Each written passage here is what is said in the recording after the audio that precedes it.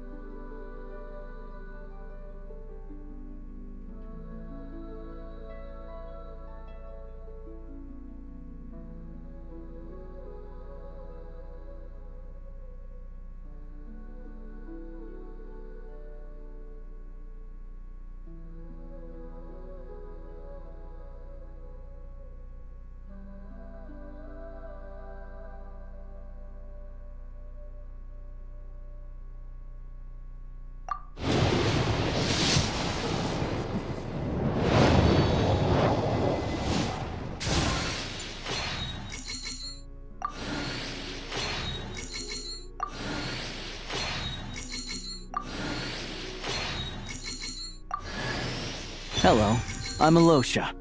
I'm a hunter. Though, if you've talked to any highwaymen, you might have heard a different side to my story. But anyway, let's keep that between us for now.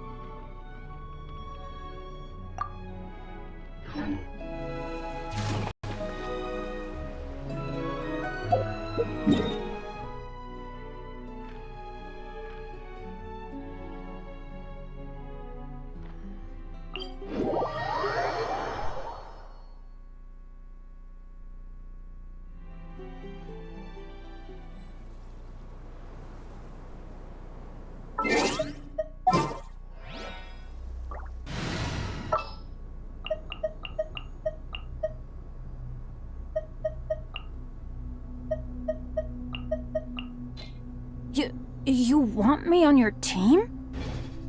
Staring into my eyes is ill-advised. I can't promise you'll like what you see.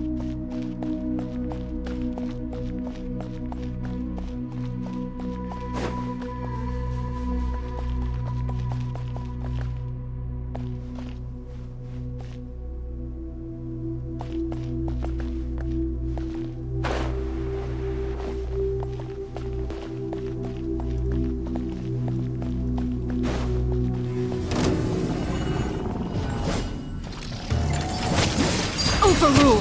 Bring it! Everybody stand back! Get to work! You two! Time to end this!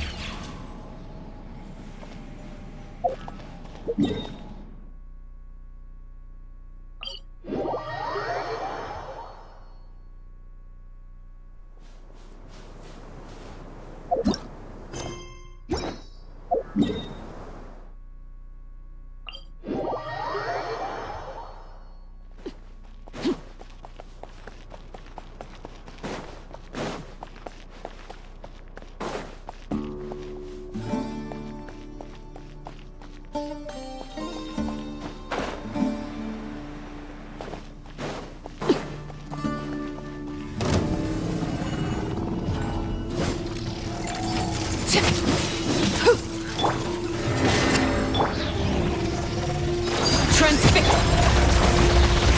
Go in! Fulfill our pact! Eat Lolline! Eat Papa! Get him! Witness my rise!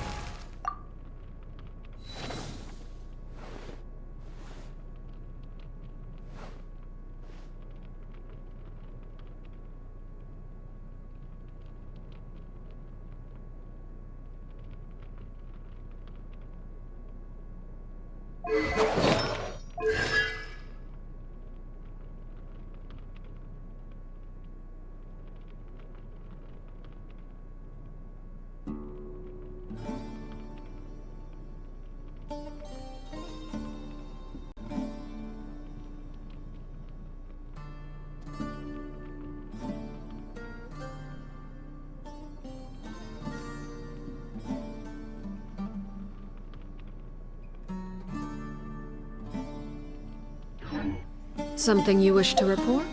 Go on.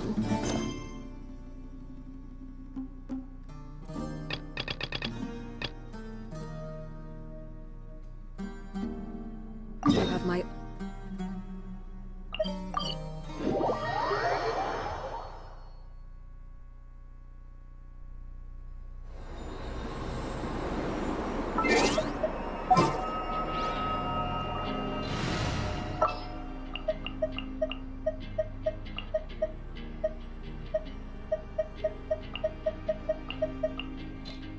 Stay close and you will live.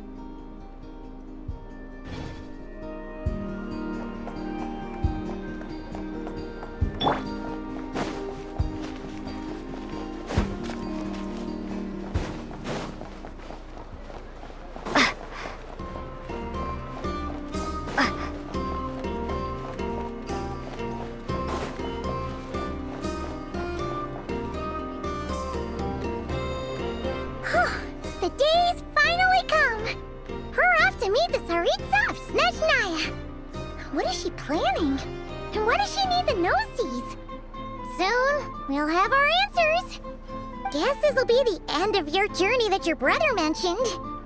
What is he expecting you to find there? Snezhnaya still feels like a long way away. Hopefully, there'll be plenty of time to relax, eat some good food, and have fun before we arrive. Oh, but whenever Paimon gets thinking about how our destination is right around the corner, all these questions come flooding into Paimon's head. It makes her so nervous. Yeah. Anyway, enough about all that. We can't start the final leg of our journey with that kind of mindset. Just think, we've fought dragons and sea monsters, defeated creations of the gods, faced prophecies of doom and the threat of the abyss. Heck, we've even been to the moon! With all that experience under our belts, how can we be any more prepared?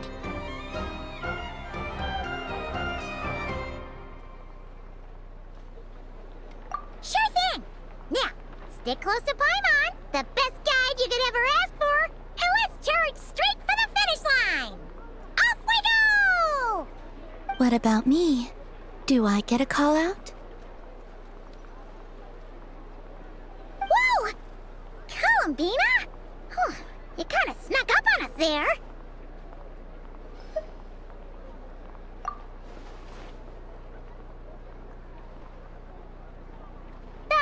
Don't look at Paimon!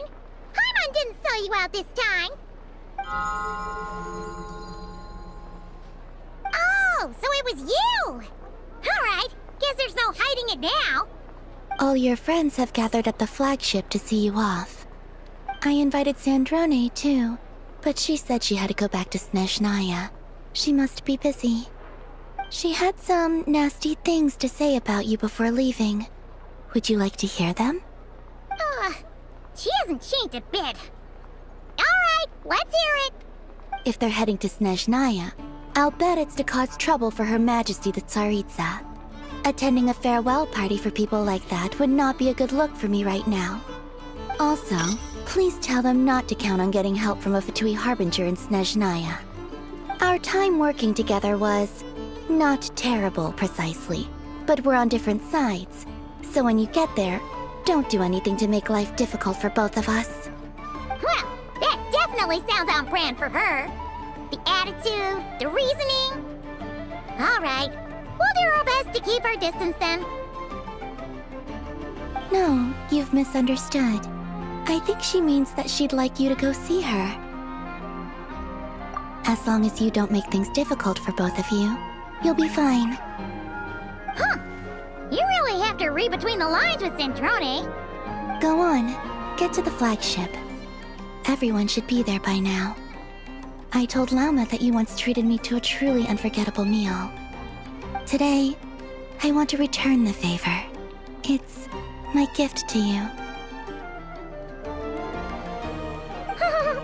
It's definitely nice to be treated, but hopefully by this point, you know that you don't owe us any favors.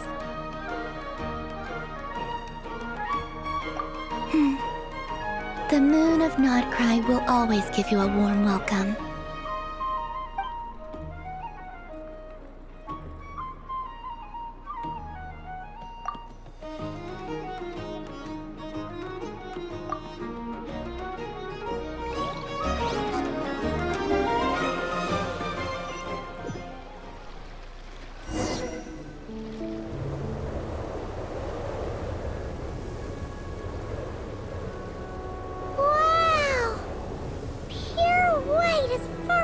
I can see! It's so pretty! Come on, give up!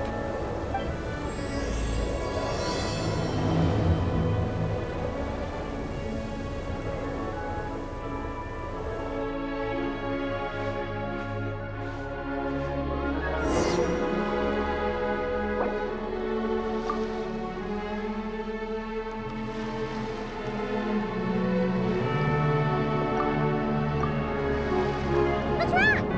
Come on, let's go!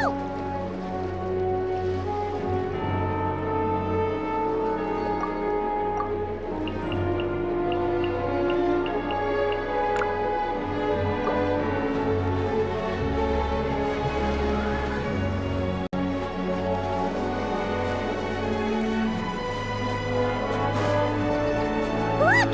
They look similar to the ones in Nodcry. You know, just minus the effects of Kawaki. That's a sure sign that we're officially in Snezhnaya now.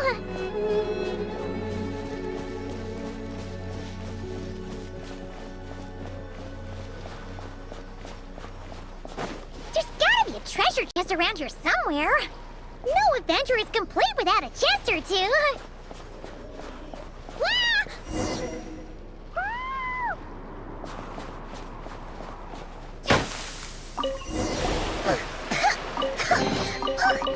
Paimon got a mouthful of snow! Ooh, it's so cold! Paimon's gonna snuggle up to you for a bit to get warm!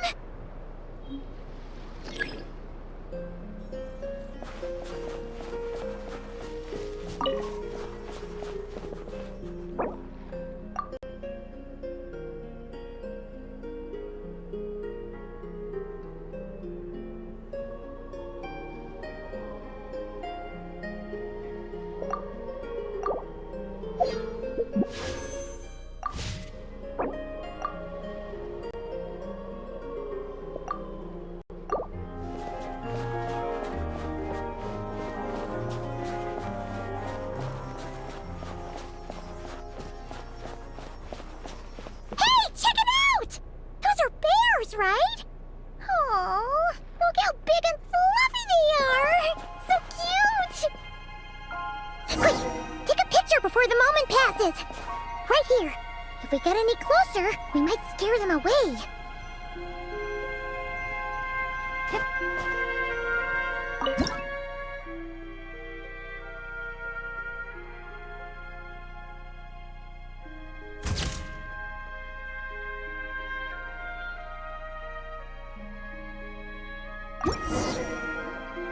Let's see how your camera skills are these days.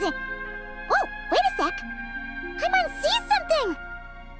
Come on, quick! It looks like a train carriage!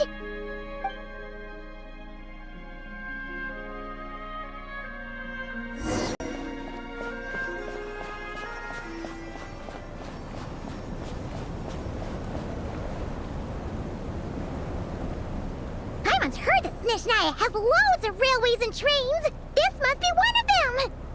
But why is it abandoned? Ooh, it's still so cold. Ooh, I don't know. Maybe. Ooh. Also, is it just Paimon or is the snow getting heavier?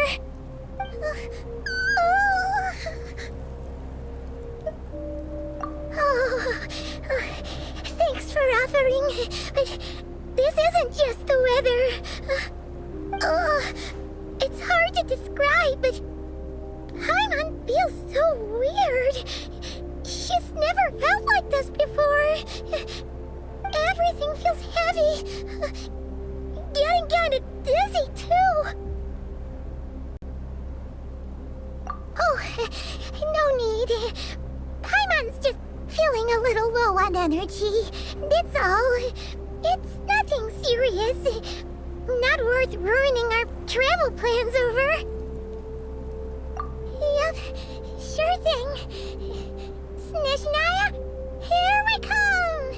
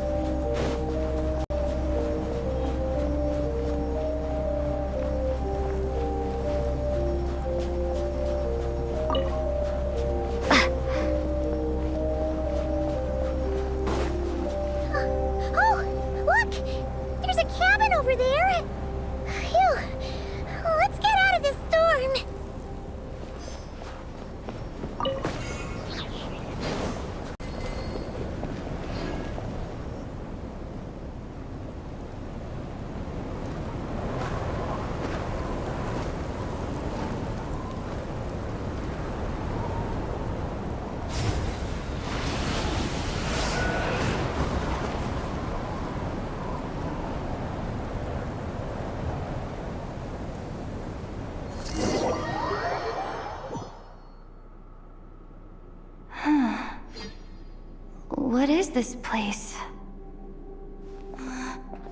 Where's Paimon? I need to find her. Fast!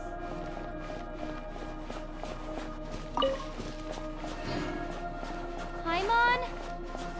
Paimon!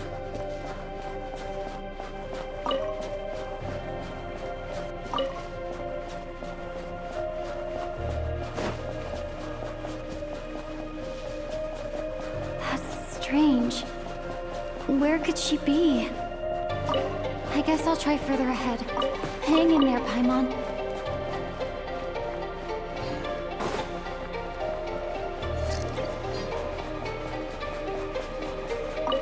Is that a train carriage?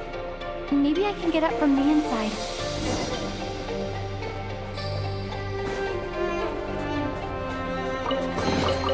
A reward on the road.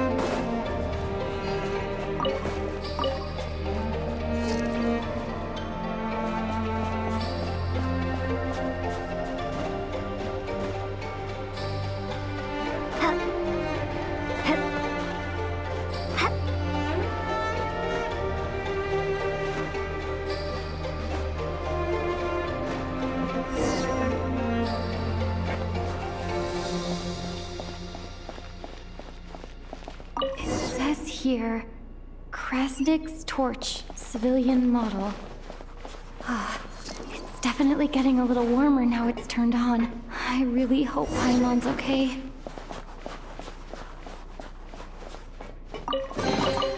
A reward on the road. What was that strange sound? I can't tell if... Paimon? Paimon, is that you?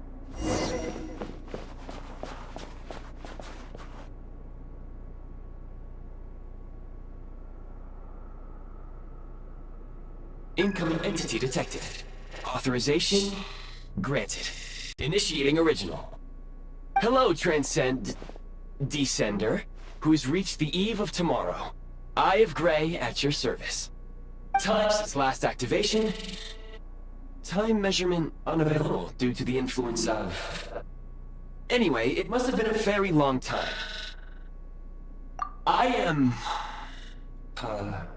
I was born to fulfill a mission. To reach tomorrow. To this end, I must...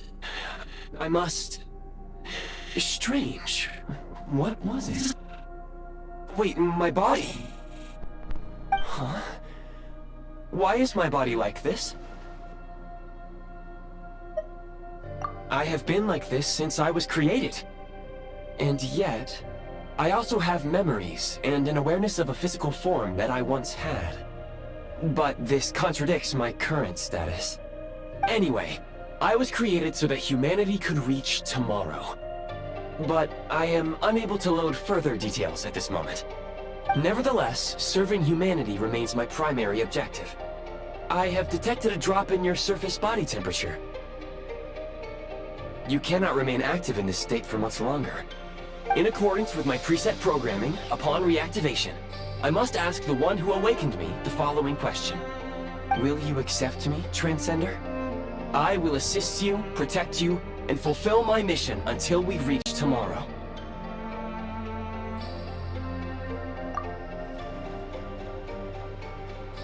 I understand your position. However, given your current physical condition, I must suggest that you reconsider.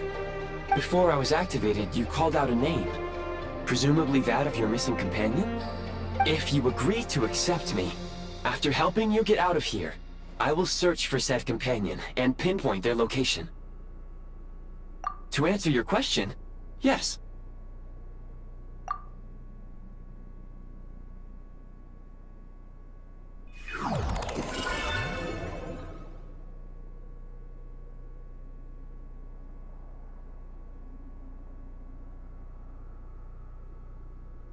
You have made a very wise decision.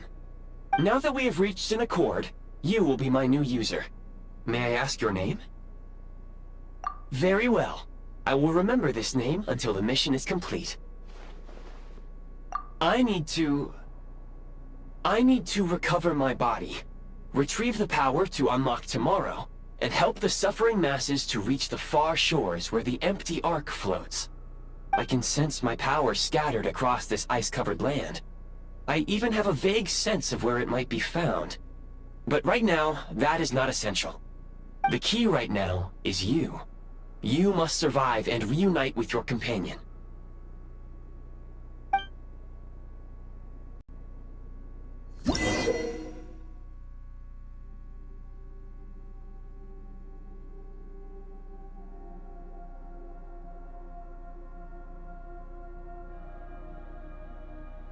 You may now execute the command, Demolish. Use it to remove the prime ice blocking the path and obtain prime ice units.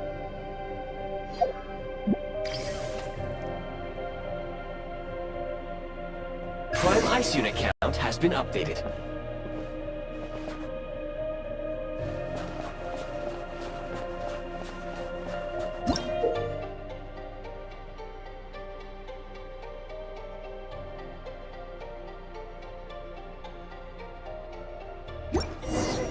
You may now execute the command, Build. Use it to create a prime ice construct to prop up the door.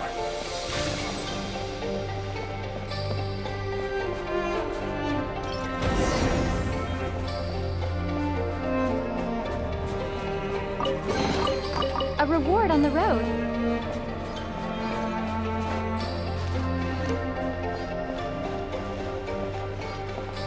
Scanning local environment. Exit has been sealed off with ice. That would not be an efficient approach. One moment. Usable construct blueprint detected nearby. You can use this to clear the solid ice ahead of you more quickly.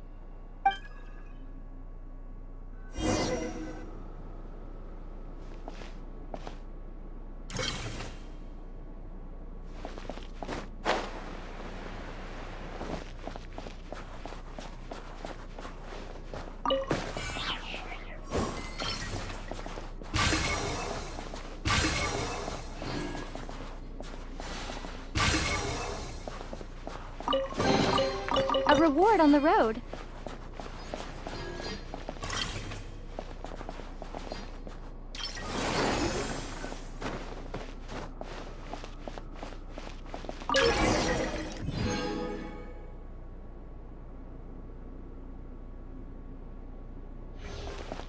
Construct blueprint added to records.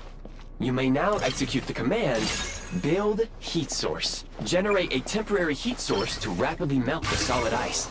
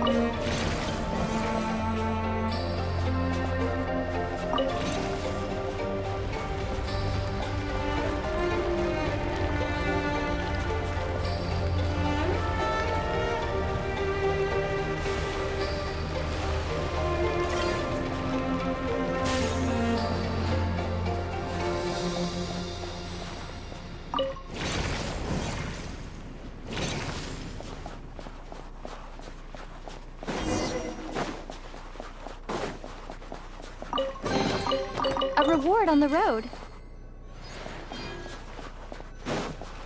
My scan indicates the path is straight ahead. I recommend we proceed.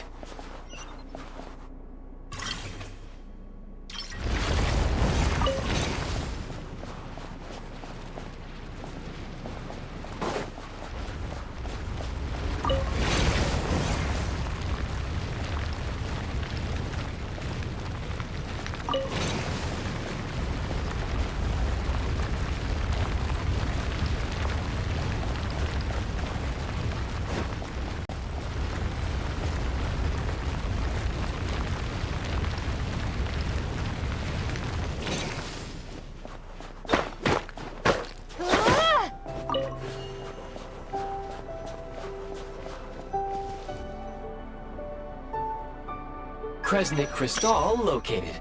Please collect at your earliest convenience. The recent construct you built provides highly efficient heating by utilizing the unique properties of Kresnik Crystal. Unfortunately, prime ice constructs have a very short lifespan and cannot be stabilized during the development period. Hence, the authorization to use Kresnik Crystal was granted. That said, I have already forgotten what warmth feels like. Yes.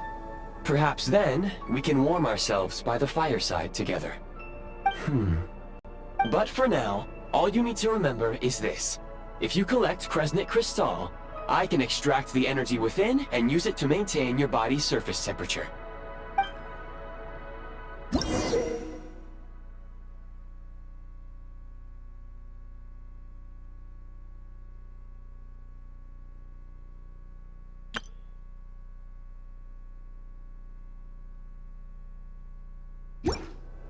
Low power.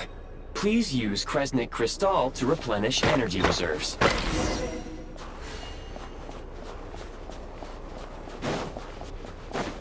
Signs of physiological activity detected in the distance.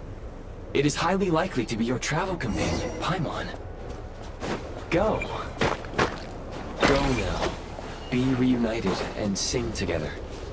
May all the people be united as one. May all of life rejoice in unison.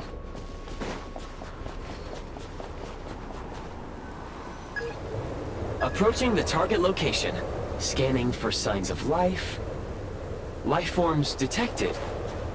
2. Affirmative. However, that is not the reason for my confusion. According to my database, this location is a train station, meaning the number of life forms is unusually low. Real-time environmental data suggests that the train station may no longer be in use. But whatever the situation, please exercise caution.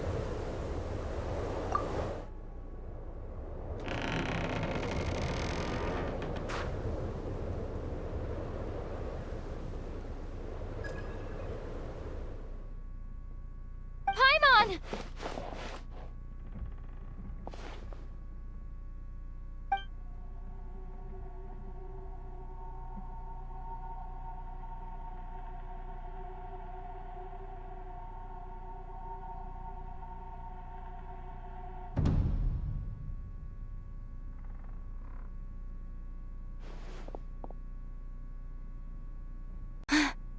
Who are you?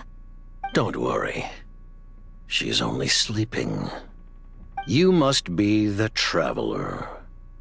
She called your name repeatedly while attempting to battle her way through the blizzard. Newcomers to Snezhnaya struggle to adapt to the sheer cold at the best of times. Lately, even the locals are suffering, with a powerful monster having summoned a bitter snowstorm.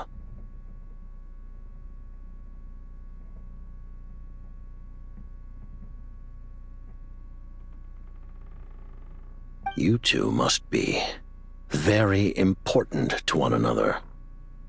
You should take more care not to get separated. Your eyes. Are you Conrian? There are indeed some Conrians left in this world who survived the cataclysm. But I doubt that is news to you. It would be unwise to interrogate my identity here. Focus your attention on your travel companion instead. We will meet again very soon.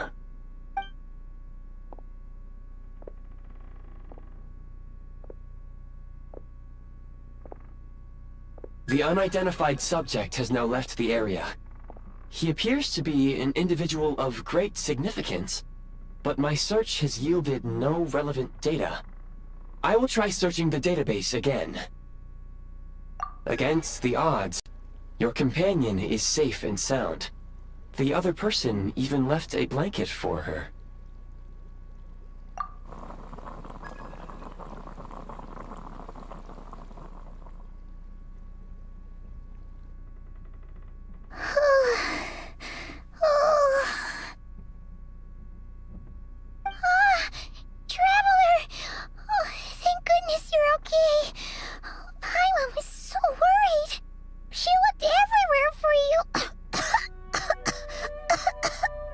It's okay. Take it easy. Are you feeling alright?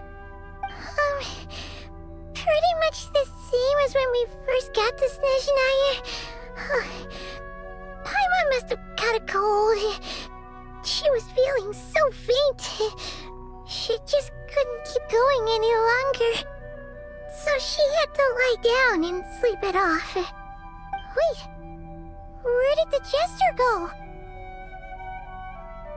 Yep, the director of the Fatui. The Jester Piero. So, you met him? The Jester must know everything about the Tsaritsa's plans. But there's no way he'd tell me just like that. We might well have ended up clashing. Well, he was right about one thing. Right now, the most important thing for me is to take care of Paimon while she's unwell. He had no intention of explaining his motives, and he left in something of a hurry. Hey! What the? Who is that? It looks like half a pair of goggles. How amazing! A self-aware, talking pair of goggles. Snezhnaya was once the land of the Fae. There are many ancient creations here that I'm sure would broaden your mind further still. Mind you, my database is also expanding as we speak. You must be a rare creature yourself. Oh, wow! Well, thank you so much. You've earned yourself some of Paimon's favorite candy. Oh, but by the looks of it, you probably can't eat that, can you? Goodwill detected. Instead of candy, perhaps I can suggest my preferred strategy. Please clean me regularly to keep me operating at peak efficiency. Oh, that makes sense. Every pair of goggles needs wiping clean once in a while. Sure thing, mister.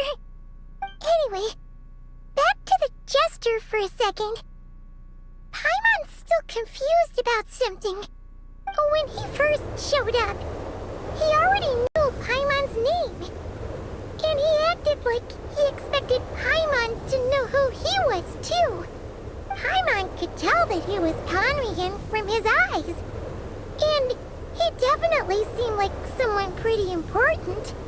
But beyond that, Paimon didn't know anything about him. It was only later, after he rescued Paimon from the snow, that he properly introduced himself. That's the only reason Paimon knows he was the Jester. Oh, seems unlikely.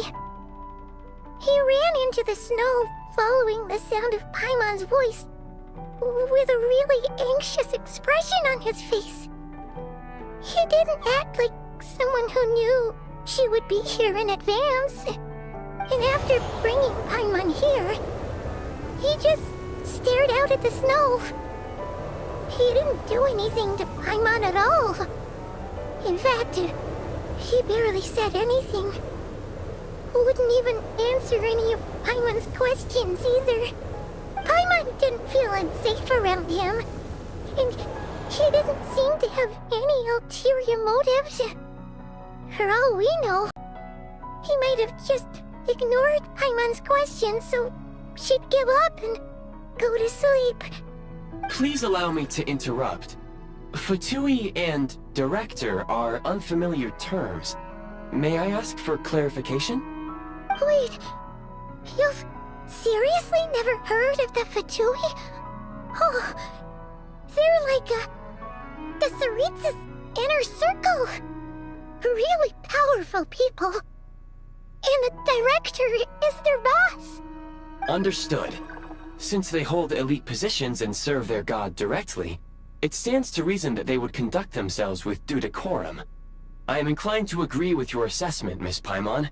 I did not detect any ill will from the gentleman in question.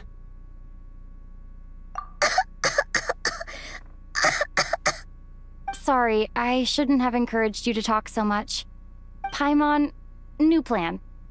Let's get out of Snezhnaya for now. We can come back after the weather clears up and you're all better. The jester mentioned that this snowstorm being the work of a monster is worse than most.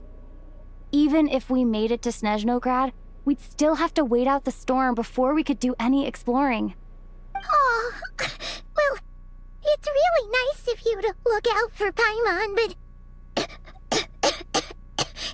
she doesn't want to hold you back.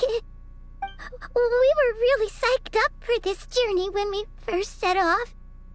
Just think of all the burning questions we have. If we turn back now, who knows how long it'll take before we finally get answers. Further information is required regarding the monster situation. But objectively speaking, there is another, more pressing issue at hand. At this point, we have traveled a significant distance into the blizzard. Were we to turn back now, the road would be extremely treacherous, especially since we would need to travel on foot. If, however, we continue onward, there may be a better solution. Do you remember what I said as we neared this location? I told you that this is a train station. While it has evidently fallen into disuse for unknown reasons, the tracks remain intact. We can break through the blizzard and forge ahead by driving a train. That is the Snezhnayan way. There is a small town up ahead, which would be the perfect place for Miss Paimon to rest and recover. Paimon thinks Goggles here makes a great point. Let's do that! Oh, come on. Don't worry. Think of all the traveling we've done so far. When has Paimon ever gotten sick before? Practically never. 'Cause she's in great shape. Sure, she's a little tired right now, but it's sure to clear up on its own. Affirmative. Should you ever need my assistance during your future adventures, please call for the Eye of Grey whenever you wish. Otherwise, I will remain silent to avoid causing any unnecessary distraction. Now, please follow me to the train tracks.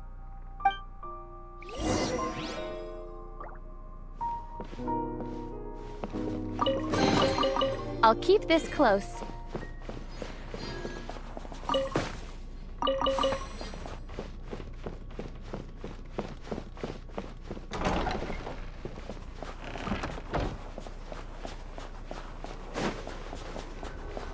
Please confirm when you are ready to depart.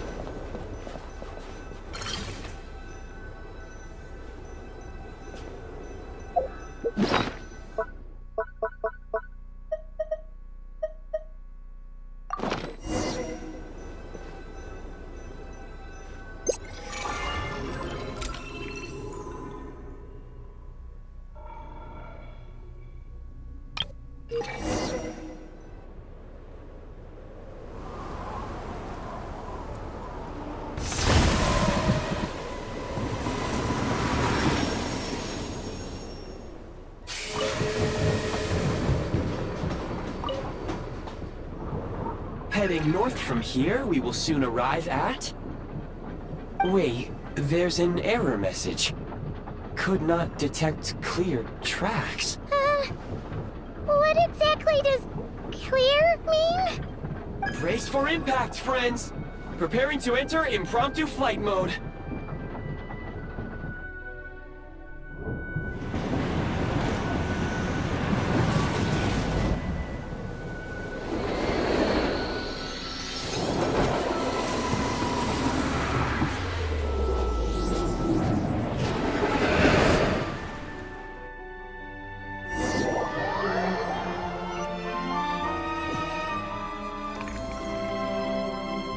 How strange. Not only was the station's status different from my records, but even the railroads and the terrain itself have changed substantially. Yeah. Thanks to your quick reflexes. My sincere apologies for putting you in danger. I'm afraid I'm as confused by all this as you are. Agreed. This is likely a consequence of outdated railroad data. The discrepancies between the old data and present reality are far greater than I anticipated. Fortunately, our crash landing has at least brought us much closer to the town. According to the data, anyway. Your data had better be right this time. I can assure you, it certainly is. Please look this way, and you will see a Kresnik's torch. It seems our ill-fated train ride was a blessing in disguise. We have taken the shortest possible route. Rest assured that I will take user preferences into account next time I plan a route. Next time, I will get it right.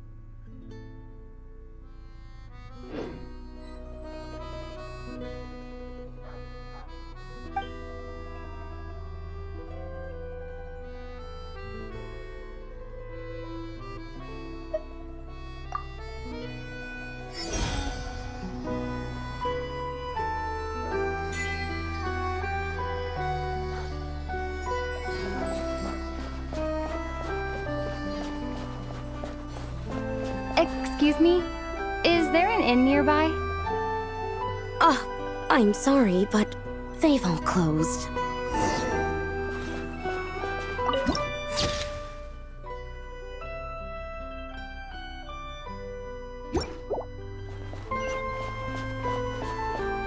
Oh, sorry to interrupt.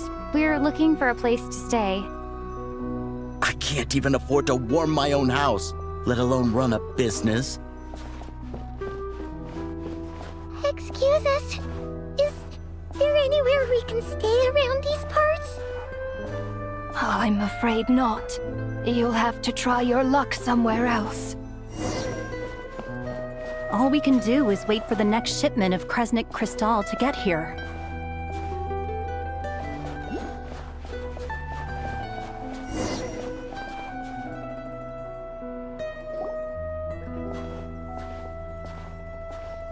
Hi there.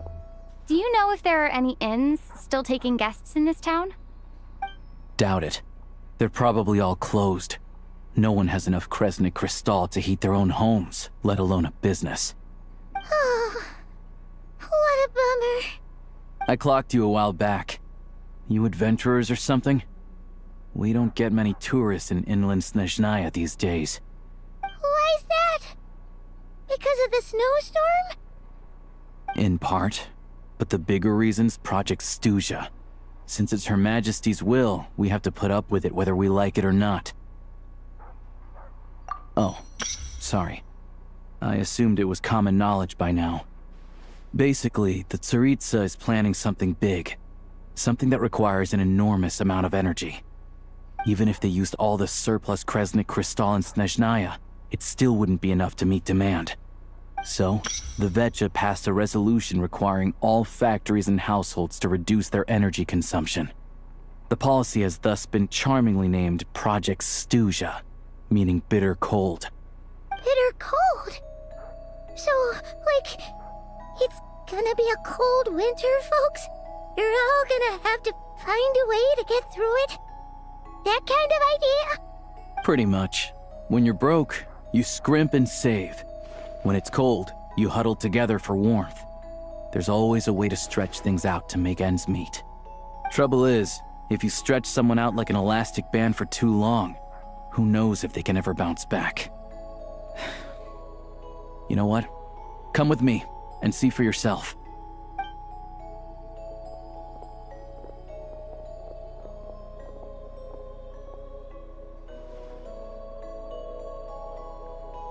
Can you please explain to me why the price of Kresnik Crystal has gone up by 1/3 again? Even as our purchase quota has gone down. You only come here twice a month. This won't even last us a week. The supply and pricing of Kresnik Crystal are based on current production volumes and price data. We Fatui are only responsible for delivery and security. I'm not in a position to explain to you how the figures are calculated, but I assure you, they are as fair and reasonable as possible. Oh, so our lives mean nothing to you? How can you expect anyone to survive a single night in this weather without heating?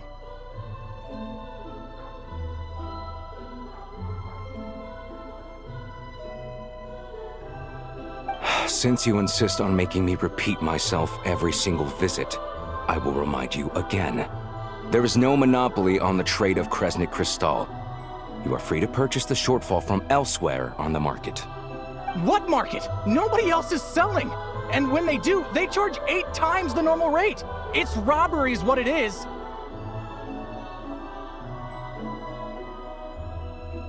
Which is why the Snezhnegrad Veche passed a resolution to support border communities, without which you wouldn't even be able to buy Crystal from us to begin with.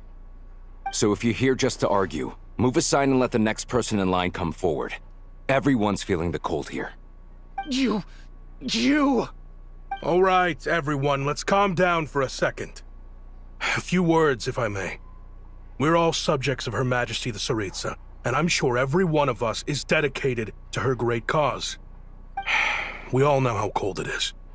And the more it snows, the harder life gets. Everyone's struggling already. Let's not make things even more difficult for each other. But Liaison Shishkin, there's clearly something wrong with this quota. I have a family in Marepasak who tell me they can buy at least double our Crystal allotment. Oh, believe you me, I had the same reaction when I first saw the numbers. Couldn't believe what I was reading. I even wrote a letter to confirm the true figures, but... I'm afraid the quota really is as low as you've been advised. Still, you must understand that calculating these energy quotas is a complicated balancing act. They have to factor in population, town size, industrial application. Our top priority must be to keep the largest Kresnik's torch burning continuously. Only then can we sell the remaining Crystal for household use, and in doing so, we must make sure that everyone is treated fairly. As our Fatui comrades said, they are only responsible for delivering the goods. They need to keep accurate records, and they do not have any authority to modify the rates or quotas. That's right. Our duty is to do things by the book. Tell you what, listen. I know how anxious and upset everyone is. As a matter of fact, I was just discussing it with the mayor. What we can do is open the lower combustion chamber of the Kresnik's torch to the public. You can come to me directly to register, and I will allocate time slots accordingly. I can't guarantee there will be ample energy for household use, but we can at least make sure you'll be able to boil water and cook food each day. Let's hang in there and make this work together, all right? Fine. I don't see any alternative. So, this is Project Stuja in action, huh? Oh, no wonder nothing's open for business. People are barely getting by. You were looking for an inn, right? For your, Fae friend? Oh, Paimon's not a Fae. Just Paimon. She must have caught a cold or something. We only just got to Snezhnaya, and we're still getting used to the climate. I have a small place in Stratomaros. I don't stay there very often, though, so it's pretty basic. But if you're not picky, you're welcome to rest there for now. It's not much, but I've got blankets and a warm fire. Are you sure? Oh, that's really kind of you. All right, then. This way.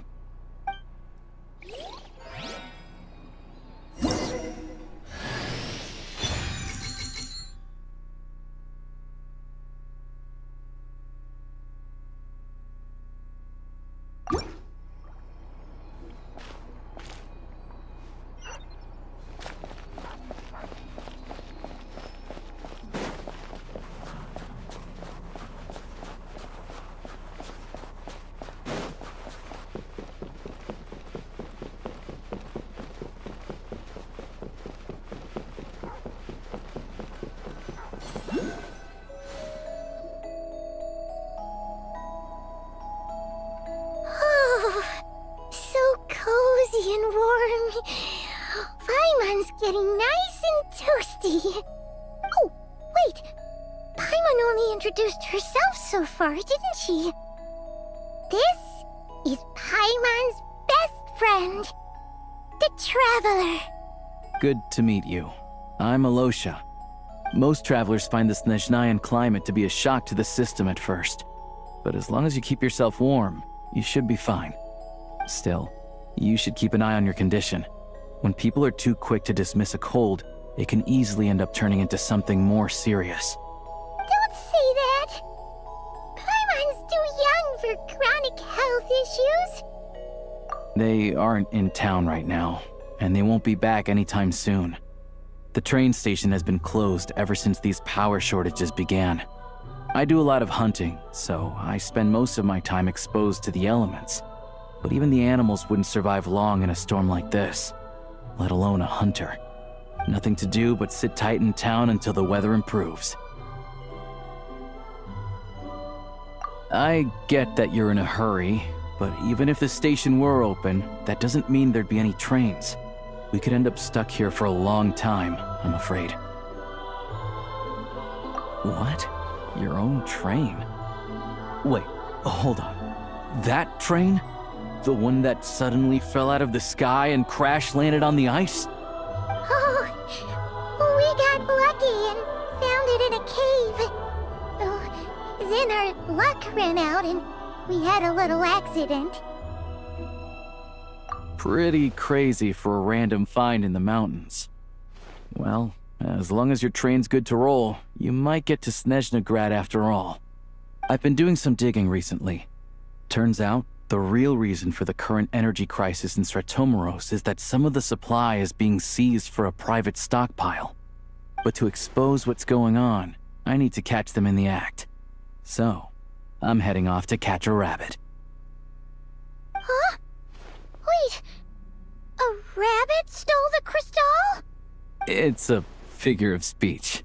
Real rabbits couldn't pull this off. They'd prefer carrots to Kresnik Crystal anyway. Shishkin, Mr. Positive Attitude, let's all get along now, shall we? Him? Really? Paimon never would have guessed. Huh? You're coming with?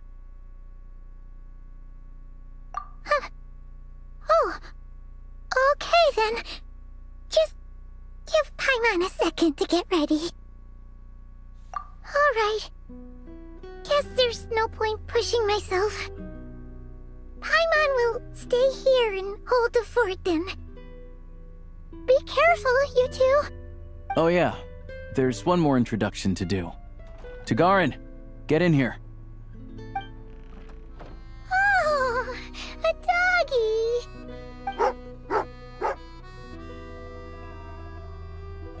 Oh, angry doggy. Oh, Tagarin doesn't like being petted then. He likes to think he's above that kind of thing. He's my hunting partner, so he'll be joining us when we head out. Carrots aside, we'll need to stay completely undetected.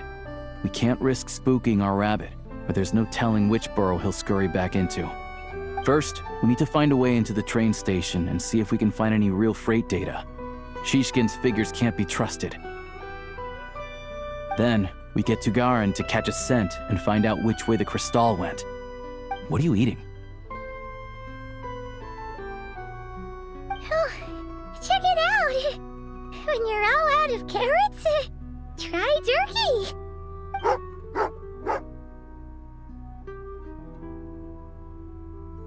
Good doggy. Good doggy. A fellow dog lover, huh? Yup. And rabbit lover. Carrots are great too, you know. Good to know. Eat up, Tagarin. We got a lot of work to do.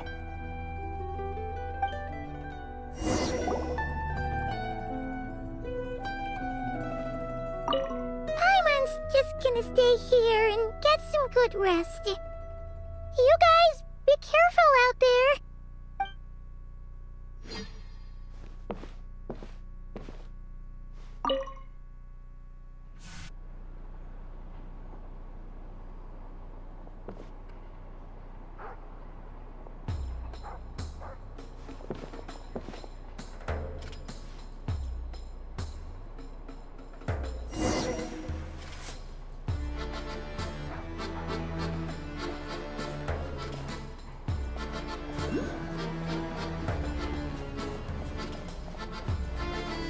Wait.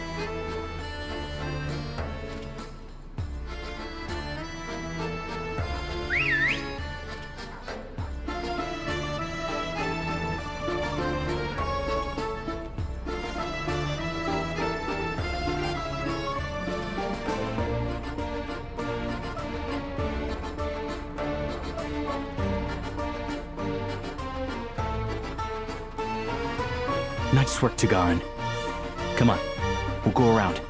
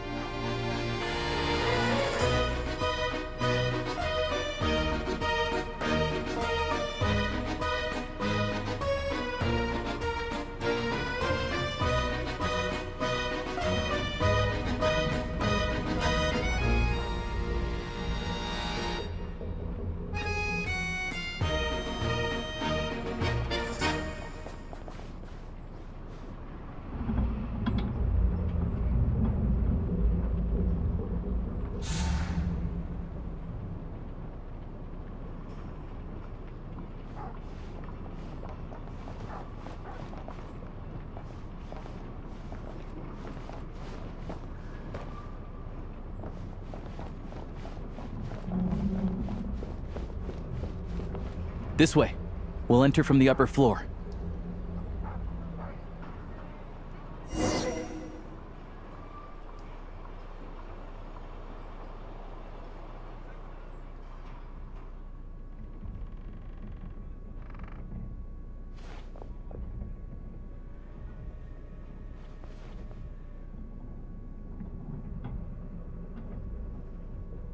There we go.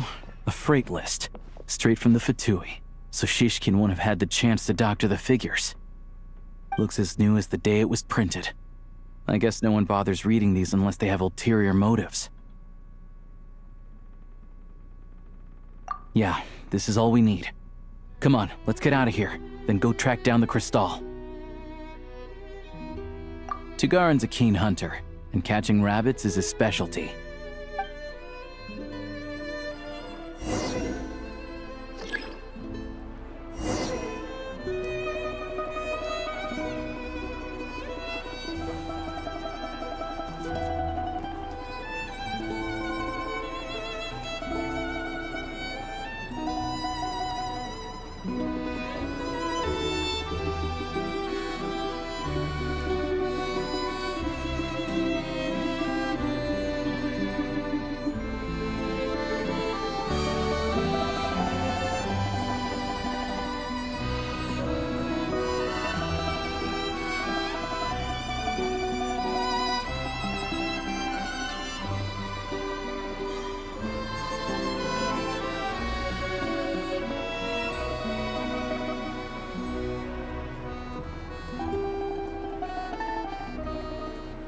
Anywhere there's a stove, there'll be the scent of Crystal. That's normal.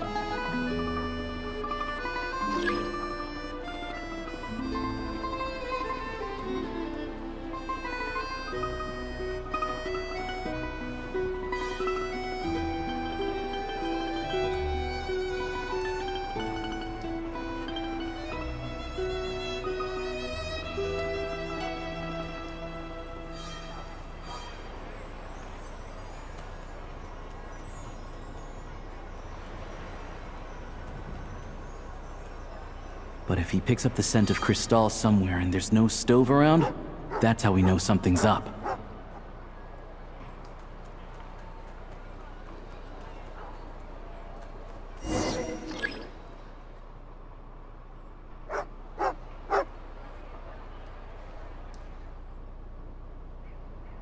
This must be the rabbit's warren.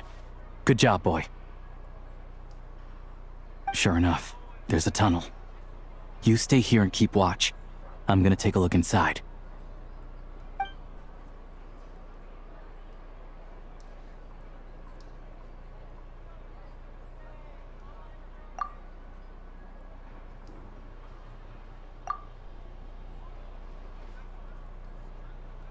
Thanks for looking out for us.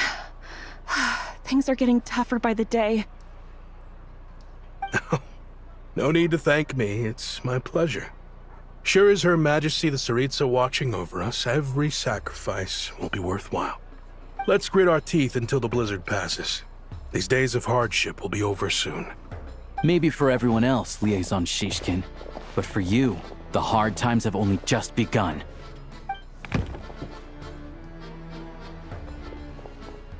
Huh?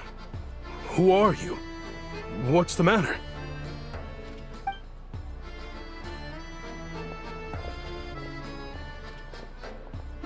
I just had a question for you.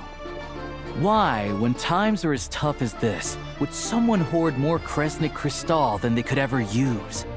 All the crates here are from the most recent shipment, but they weren't brought here for sale. Instead, they were secretly stashed away. Would you be able to shed any light on the situation, Mr. Shishkin? Me? Why, I have no idea.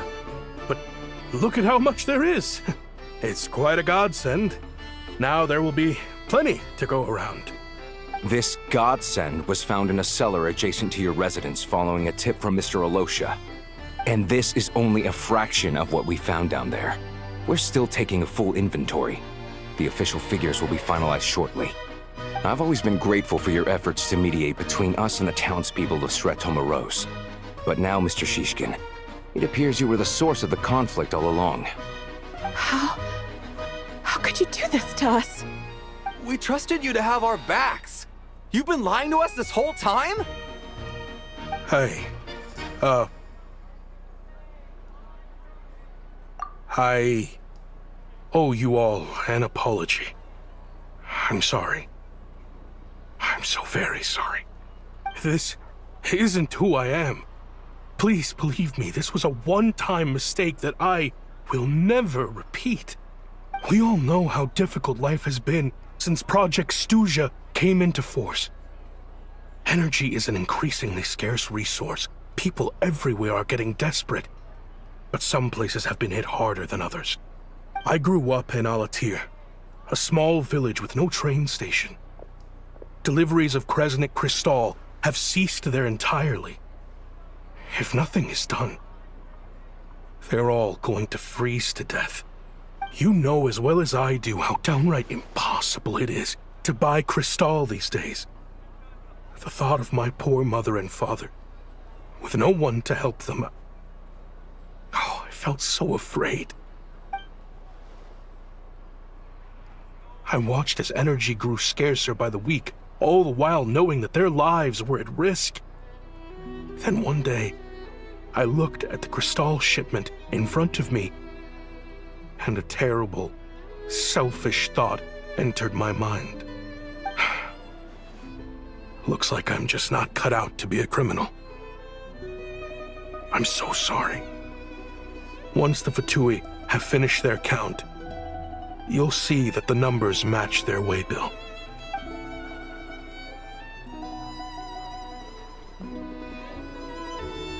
I have the official Snezhnayan quotas here. Anyone who has already purchased energy, please make your way over here to correct your transactions. I'll make a batch purchase of Crystal worth 3 months' salary for you all to use free of charge. As for Alatir, I'll think of something else. You don't have to go that far. Yeah, owning up to your mistake is enough for me. You've done plenty of good for the community in the past. I'm not looking for a handout. Drop the act. You claim this was a one-time mistake, but the real reason there's only one shipment's worth of stolen Crystal in your basement is that you have an accomplice. Reporting in, sir. We've conducted a full search of the mayor's house. As expected, we found many crates full of Crystal, half of which were still in their original shipping containers. This wasn't your first time at all. You've been colluding with the mayor of Stratomaros for a long time now. The train station's currently out of service, but it does open for a short window every time there's an energy delivery. And every time a train pulls in, you're there on site to take inventory and oversee the workers unloading the cargo. The mayor handpicks said workers. Per his instructions, they transport the crystal by tunnel at night to the mayor's house, and he sells it out of town. But since he can't get the goods out of town by train, he had to arrange an alternative method of transportation. This meant slower sales, which gave me plenty of opportunity to catch him in the act. Wait, the mayor's involved in this too? Preposterous. What proof do you have of any of this?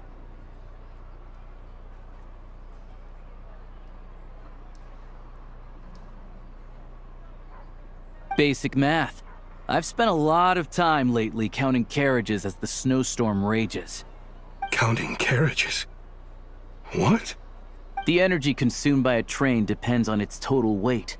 And since energy is a limited resource right now, it's fair to assume that every carriage is packed full.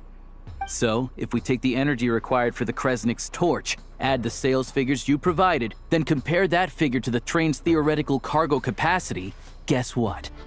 The numbers never match. It's always off by 1 or 2 carriages worth.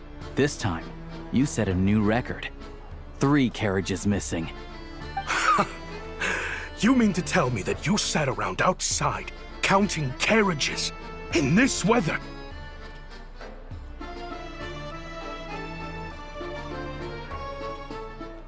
I'm a hunter. I have 2 options. Hunt or starve. Well, I've heard enough. The evidence speaks for itself. Take Shishkin and the mayor into custody and escort them back to Snezhnograd.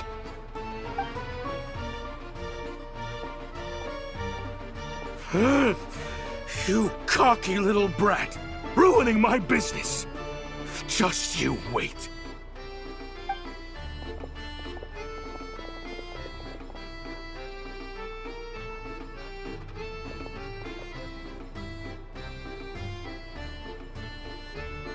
Yeah, something felt off, so I just followed my gut. Math isn't my strong suit, though. I'm lucky my dad made me learn enough to get by, but all this number crunching was a million times harder than the aim and fire work I'm used to. Thank you for your assistance. You're a brave lad. Shishkin was quite the cunning criminal. As I'm sure you can tell, he did all of this right under our noses, and we never suspected a thing. A wolf in sheep's clothing. He had everyone fooled. Even with that sob story he fed us. He was probably trying to keep the mayor out of it, not just mask his own motives. Without the compelling case you put together, even I might have fallen for it. Alosha, was it? Tell me, are you really a hunter? We can go find some wild animals if you want. I'll fire off a couple of shots, and you'll see whether I'm the real deal. I didn't mean to cast suspicion on your identity. It's just... well, I'm sure you've heard of the Rokot. Recently, they've been recruiting people with your kind of talent. They hide in plain sight under false identities, working against Project Stuja, sometimes directly opposing the Tsaritsa herself. They aren't a violent organization, and their goal is to improve the lives of the common folk, but still, as a member of the Fatui, I wouldn't be doing my job if I didn't keep tabs on them. First I've heard of this. I don't really keep up with what goes on in the city. All I know is, people who don't mind their own business in the city end up paranoid about everything. As for me, I just couldn't stand Shishkin. I'm from Alatir myself, and I can tell you, nobody's lived there in years. Why would an abandoned village need crystal? Of course, no one really cares about the fate of that place. I'm guessing today is the first you've heard of it. I see. It does sound quite tragic. Really. Well, thanks again for your assistance, and your friend here too. I will report this incident to Snezhnograd. The Fatui will take over energy distribution until new officials are appointed. We'll also ensure that the train station resumes normal service as soon as possible. Looks like it's my turn to brush up on math now. I never liked it as a kid either.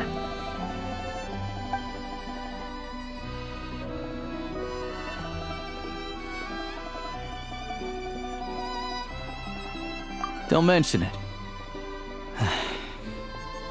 Isn't the soldier overseeing the delivery supposed to verify the quantity of the goods? Was he just careless? Or was he being paid off too? Who knows? Excuse me. I'll take a share of Crescent Crystal, too. Thanks. I need to take a detour before we head back. There's someone I have to deliver this crystal to.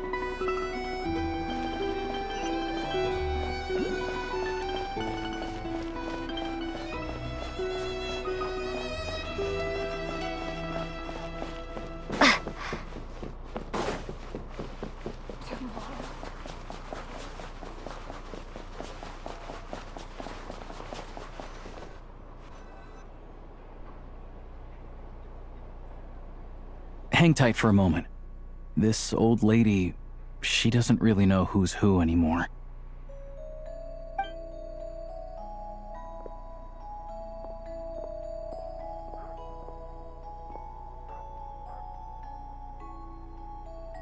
Oh, grandson. It's so cold today. You must be freezing. Ma'am, it's me, Alosha. Alosha? Alosha who? You know me. I came by earlier today. Cleaned the ashes out of your stove, gave you some warmer bedding, and washed your back.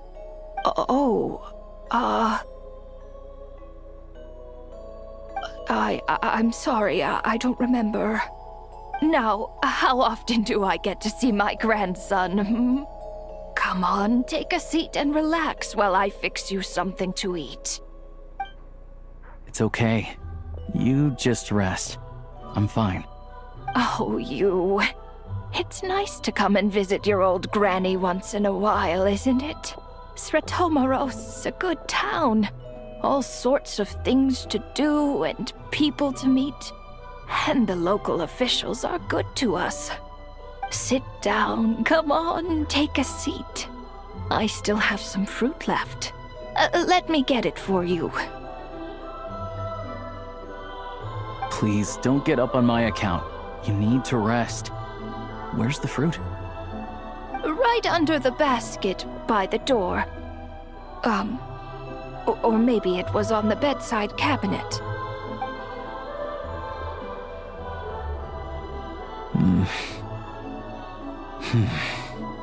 Well, grandson dear, do you like it?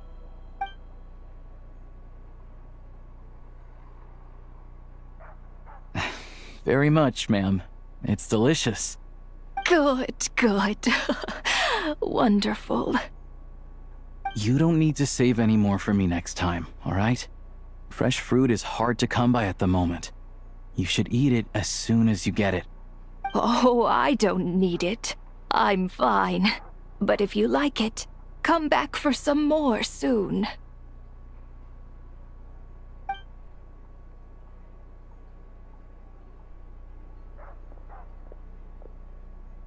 Some kind soul must have given these to her.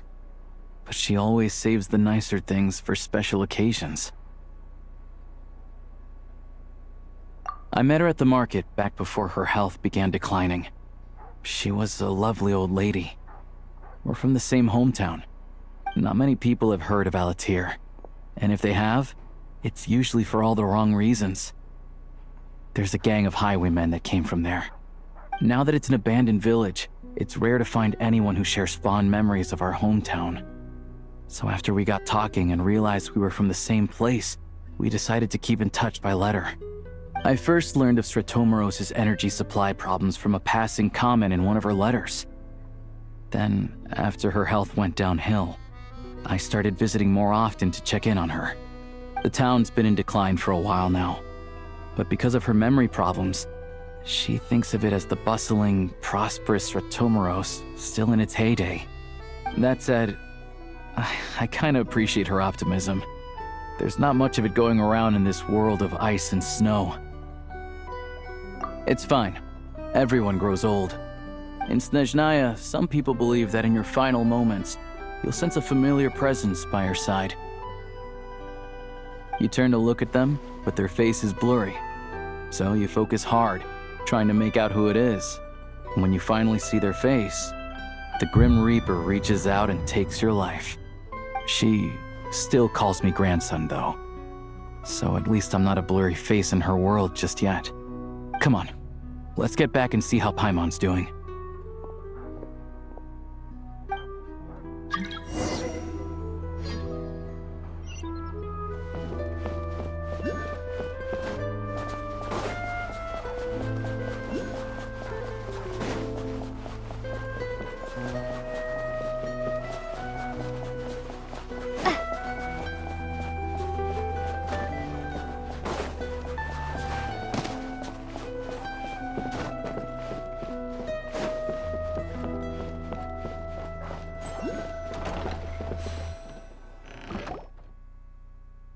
Paimon, we're back. Are you feeling any better?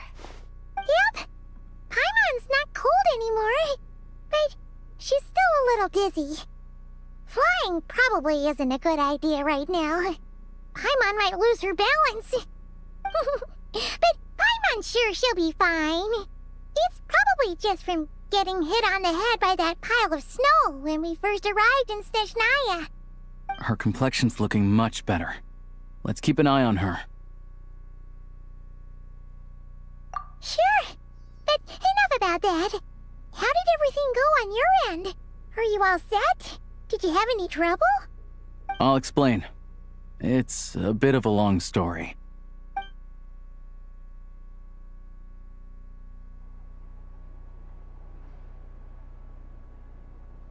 Jeez, you guys got pretty busy. Sounds like the liaison officer and the mayor were running quite an operation. Good riddance to both of them. It's a good thing you managed to catch them. So, you said the train station will open again soon, right? And everyone has enough crystal now? Yeah. Well, enough to survive at least. Project Stuja isn't going away anytime soon. People will still have to scrimp and save to make ends meet. Don't know. The goal of Project Stuja is to gather energy for the Tsaritsa, but no one knows where that energy's going. It's never been made public. The thing is, we were told that the project would only last for 6 months, but time and time again, they keep extending it. Extending it? Does that mean the Tsaritsa's plan isn't going very smoothly? That's what everyone suspects.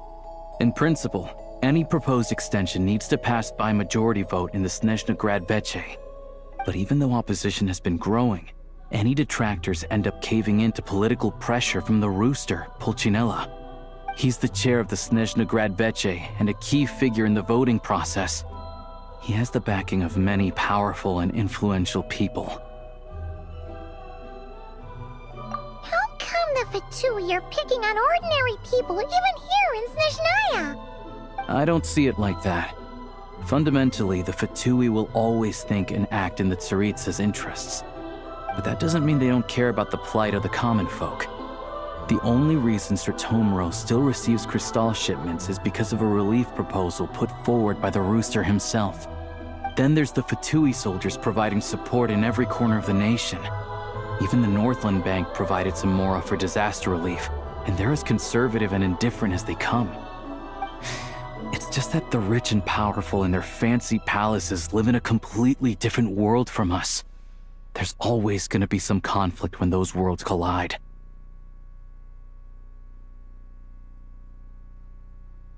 Yeah, well, even though we all believe in Her Majesty the Tsaritsa, there are still many differences of opinion on how best to tackle the big issues of the day. Regular folk don't have an easy way of getting their voices heard in Snezhnegrad, while the rich and powerful are either unwilling or afraid to speak out for all sorts of complicated reasons. The Rokad provides the disaffected with false identities and an outlet to vent their frustrations.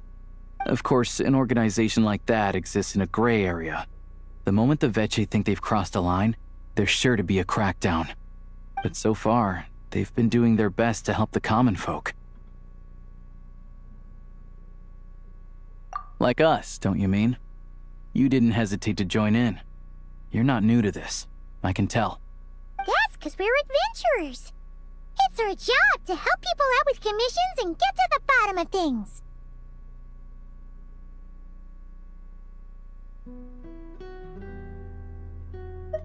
Sounds like we're going to get along. So, what's your business in Snezhnegrad?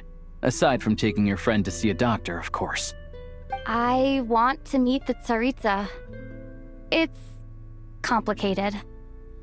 I've had run-ins with many of the Harbingers along the way, and I really need to know what the Tsaritsa is up to. Her ultimate goal, what the Gnosis mean in all of this. Since I've made it this far in my journey, I have to find the truth, whatever it takes. Wait, so... no way. Are you who I think you are? Sounds like you've heard of us then. We're getting more famous by the day. I didn't realize I was in the company of giants. Honestly, we're all as curious as you are about what the Tsaritsa's planning, and why it has to involve us freezing to death in the snow. But getting in the same room as her won't be easy. The common folk aren't permitted to meet her at the best of times, and right now, she's probably not even in Snezhnegrad. Word is, she's heading east on a campaign to slay a monster. Yeah, so you've heard of it. A wild, unpredictable monster with the power to summon snowstorms. It also absorbs everything around it into its body, so it's growing constantly. Now, it's so big that the Tsaritsa has deemed it the #1 threat. Luckily, as it grew, it became increasingly less mobile, so it doesn't pose an immediate threat to this town or to Snezhnegrad. I'm sure that Tsaritsa and her personal guard, the Druzhna, won't have any trouble defeating the creature between them. It's just a question of how long it'll take. Suffice to say, you won't be seeing her anytime soon. You'll have to wait until she gets back. Fair. Well, the Fatui will be taking over management of the train station for the time being. Things should be up and running by tomorrow. Once it's open, we can see about getting your train towed to the station. Whoa! That's gotta take a lot of manpower. Are you sure we can talk them into it? The Fatui aren't exactly spotless in this whole mess. Plus, we helped them out. Should be easy enough to negotiate.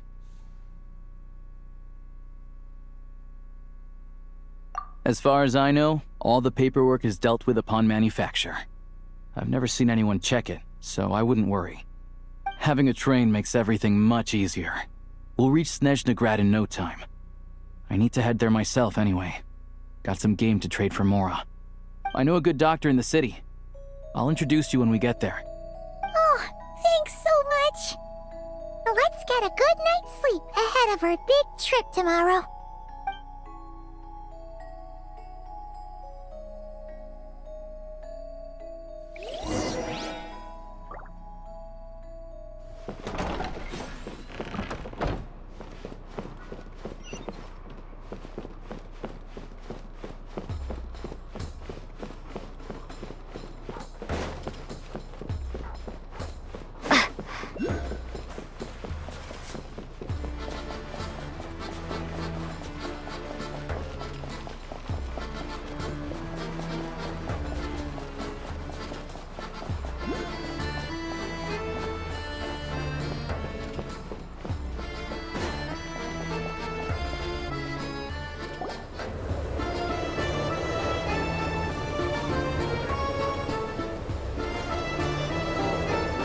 Drive carefully, all right? You don't want to end up in this situation again. Also, I don't think I've seen a train like this before. Is it a new model or something? Not a fan of small talk, are you?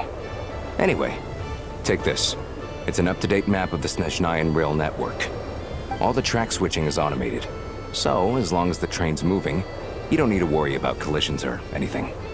We'll leave you to examine the train's conditions yourselves. Fingers crossed nothing's broken. I doubt Sratomaros has any engineers with experience working on this model. Shouldn't be a problem. Thanks for everything. All right then. Have a safe journey. And make sure to check everything's working before you set off.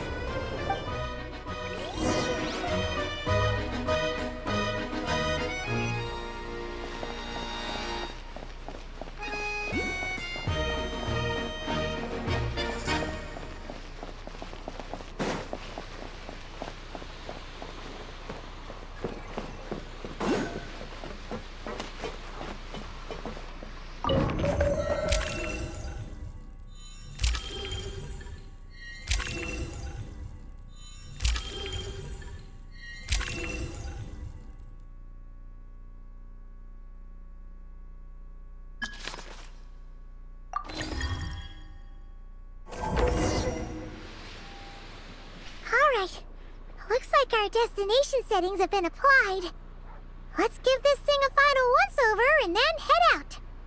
Goggles, your time to shine! Affirmative. Running vehicle diagnostics.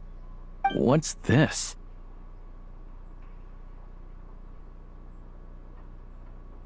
Engine, green. Wheels, green. Frame, minor damage, but no impact on function. Diagnostics complete. All systems nominal. Neat! Huh. Paimon still can't get over the fact that you just found this tech lying around in a random cave. I've lived in Snezhnaya my whole life, and I've never heard of an interactive, talking train autopilot.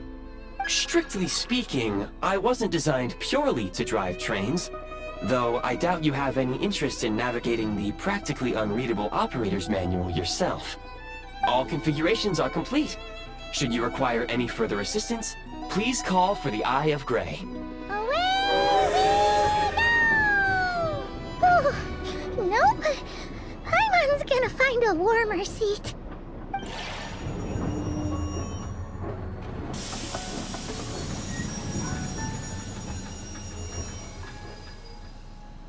Huh? What's going on?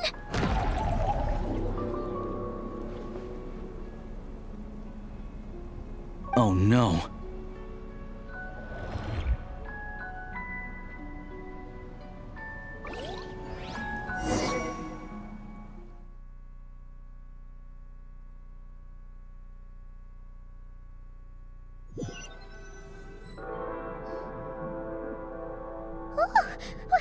What is this place? Traveler, are you okay? Paimon's still airborne, but it feels like swimming through thick, gloopy water. Ugh, that's horrible. Just our luck. Of all the things that could have gone wrong. Alosha, you're Snezhnayan, right? Any idea what the heck this place is? It's called the Shadow Realm. A place where no wind blows, no light shines, and no elemental energy flows. Even time itself doesn't exist here. It's a world where everything seems to come to a standstill. I've only seen it a few times before, and this is my first time inside. It's a dangerous place. Most people who get sucked into the Shadow Realm are never seen again. And the few who do make it back, they're never quite the same. Huh? Then what the heck do we do now? Oh, maybe Goggles knows something. Goggles? Great! Now we're done for! Hold it together. Let's not get ahead of ourselves. I heard a story once about the world of shadows. If it's true, there's a way to escape. We just need to find the exit. Come on, let's explore.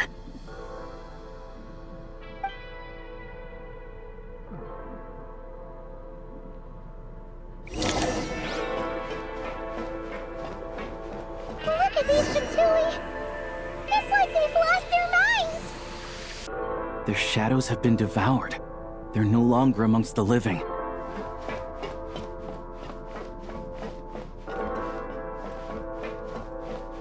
Ready to draw blood. I can't channel elemental energy here, but I have a few gadgets that still work.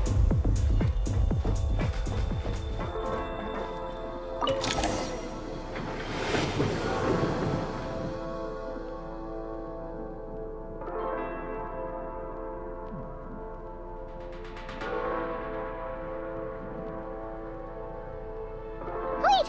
What's that blue thing? Is that... Goggles? Guess we'd better find a way over.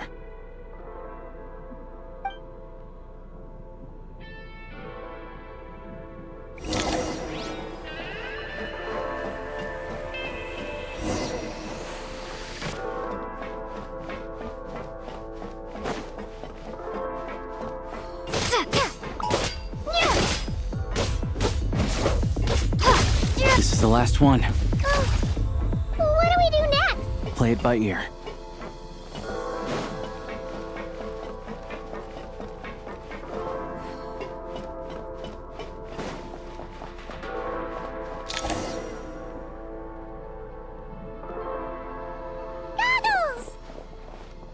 Hello. I am glad to see the three of you safe and sound. For now, at least. But things aren't looking too good. Correct. We are now inside what is known as the Shadow Realm, the darkest space in the shell, where even the Most High is loath to cast its gaze. Time and space hold no meaning here. It intersects with the world of the Light Realm only rarely, like an air bubble that rises to the water's surface. We must leave this place before it sinks back down into the depths once more. Sounds like you have a plan. Yes.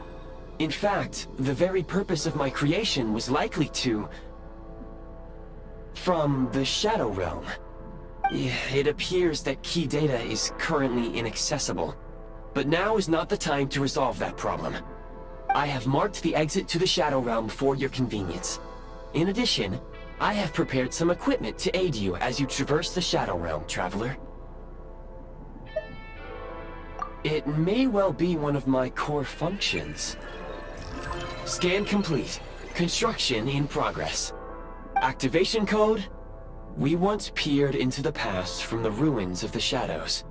This is what remains of the Golden City, Hyperborea.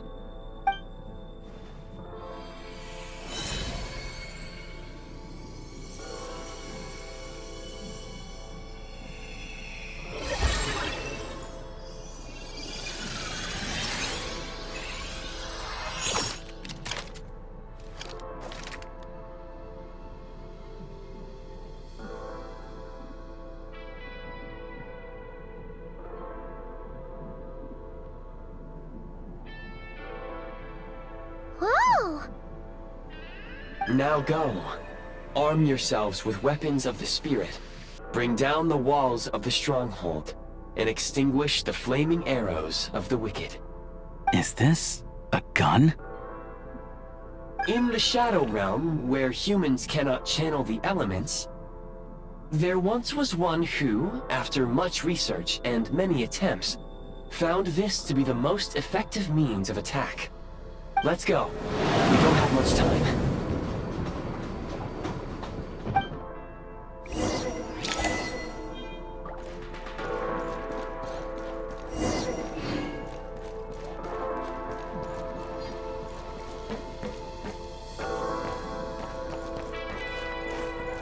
When you encounter small obstacles, you can simply clamber over them.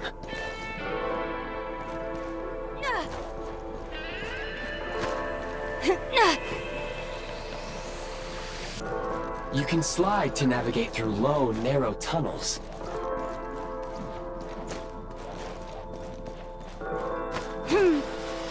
Obstruction ahead. You may be able to use the explosives nearby. Shoot the... Since elemental energy is unavailable in the Shadow Realm, ammunition is an important resource. For long-range targets, try using the scope to line up your shot.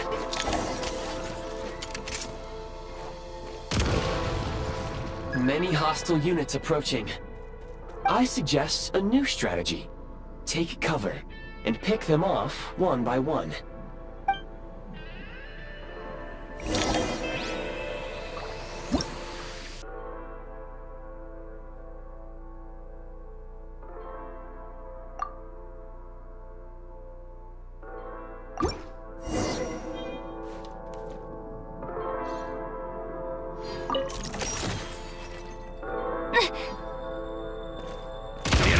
Where's the...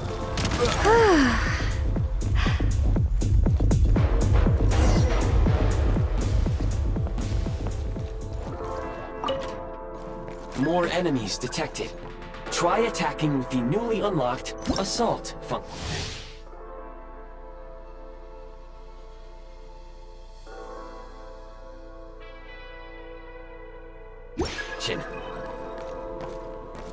State number 2.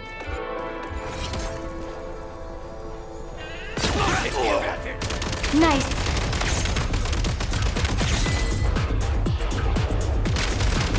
Reload.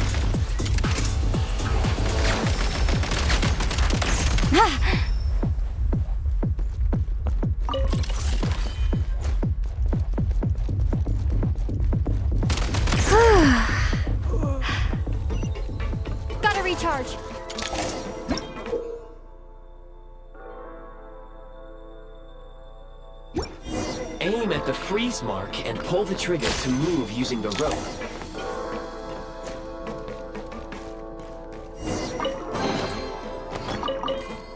Nice.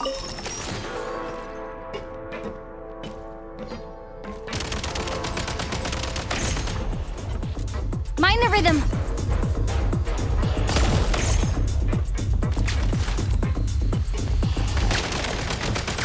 Some supply points can restore a small amount of stamina. Press on.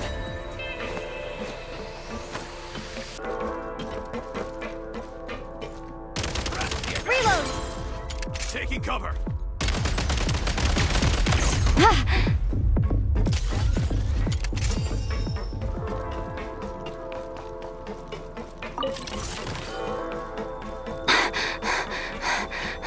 You should be able to use the prime ice construct left here to cover long distances.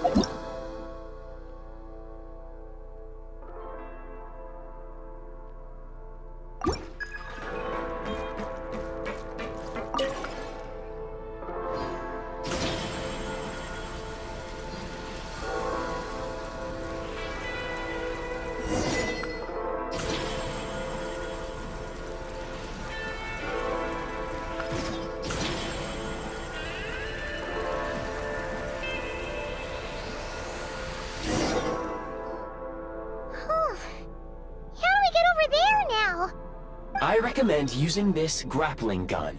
Such devices were originally used to secure structures in the Shadow Realm. If you detach the connected hook, the grappling gun will automatically fire a rope to another nearby hook. Okay. So, we just remove this hook, right?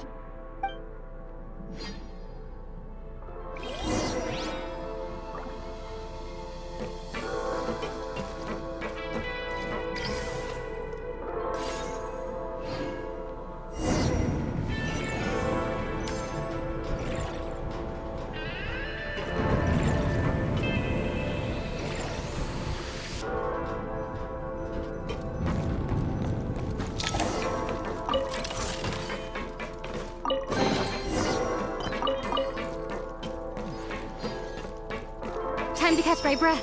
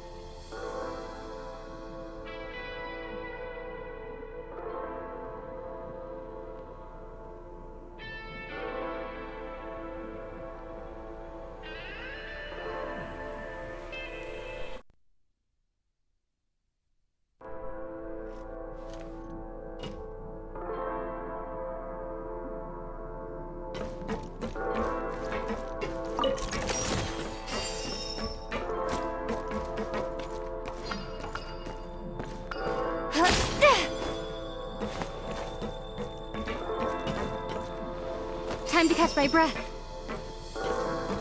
Defenses have requested. Where's the... Mind the rhythm. Where's the...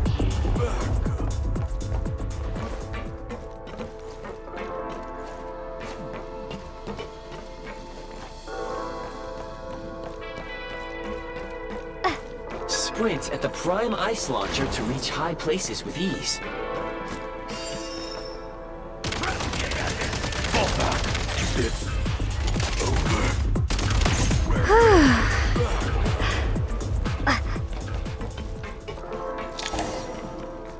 Usable munitions detected. Frag crystal.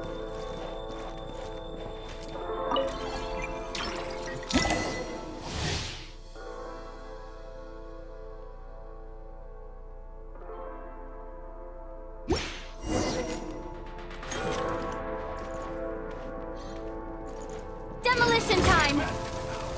I can't take much more. Nice.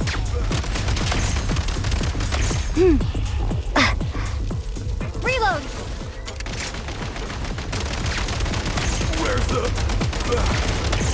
Mind the rhythm.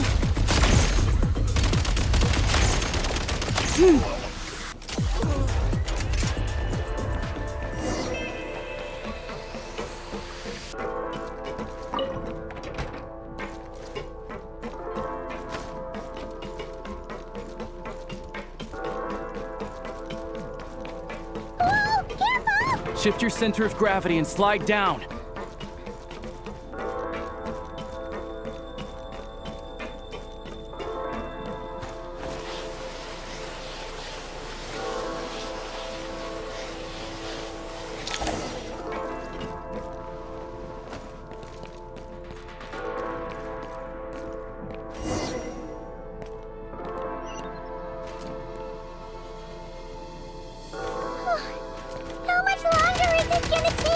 The exit is right ahead.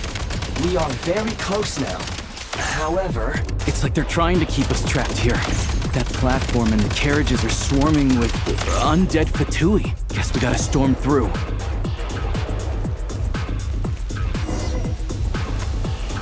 Back in business. Mind the rhythm.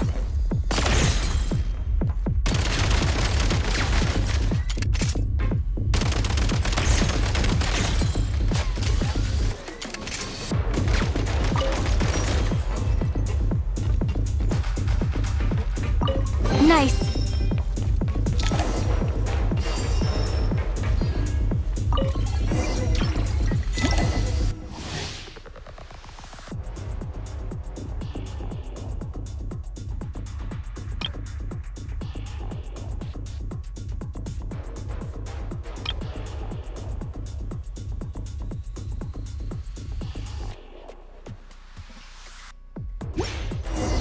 You may find switching to assault mode makes your attacks more effective.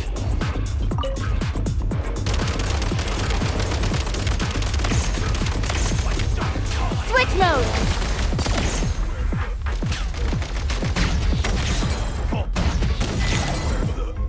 Gotta recharge.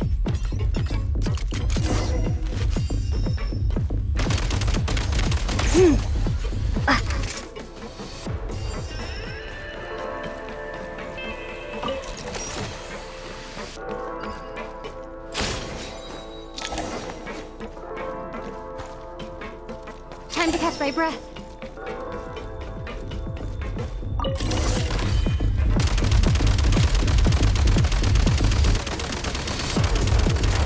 Change of tactics.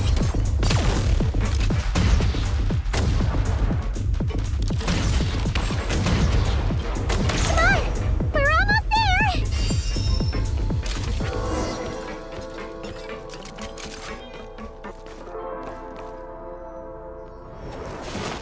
Huh? Why is everything shaking so much? Looks like the Shadow Realm is about to sink back down into the depths. The exit is right here. You mean this weird bubble thing? Wait, how exactly do we... No time to think. We just gotta go for it.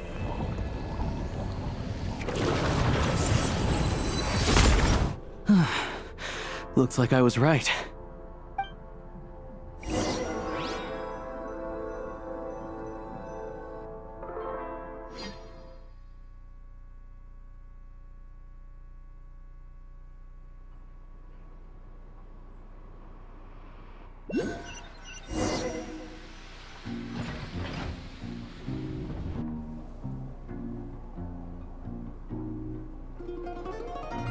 can't believe the Shadow Realm manifested right on the railroad tracks. It's almost unheard of. Lucky we made it out. All thanks to you and that awesome gun. Ah, so you have heard of the Golden City before? Yeah, it came up a whole bunch in Nokrai. You're a pretty neat surprise in that sense, aren't you, Goggles? We had no idea they left cool gadgets like you behind. Make no mistake, it was a team effort. For a first-time firearm user, your performance was quite outstanding, far beyond my expectations. As Alosha said, it is highly unusual for the Shadow Realm to manifest in a place like this, but we should still watch out for similar dangers ahead. Let's hope not. If anything else goes wrong with this trip, Paimon's gonna have train trauma for life. The Shadow Realm can appear anywhere, not just on the railroad. I am simply advising that we take sensible precautions. Now, if you wish to further calibrate and upgrade your firearm, you may do so over there, provided you have the necessary components. Please take a moment to catch your breath while I repair the body of the train. Amongst other things, this will ensure Paimon is a little warmer while on board. Oh, thanks, Goggles. You're a trusty train conductor. Well, maybe trusty isn't quite the right word, considering. Anyway, at least you get the job done. Yes, of course. And just like the Eye of Grey, I am sure it will be a great asset to you in your future adventures. If not the trustiest, then it will at least get the job done. Let's get some fresh air while the Eye of Grey fixes the train. Yeah, sure. Paimon wants to forget all about the Shadow Realm. It was so creepy in there. Stretching her legs might help take her mind off things.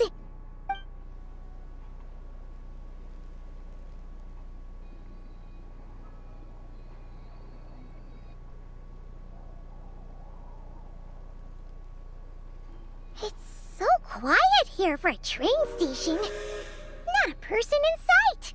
Just abandoned houses.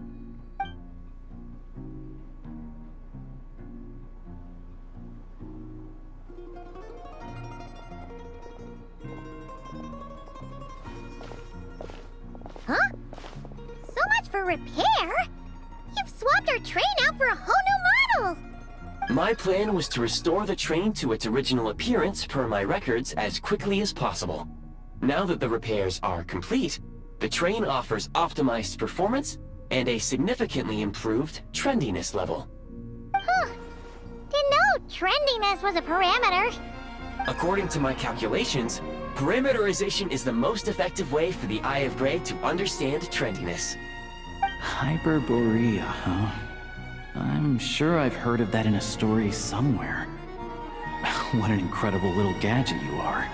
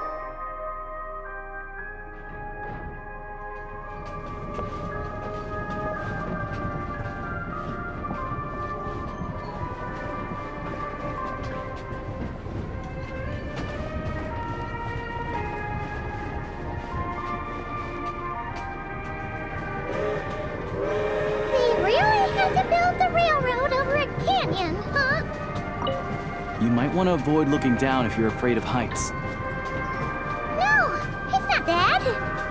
Paimon's just praying that we don't have yet another accident.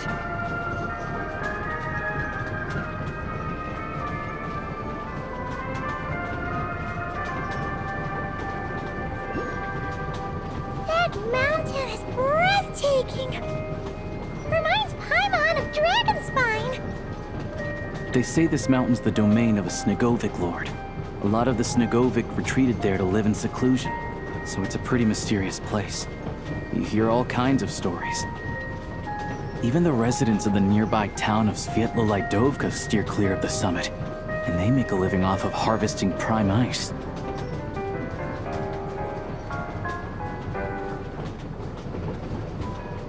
Look, Snezhnograd's just up ahead.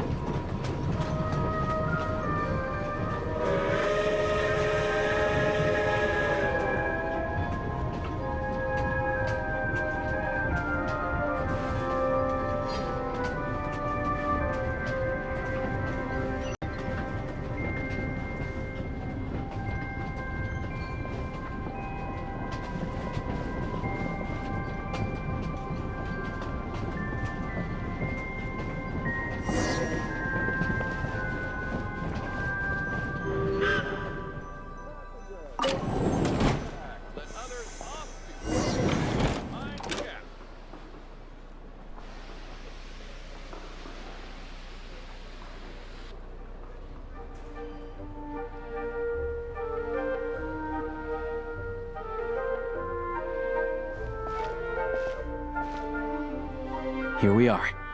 Welcome to Snezhnograd train station, the biggest transport hub in the nation. Wow! It's so majestic! Just flying from one side to the other would probably leave Paimon out of breath! It's built for maximum efficiency, but yes, transferring trains here can be a little tiring. In the future, you can use this train station to travel anywhere you want in Snezhnaya. For now, though, come with me. Let's get Paimon checked out. This way. There's a lift car that goes straight to Sapoliarny.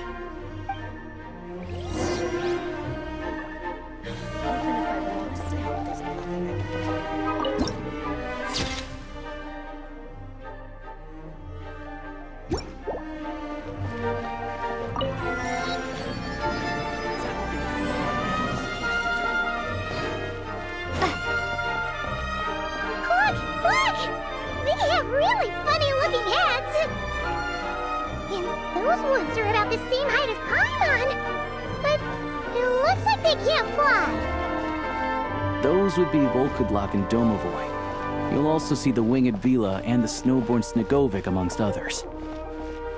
No wonder! We'd heard that Snezhnaya used to be the realm of the Fae. Paimon can really see it now.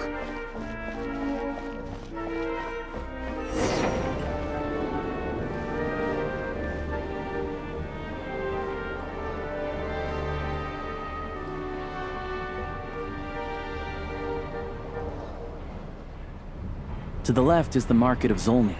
They sell everything there. You can often find some nifty little trinkets. To the right, you'll see the Korolyevsky Theater in the distance.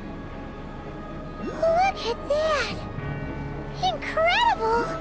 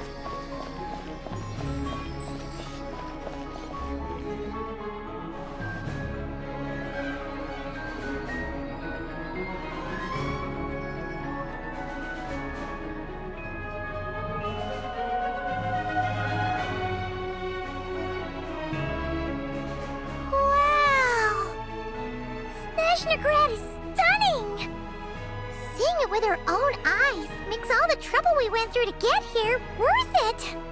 I found it pretty stunning when I first came here too. But I soon found out that stunningly beautiful means stunningly expensive. The prices here are crazy. I'm just a small-time hunter, so Zolny is where I spend most of my time. This way will take us to Podvorier restaurant. They offer food and lodging there, so you can get settled in while I fetch the doctor. Is that gonna be stunningly expensive too? Yeah, I mean, there are places to stay in Zolny, but I highly doubt they'd meet your standards. Most of the stoves are out of crystal, the windows are drafty, and at night, four-legged roommates come out to play, sharpening their claws on the roof beams and floorboards. Yep, no way. Not a chance Paimon's staying anywhere like that. Maybe we can split the cost of the room between us? Paimon still has some savings left. Fine then. It's your treat. Paimon will save her money for buying a nice little cake. Don't worry, you'll get some too. I'm glad to see you've perked up. If you find yourselves in the mood for some sightseeing later, there's a few places around here worth seeing.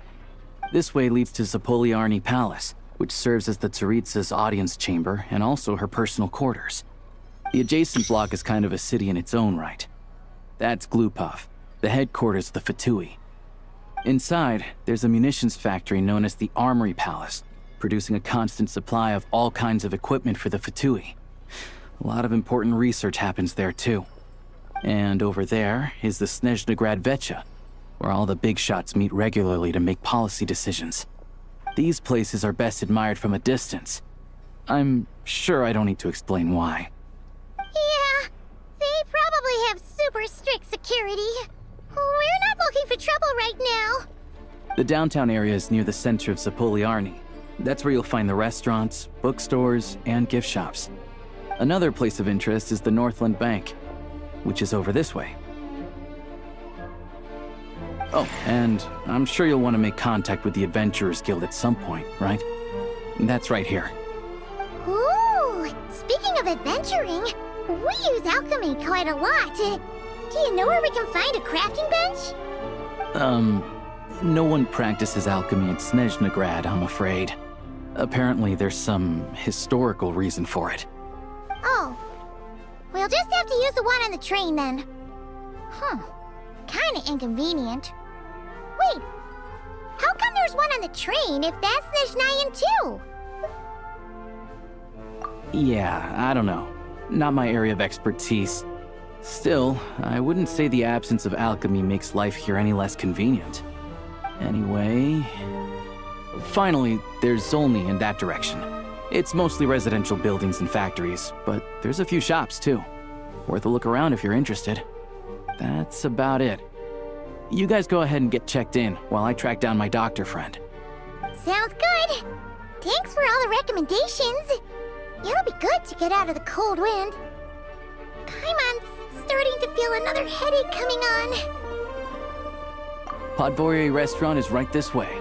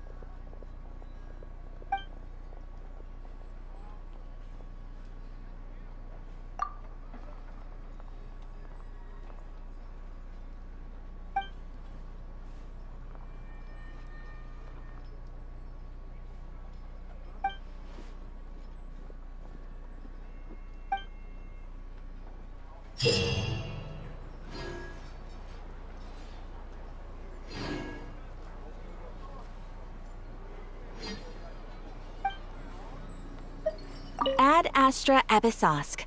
Welcome to the Adventurers Guild headquarters. Thank you for completing today's commissions. Here is your reward. Ad Astra Abyssosk.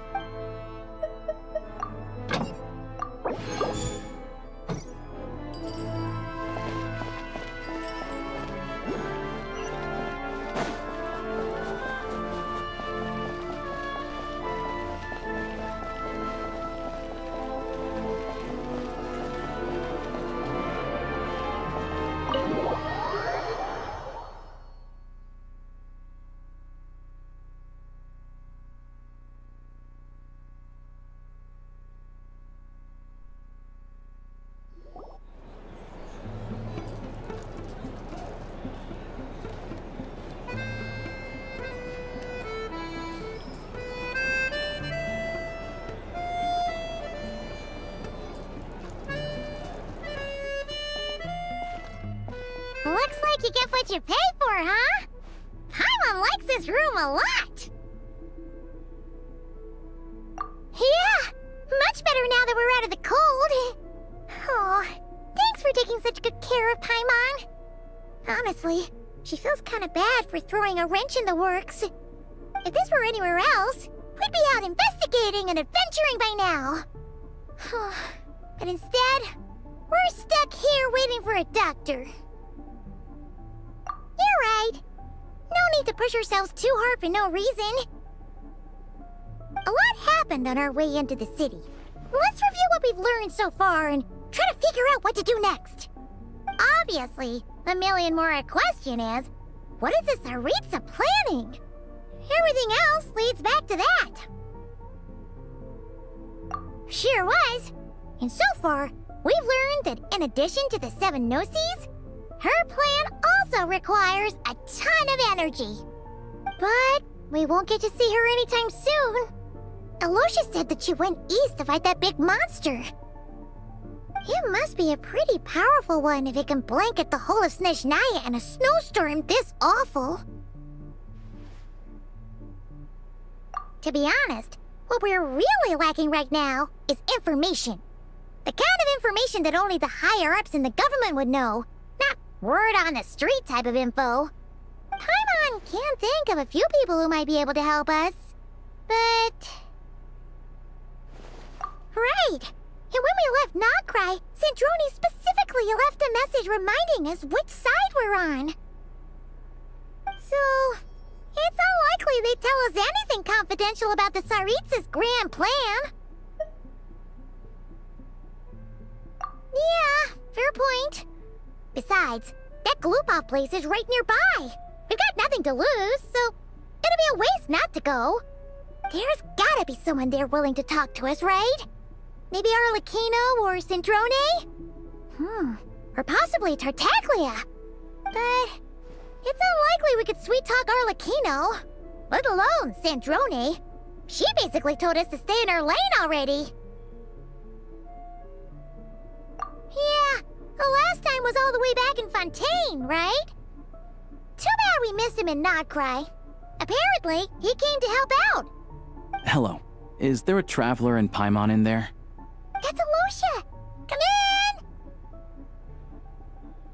in! Hello, I'm Dr. Luneva. Alosha mentioned that one of you is feeling a little under the weather. I see. So you're my patient today, yes? And you're, Faye, I presume? Good question. Paimon's not too sure either, but she's definitely not the same kind of Faye as the ones we saw at the train station. Is that gonna be an issue? Not exactly. It's just, I'm used to treating human patients. Faye tend to be far more resilient than even the healthiest and most long-lived of humans. But don't worry, I do have some experience treating Faye. I've even diagnosed plenty of cats and dogs in my time. Safe to say, I have a fairly eclectic range of expertise. It'll be fine. Paimon's basically the same as a human, right? We're no different when it comes down to it, are we? More like like you don't eat enough. The more talking you do, the more you need to eat.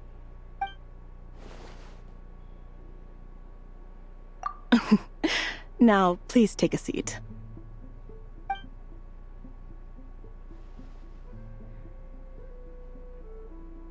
Okay, vital signs are good. Test results are all within normal ranges. I don't think it's anything serious. More than likely, you've just caught a cold. I can give you some medicine to tide you over, but as long as you rest properly for the next couple of days, you should feel better. Make sure to keep an eye on your temperature, though. If you find yourself with a persistent low-grade fever, or if your symptoms don't improve, just contact me again. Sounds like there's no cause for alarm.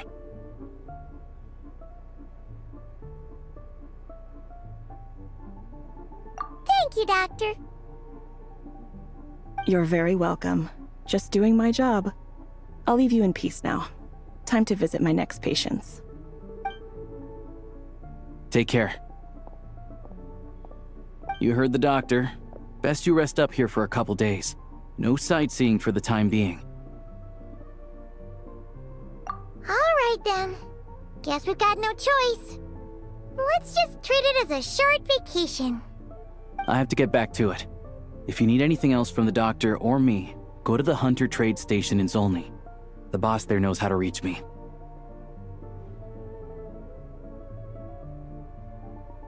Hey, no big deal. You saved my life in the Shadow Realm. This is the least I could do. See you around.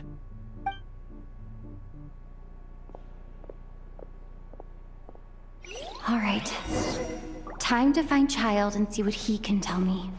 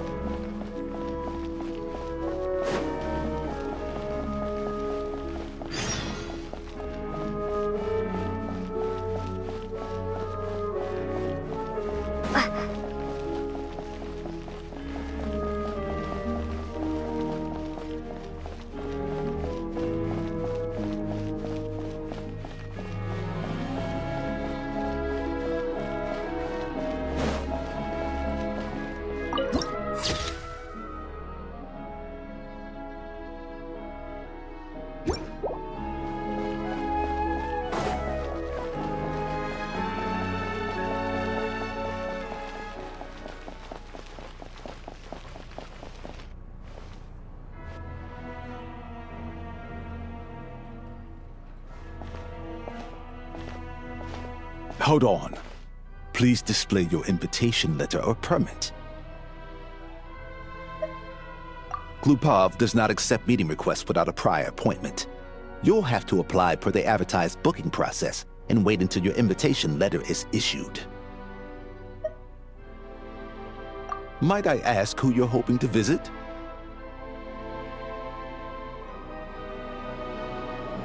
Another one who thinks the rules don't apply to them. I don't understand why people think they can just talk their way in here. You don't just show up and land a meeting with the Harbinger. But I have to go through the motions for protocol's sake. Honestly, it's such a waste of time asking when I already know what the answer's gonna be. Wait a moment. I'll pass on your message. If Child is unavailable, you'll have to go through the proper procedure.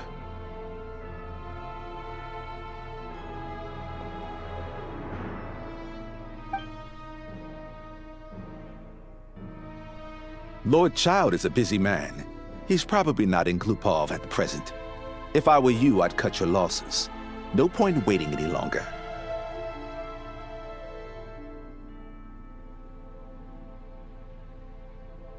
Even if you two are old friends as you claim, please understand that the Fatui Harbingers are often busy with their official duties. They tend not to stay in Glupov for extended periods.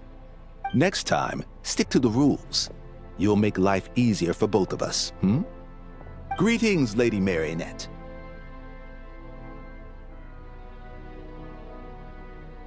I'll take care of our guest here. It's her first time in Snezhnaya, so it's no surprise that she doesn't know the rules yet. I trust no choice words have been exchanged. No misunderstandings I should be aware of. No, Lady Marionette. No incidents to report. Whew, that was a close call. Good thing I played it cool. Is that right? Good to know. Wait, where's Paimon? Under the weather? That's hard to imagine. She's always buzzing with energy. I take it she's still adapting to the climate. Happens to a lot of people. It's even colder here than in Nodcry. Has she seen a doctor? I can get you one if you need. All right then. Well, let me know if you run into any other problems. Why else? I was just about to sit down for some much-needed tea time when I heard that an old friend of Tartaglia's had shown up outside. No appointment, nothing.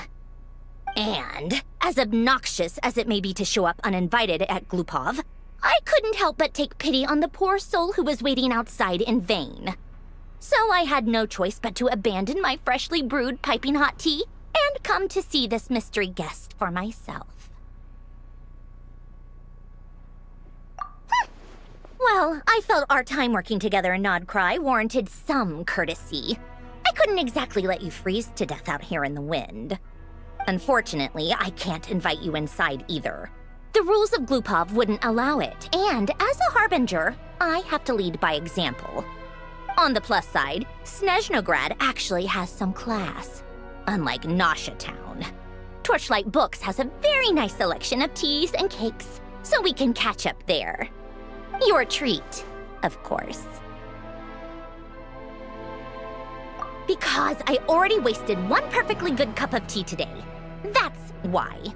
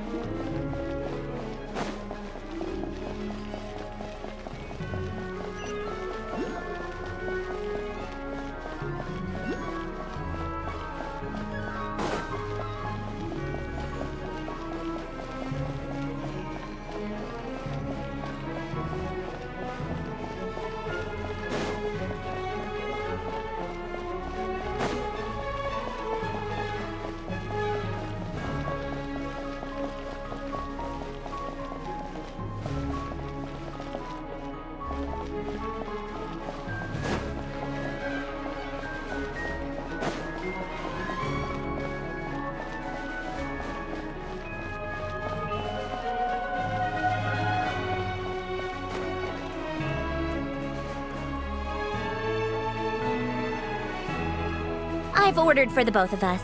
No objections, I assume. I'm sure you trust my taste. Okay, let's get down to business. I'm guessing you don't actually have any urgent business with Tartaglia, per se. You just want information, right? Wanna take a guess?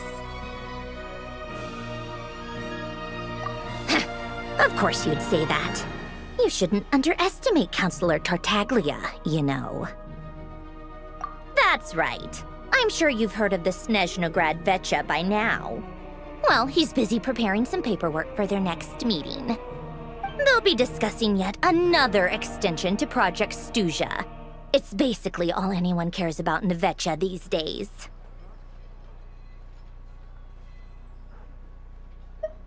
Yeah, he's more of the shoot first, ask questions later sort, isn't he?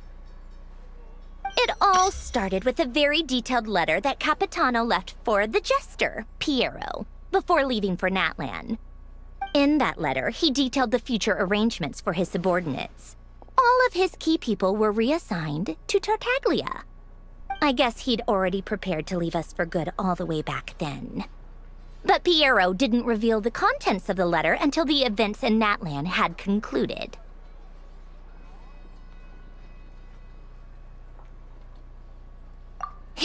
That was his reaction, too. Why me? With a bewildered look on his face. He'd always assumed Capitano looked down on him. He was a man who kept his thoughts to himself and barely spoke to him the whole time they'd known each other. But he occasionally brought Tartaglia along to my tea parties back in the day. So to the rest of us, it was clear that Capitano had quite a lot of respect for his young comrade.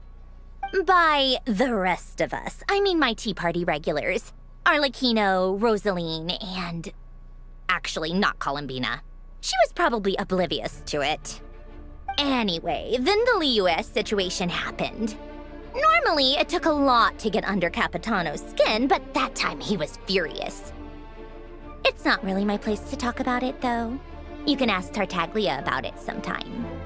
Basically, Tartaglia probably had the wrong idea about Capitano all along, right up until Piero revealed the letter he'd left behind. Capitano believed that despite Tartaglia's immaturity, he showed great potential. Plus, he possessed a kind of purity rarely seen among members of the Fatui. Yeah, it's one of the few things that I'd agree those two have in common. But there's one other reason why Capitano chose Tartaglia to assume command of his troops. He knew that after he was gone, several of the others would swoop in on his army like vultures. With the ones who stood to benefit the most being the rooster Pulcinella and regrator Pantalone. Once they divided Capitano's troops between them, they'd be more powerful than ever. No one would be able to stop them. So, you can see why Capitano chose to hand that letter to Piero, right?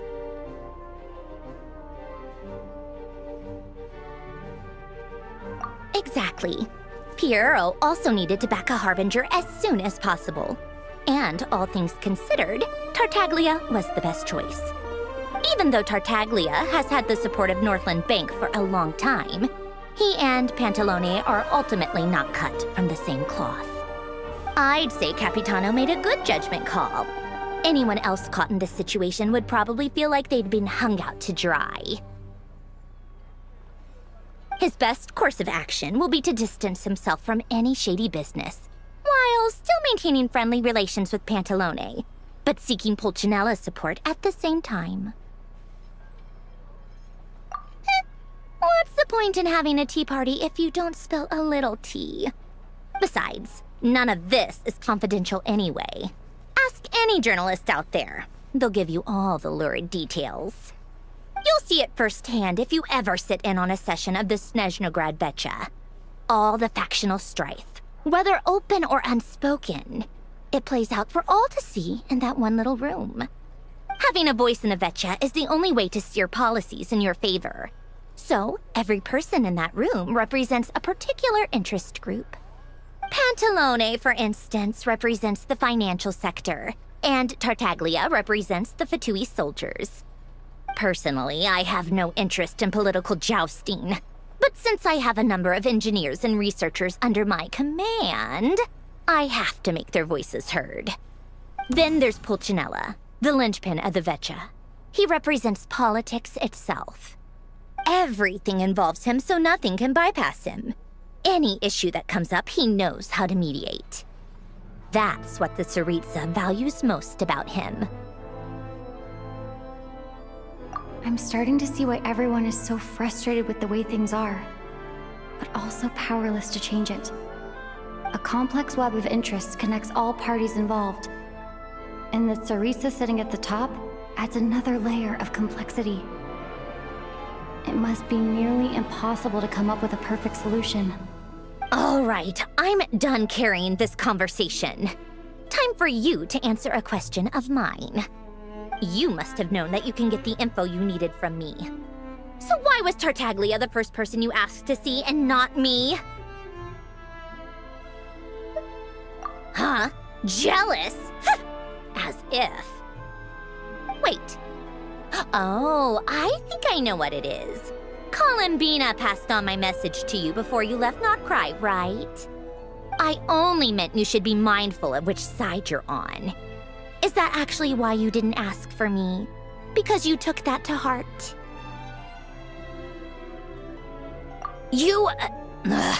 Fair enough. It's not your fault. I blame all these politicians I've been hanging around with lately. Always beating about the bush when they talk. I guess it must have rubbed off on me. Anyway, just ask for my help next time, okay? Little things like this are no problem. Lady Marionette. What now? Can't you see I'm on my break? Whatever it is, just leave it on my desk. I'll look at it later. Sorry to disturb you during your break, ma'am, but I'm afraid it's an emergency. Isn't it always? I've told you before, fixing the tracks and transporting ice blocks does not constitute an emergency. The equipment in Svietlo-Lidovka is in urgent need of maintenance. With how the weather's been recently, we suspect that the cause is a buildup of snow, exceeding the maximum weight limit. The supports on one of the machines broke and fell, awakening a dormant beast and leaving many of the ice miners trapped in a nearby ice cave. Luckily, Odette's team was nearby and launched a rescue operation, but we're still facing a severe manpower shortage for both the rescue and engineering teams. I guess that's it then.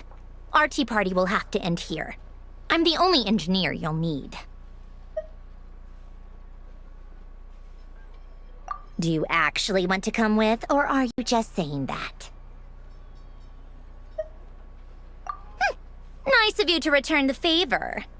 I'll have a couple of people look after Paimon. They can let her know that you had to step out for a while. Given how urgent this is, I'm sure she'll understand. And honestly, I'd rather have your help than anyone else's. Between your skills and experience, you'd be reliable help. Then let's go. You, take 2 people to Podvorier restaurant. Find her room and watch it like a hawk until we get back. If anything happens to Paimon, you'll be answering to me. Yes, Lady Marionette.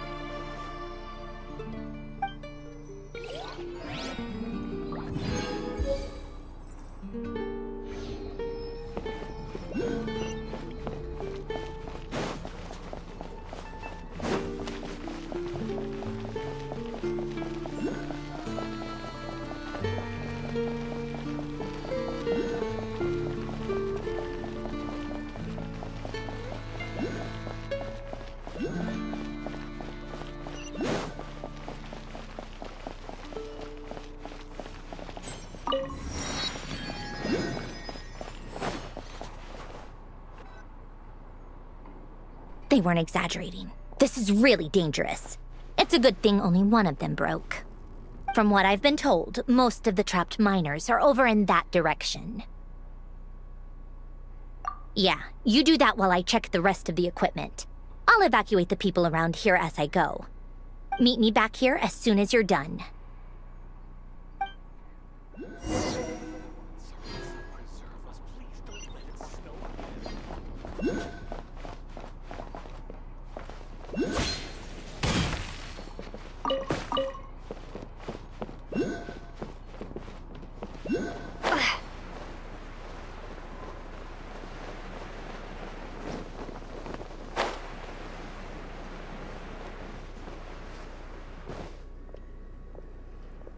I have to be getting close. Don't go any further.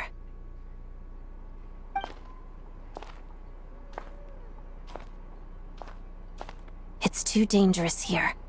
There's a highly aggressive monster on the prowl. You need to leave, now. Ah, I see. You're the backup from Snezhnegrad. Well, I'm Odette. Good to meet you. Ah, so this is Odette. She was the first member of the Fatui on the scene. There are 5 people trapped in the cave. Monster type is unknown, and so is its location. Let's go. Every second counts.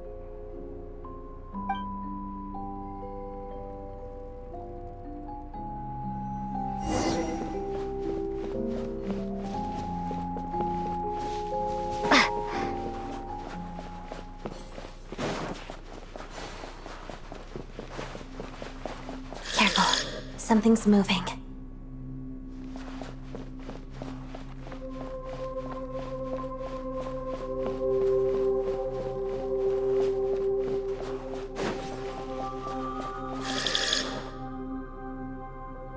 This must be the monster's shadow. Looks like a tough opponent.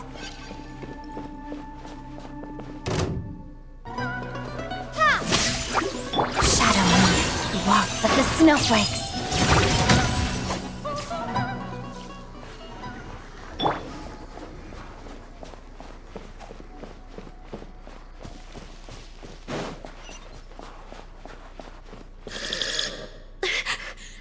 Stay back!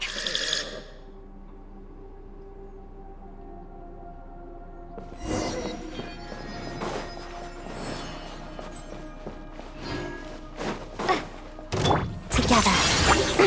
Witness the snow swan's grace. Harada.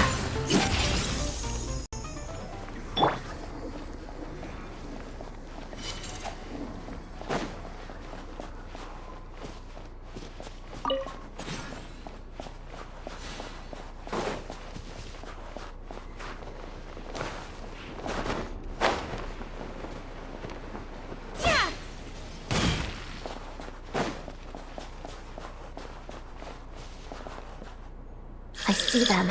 They're right behind the monster. The monster seems very agitated. It could attack at any moment. Let's make the first move. Let's begin.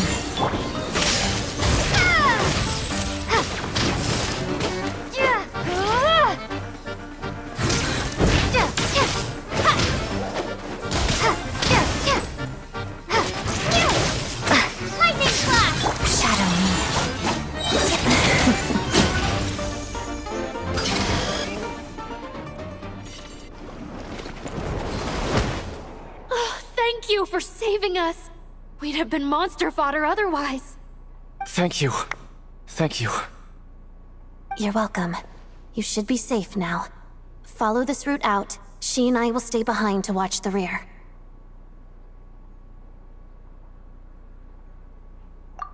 Thank you. Come on, let's go. This way!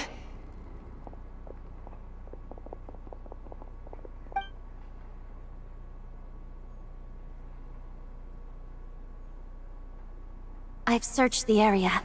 Pretty sure the monster made a tactical retreat.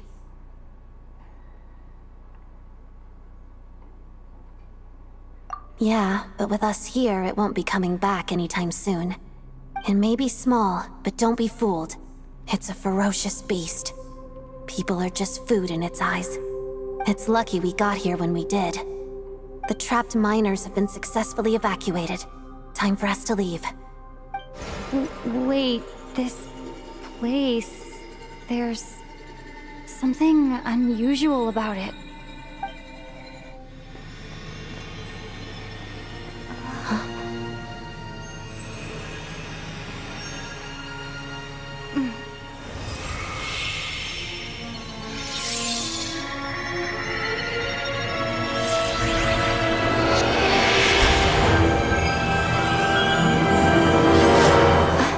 What is that? I don't know. It's back? Guess it has family.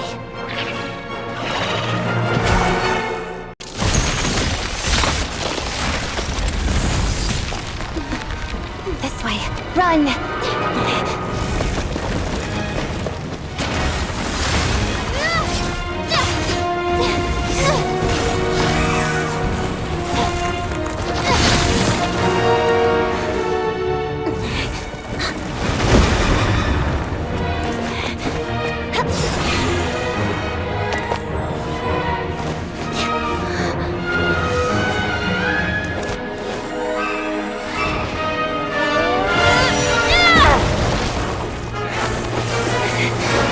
Thanks.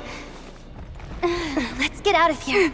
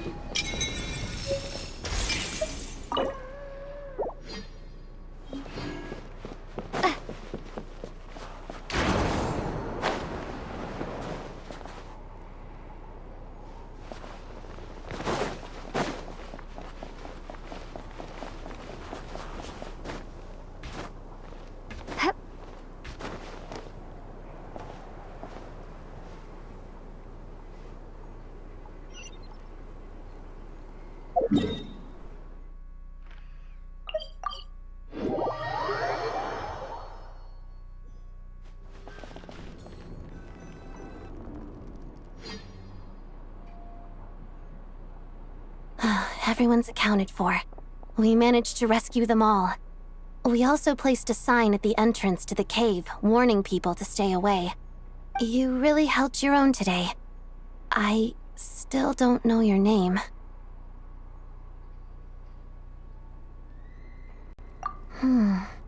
Don't think I've seen you before. I'll remember the name. All right then. See you around. Hello, Lady Marionette. I hear the rescue operation was a great success. I knew I could count on you.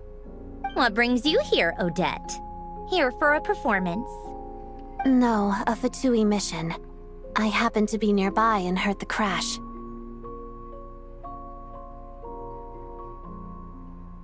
She hasn't introduced herself then. Odette is the prima ballerina of Snezhnograd. She's quite the celebrity. If you ever hear people mention the two crowning jewels of the Korailievsky troupe, they're talking about Odette and the prima donna, Vodianitsa. On top of that, Odette's also a rising Fatui star. It's looking likely she'll inherit the title of the Fair Lady. She learned all her combat skills from Rosaline herself. Used to be one of her most valued subordinates, too. You flatter me, Lady Marionette. If she's Rosaline's protege, that makes me... never mind. There's no need to bring it up. No point making things awkward. How's progress on your end, Lady Marionette? Equally successful. I finished reinforcing all the equipment. Took me a little longer without Polonia's help. But the outcome is the same, of course. Even if the heavy snowfall summoned by that monster lasts for another 3 months straight, this equipment won't give way. All right, now that we're done here, it's time to get out of this blizzard. Sure, but Snezhnograd will send someone to investigate and draw up a relief plan. And I guess I'll have to write the incident report myself this time, since it involves a mechanical malfunction. First, Pantalone needs to approve the budget, then Pulcinella has to sign off on the plan.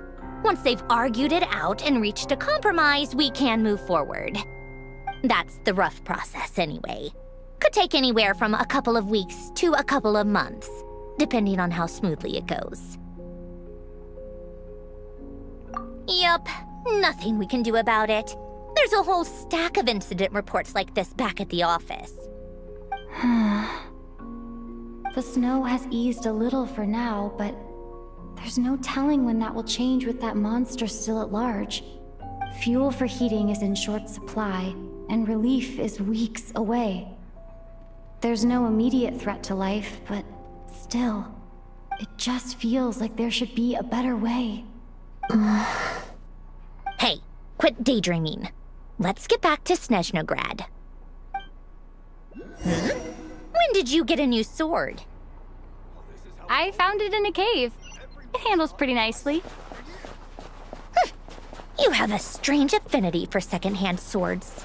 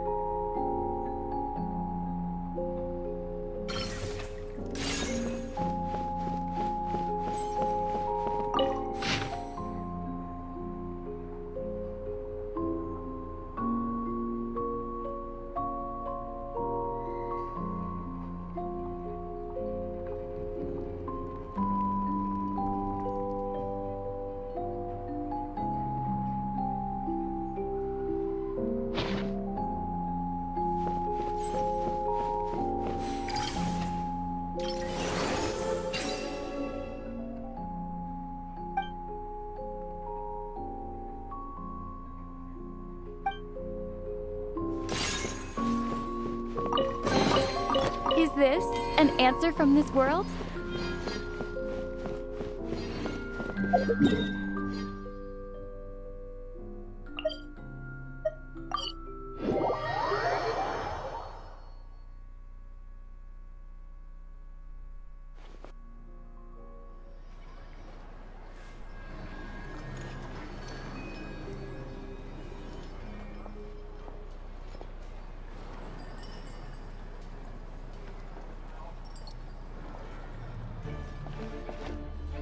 Huh. Well, if it isn't Counselor Tartaglia, Mr. Big Shot himself. Go easy on me, all right? I'm still recovering from the interrogation the real Big Shots put me through. Hey, comrade, it's been too long. I heard you came looking for me earlier. Nicest surprise I've had in a while. Good to see you too, Odette. I'm guessing you guys just got back from Sviatlo-Lajdovka. How'd it go? Crisis averted? It went fine. How about you? Any new developments? Not really. Same as ever. Growing opposition to Project Stuja, and the usual rebuttals are starting to ring hollow. The results of the mock vote were pretty dire. Pulcinella was fuming. I've never seen the old man so angry. That's not good news. It takes a lot to rattle him. Yeah, obviously if push comes to shove, there are ways to crack down on dissent. But...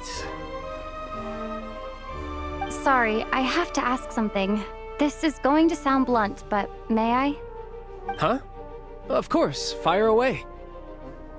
It sounds to me like everyone's tearing their hair out trying to figure out how to deal with opposition to Project Stuja. But what exactly is this project's purpose?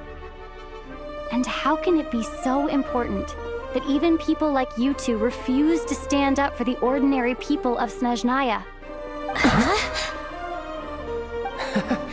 Interesting. I gotta hand it to you, comrade. You sure don't mince your words. Excuse her? What does she mean? Refuse to stand up for ordinary people? Oh my gosh. How does she dare speak to the Harbingers like that? Are you interrogating us now? It's okay, Sandrone. Let me explain. I think I understand where she's coming from. If I could, I'd take your side right now. In fact, my position's very similar to yours. I've only held back on casting a dissenting vote in the Vecha because the Tsaritsa would never let me get away with it. Still, I have a responsibility to the Fatui armed forces, so I do what I can to make their voices heard. Most of them are just regular folks from small towns far from the capital. I'm sure you've seen how much those kinds of places are struggling right now. Oh, and for what it's worth, I'm from Arepasak myself. Things aren't going so swell there either. The Tsaritsa wants to create a better, safer future for the people of Snezhnaya, but she's thinking long-term. I don't doubt that from where you're standing, Project Stuja seems to be creating all sorts of issues for everyone. But considering the Tsaritsa's vision for the future, these are sacrifices worth making. Sounds cold, I know, but I promise it's not as black and white as it seems. Maybe Sandrone and I can't oppose Project Stuja outright, but we're constantly raising our concerns in Vecha meetings. And even though we can't put an end to it, there are plenty of other ways to make a difference. We're trying everything we can think of, and so is Pulcinella. I respect Her Majesty the Tsaritsa and trust her decisions. But at the end of the day, I'm still just a normal guy who cares deeply about my homeland. And my family, who all live here. There's no way I would ever abandon them. As contentious as things can get within the Vecha, there's no selfishness or malice behind it. Everyone wants to get through this period as smoothly as possible. The issue is that there's no way of pleasing everyone under the present circumstances. Most of the time, we're trying to decide on the lesser of two evils, which obviously isn't a great look. But that is not the same thing as being blindly loyal to the Tsaritsa. No one's got their head in the sand here. We're all well aware of the way things are. We're just doing our best to make it work. In fairness to Sandrone, she rushed to Sviatlo-Lajdovka's aid the moment she heard that people were in danger. And even Tartaglia, who used to only care about the thrill of the fight, is clearly doing his best to rise to the demands of his new role as counselor.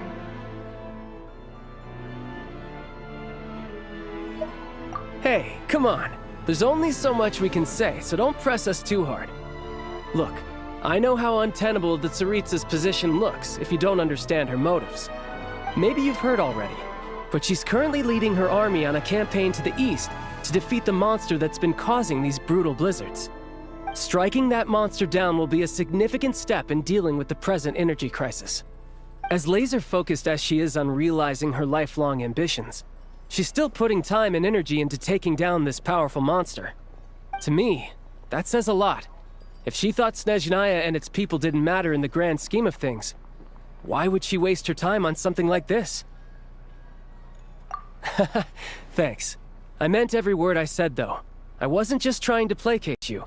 I've already done more than enough diplomacy for one day. I still think this adventurer raises a very important point. Our two harbingers have made their positions very clear. But there are many others in the Vecha who must feel trapped and forced to vote against their conscience. I think it's a very valuable quality to be willing to speak one's mind, despite the risk of offending powerful figures. You can say that again. I highly doubt we'd feel the need to explain ourselves so much if we didn't know you so well. Forgive me, adventurer, but might I be so bold as to ask about your background? How is it that you can converse so openly with two harbingers? Oh, haven't you been properly introduced? Easier said than done. I like to think I'm not the kind of person who goes around busting open people's old wounds. I've only learned her name so far, and no details of her experiences. Is something wrong? Uh-oh. Is there no avoiding the subject of Rosaline? No, it's just... all right. I guess there's no getting around it. This is the world-renowned traveler who helped resolve the storm terror threat in Mondstadt, cleaned up after the mess I made in Liyue, and then went to Inazuma, where there was a duel before the throne in which the traveler defeated Rosaline. Oh. I'm sorry. I didn't think you two would be seeing much of each other, so I figured it wasn't worth bringing up. It's fine.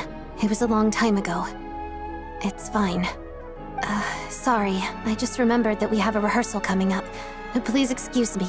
I should get going.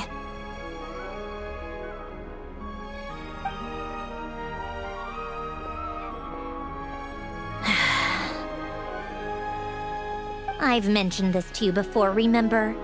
She was Rosaline's most valued subordinate. But they didn't actually get along. Not that Rosaline was really the type of person to make friends, but death has a way of resolving a lot of conflicts. Don't let it weigh on you. Like she said, it was a long time ago. It's in the past now. Odette has a very different personality from Rosaline. Give her some time. I'm sure she'll work through it. Oh, by the way, where's Paimon? It's not like her to hide away. She hasn't been feeling well, so she's resting at Padvorier restaurant. I got a couple of my people to look after her while we were gone. Oh, right. Sorry to hear that. Poor thing. Reminds me of when Tonya was little. She really felt the cold back then. Used to get ill all the time. I felt so bad for her seeing her lying in bed, coughing. She was so mature for her age, though. Whenever someone came to visit her, she'd greet them with a smile and would never complain. I'm sure Paimon's a good kid, too. You're a little short on manpower, right? Let me have a couple of my people take over for yours. I'll send my most capable and reliable. They'll make sure Paimon can recover in peace. Well, that would be great. Your people are more qualified. Hey, don't mention it. I'm sure you have things to do. Hopefully this takes a load off your mind. So no more accusing me of not being on your side, all right?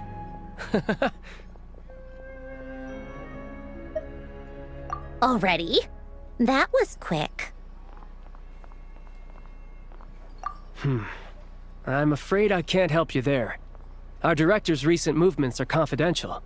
Even we're not in the loop. If you hadn't told me, I never would have known he'd gone south. I assumed he'd been in Glupov this whole time. Well, I guess I'd better go sort out Paimon's security situation. I have some other work to catch up on at Glupov anyway. Me too. I have an incident report to write up. Let's leave it there for now.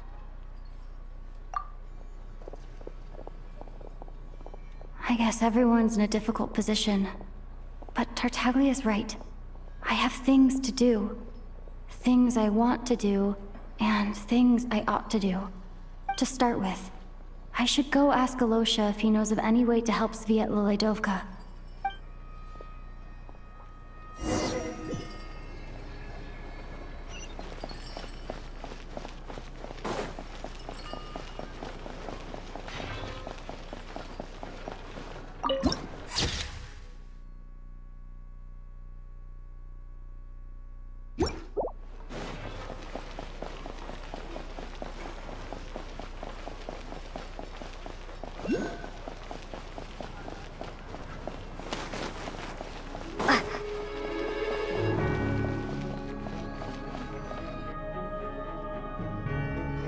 How strange.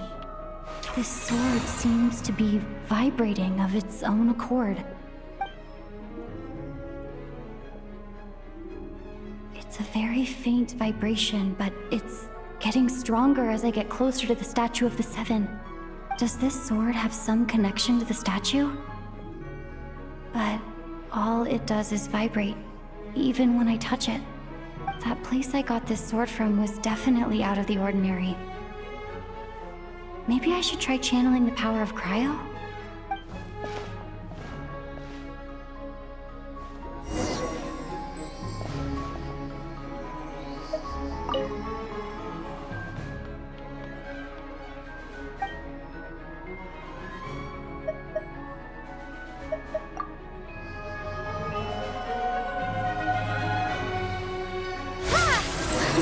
It worked! There really is something special about this sword.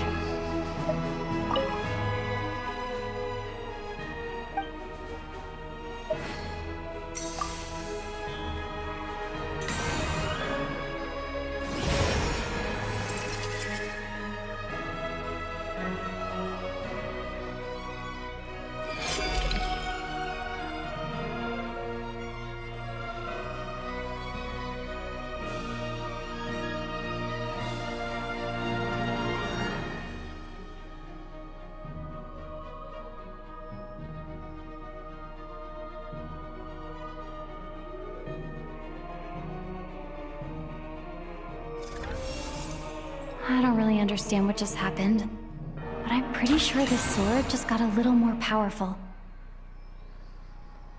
I'll have to try the same thing again when I come across another Statue of the Seven. In the meantime, I'd better go find Alosha.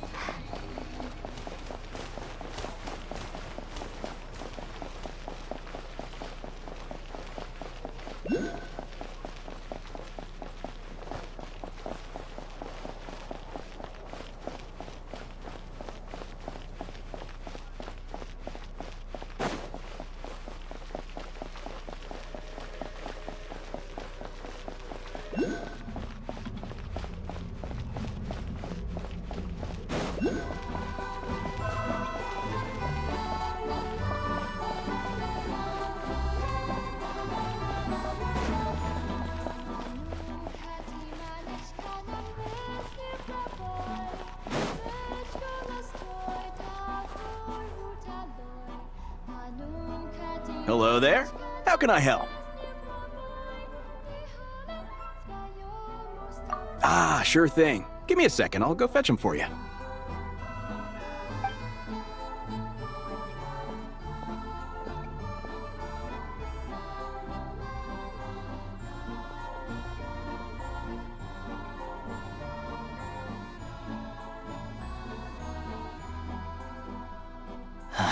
It's a familiar story. I've had similar experiences. Although Snezhnegrad doesn't deliberately delay or withhold relief, those first few days of waiting for help are always the hardest. It's a fundamental contradiction. If emergency relief can't be delivered in time, what's the point in even calling it emergency relief?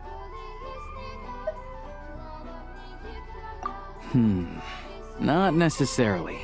I think there's a good chance that Kresnik Crystal from Stratomoros will start flowing into the market. When we resolve Stratomoros' energy issue, it's like we open the floodgates. A huge backlog of Crystal is now available to the townspeople. There's no way they can use it up at once. A lot of them will probably stockpile it and slowly work their way through. Probably a good idea, since energy prices are only going to keep rising. But there will always be people who urgently need Mora. Exactly. At the current prices, selling Crystal is an easy way for an ordinary person to make a fortune. Hey boss, how much do I have left in my account? 1 second, let me check. So, you're planning on buying the Crystal out of your own pocket? Yeah. I don't know if I have enough, so I'll chip in a little extra and buy as much as I can afford. No, it's fine. You're new to Snezhnaya, and you have your own living expenses to worry about. Besides, you're already providing the train. Here's your Mora. See what you can find at the market. But I doubt there'll be much Crystal left. Yeah, well, can't hurt to take a look. Let's see.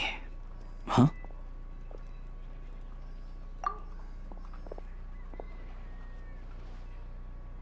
Oh, Alosha, and... Hello? I didn't realize you two knew each other. Yeah, I take on some odd jobs in the city to supplement my hunting income. Sometimes I work as a cleaner or prop hand at the theater where Odette is one of the big stars, so I've met her a few times. When the weather's as bad as this, it's better for a hunter to adapt than to keep looking for game. Yes, and we sometimes need extra help.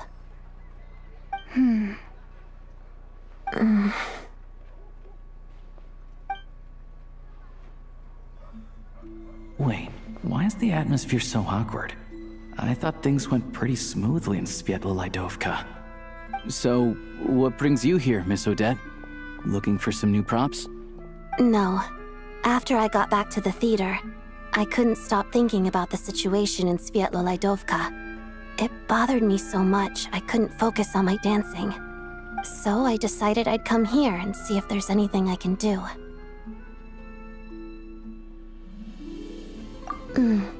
You too, I presume. I suppose that's why you're here. I didn't feel comfortable expressing my true opinions in front of the Harbingers. Not least because ordinary Fatui like me don't even know what Project Stuja is all about. Without knowing the full picture, I can't make sense of it. And at some point, if things aren't making sense to me, I can't just keep going along with it. So many people feel the same way. They wish they could do something, but all kinds of reservations hold them back. Explains why groups like the Roadcott are springing up to fill the gap. Yes. Well, that's one option. But there are risks to consider with organizations like that. The Fatui does not encourage their activities. Right, because things can get out of hand, and it's hard to hold the right people accountable when they do. I've heard about a few cases like that. Sandrone said Odette was on track to inherit the title of the Fair Lady. If so, she'll be able to find out what Project Stuja is really about. Still, it's probably a little soon to ask her about that. There may be more to the story. What's on your mind? I think we can both agree that no matter which side you're on, it can't stop you from doing the right thing. Where there's a will, there's a way. I know what Rosaline did while she was abroad. You made the right decision, so no hard feelings. So, what's your plan? Oh, we were gonna buy some Crystal. I heard there's some on the market right now. Funny. I had the same idea. In that case, let me pay. I can claim it back as mission expenses. The real issue here is that government relief is behind schedule. Surely it makes more sense for the state to cover these costs than for us to pay out of our own pockets. True. It's a huge expense after all.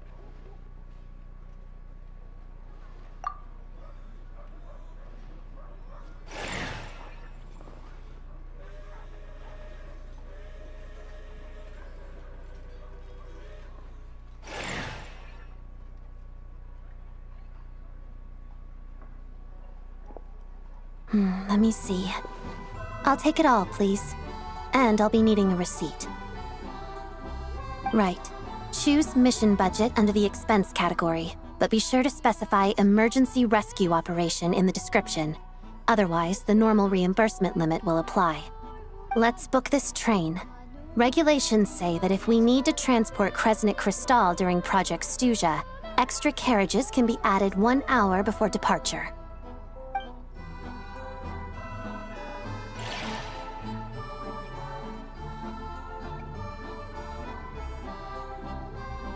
That should do it. The train will be escorted to its destination by Fatui guards. This is my first time seeing you handle Fatui affairs, Miss Odette. It seems you're as skilled an officer as you are a dancer. You flatter me.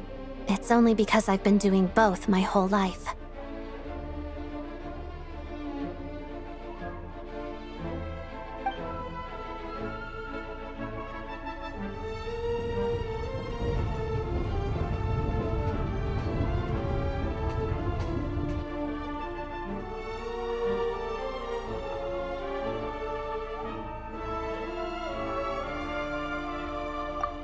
Anyway, I bet you've been non-stop today, am I right? Any idea how Paimon's doing? What's wrong? Who's Paimon? Her travel buddy hasn't been feeling well. She caught a cold right after they got to Snezhnaya. Sounds like she's important to you. I can't believe you've been dealing with this on top of everything you've been doing to help the people of Snezhnaya. I've got nothing going on right now, so I'll join you. I want to see how she's doing. May I come too? I have some candy that someone gave me back in Svietlo-Lidovka. Plus, I know a little bit about relieving cold symptoms. All right then, let's go.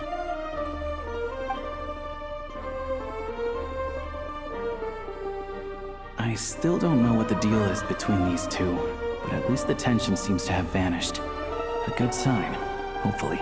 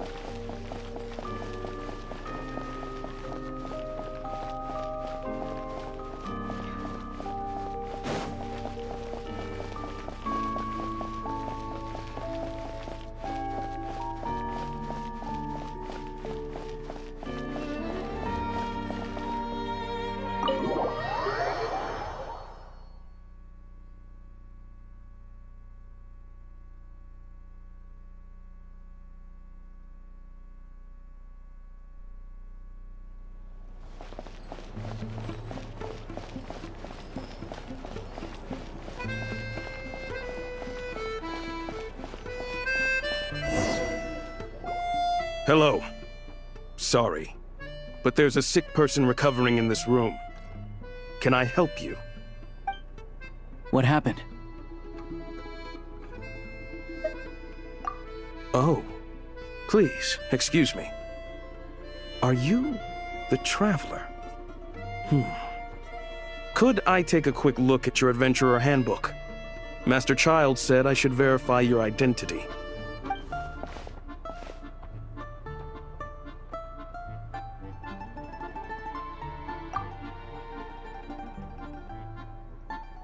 Ah, it's really you. Sorry for the inconvenience. We're under strict orders from Master Child to keep this room well guarded. At the same time, we can't interfere with Podvoye Restaurant's business. That would only seem all the more suspicious and draw unwanted attention to this room.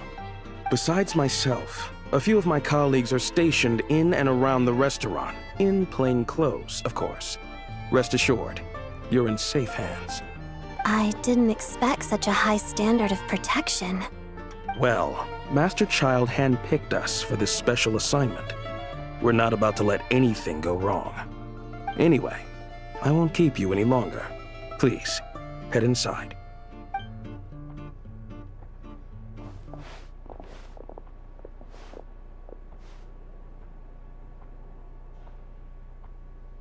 Traveler! Alosha, you're back! Oh, hey! Who's our new friend? Hi, I'm Odette.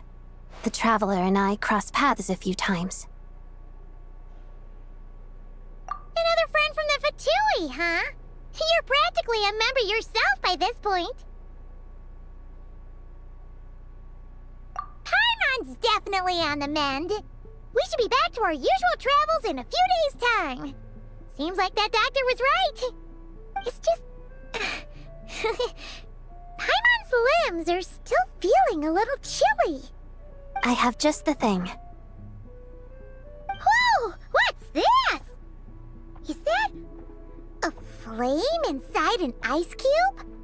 Wait, is this real ice? How's it not melting? And how does the fire keep on burning? All keen observations. You're right. This is called core ignis. Whenever I've caught a cold in the past, I found I recover much more quickly if I place this by my bed. You're welcome to borrow it. Awesome! Wow! It's so nice and warm! Oh, it's like magic. Your name was Odette, right? How did you two meet again? Looks like she's in pretty good spirits. That's a relief. Any progress with your investigation yet?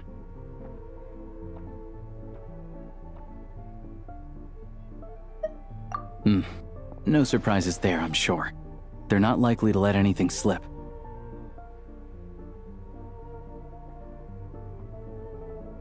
The Rokad, huh? Let me think. Members of the Rokad keep their true identities hidden, but I think there might be someone I can introduce you to. Leave it with me. Meet me at the Korolyevsky Troop tomorrow, and I'll tell you how it goes. Would anyone like a drink? I'm gonna head to the bar. Paimon will have... maybe some hot milk? Yeah. Paimon's in the mood for something warm. Enough with the secret chat, you two. Let's catch up properly in a minute. Paimon wants to know everything that's happened today. It'll be kinda like Tabletop Troop. No reason why listening to a story can't be an adventure.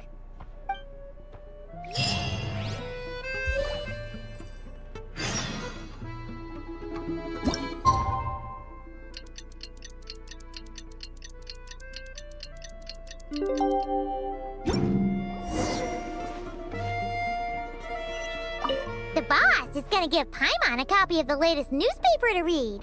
That should keep Paimon entertained.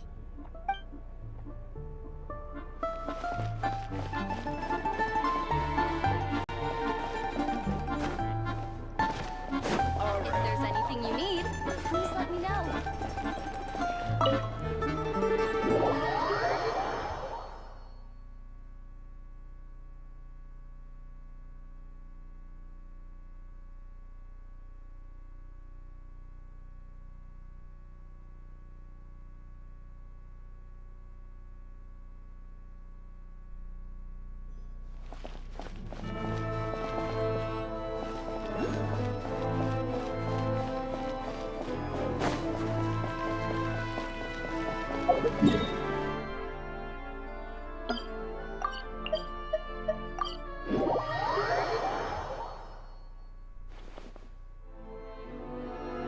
Ah, you made it.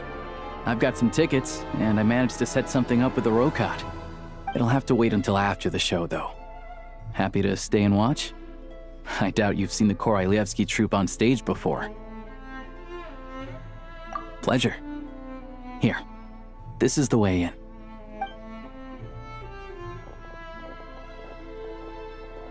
Please present yourself for a routine inspection in accordance with theater regulations.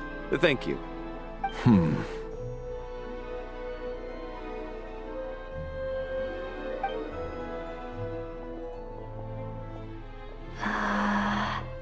Is that guy with the fatui? Looks like he's waiting for something. Okay, all done. Thank you for your cooperation. Please proceed through to the theater.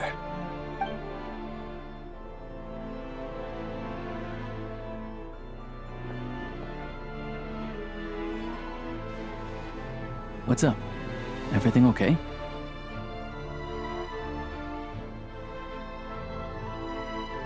Snezhnaya's business and political leaders are always passing through here, so it makes sense that security's tight. Still, it's a little unusual to see the Fatui's Armory Palace guard here. You saw him, right? The guy right at the back. Strong, silent type. His name's Valeri. He's part of the Special Assignments Battalion, but I only ever see him here for one thing: to look for a guy named Mitya. Supposedly a researcher, though he never seems to put much time in at the office.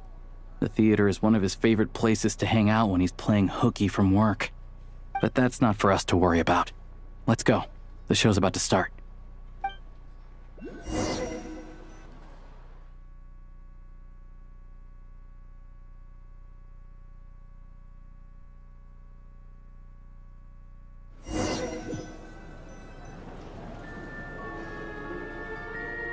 What do you think?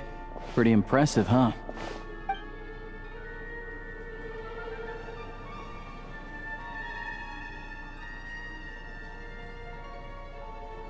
Oh, the one in Fontaine? I hear it's iconic. Never seen it for myself, though. Here we are, just in time. Sorry, coming through.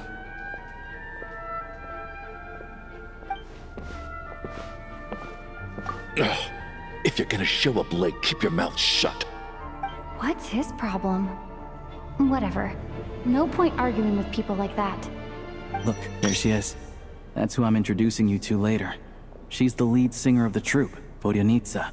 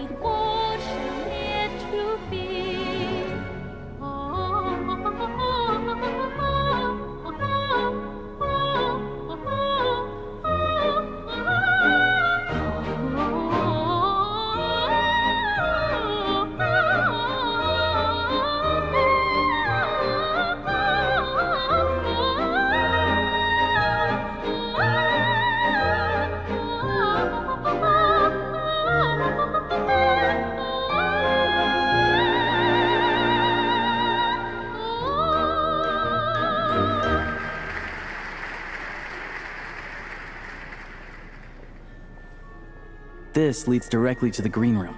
They're expecting us. Vodyanitsa will be waiting for us there.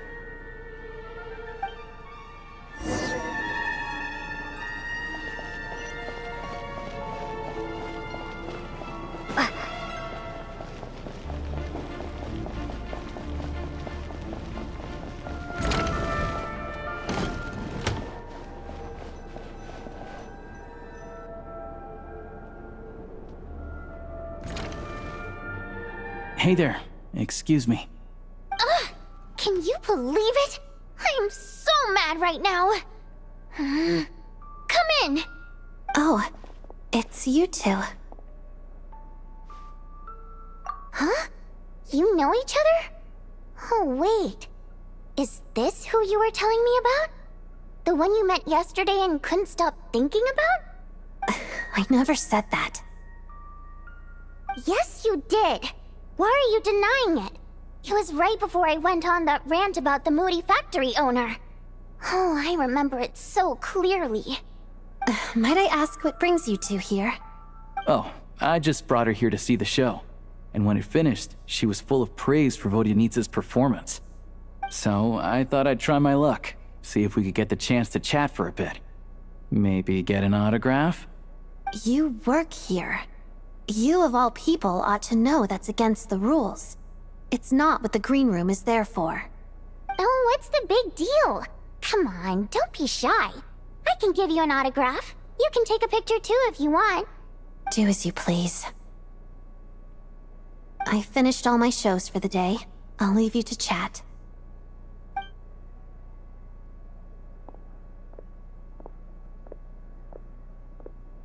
I wasn't making that stuff up, you know. Odette's just too proud to admit it. She thinks very highly of you, and so do I. You did the right thing in Svietloladovka. We're good. Odette's out of earshot. I'll lock the door. Confidentiality, of course. The Rokot is very strict on that. Whoa, Alosha! Not out loud! Not with an outsider here. Relax, I've taken care of it. Look at this. The President's reply sent this morning. Wait, so she's been approved to join? You told me last night that you wanted to get intel from the Rokot. Unfortunately, Rokot intel is only available to members. But ever since you set foot in Snezhnaya, we've been working together. I've seen the way you work, your character, and your motives. Everything about you is perfectly in alignment with what we're trying to achieve in the Rokot. So I figured I might as well cut to the chase. I wrote a letter to the President explaining your situation, including just the right amount of detail. His approval came very quickly. Of course, it's still your decision whether you want to join or not. We'll respect your choice. Well, assuming Odette was telling the truth and she didn't misjudge you, I guess we don't need to worry about you blowing our cover. Still, you gave me a real fright. I didn't know that's why you came looking for me. So, that stuff you said about admiring my performance, was that just because Odette was here? Did you actually mean it? Now you're talking. That's what I like to hear. Anyway, let me give you a quick rundown of how things work.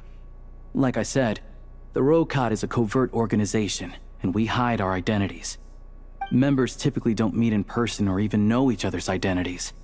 This helps us maintain a high level of independence and secrecy. Because of this, members are basically free to decide their methods without constraints, so long as the outcome of any activity doesn't violate the organization's principles. After all, we don't have any ostensible contact with each other. This way, if anything goes wrong, no one else will be implicated. Beyond the freedom to choose how you operate, it's also your choice whether to act at all. We have plenty of members who have yet to take any action. In short, joining the Rokot in and of itself won't place any restrictions on your activity in Snezhnaya. There's a code of conduct you can read if it interests you. But basically, as long as you don't plan on using your anonymity to go around doing evil, you'll be fine. I tried reading it 5 or 6 times. Never made it all the way through. Even the most lackluster script makes for more interesting reading. Great. Then I'll go grab an official application form. Be right back.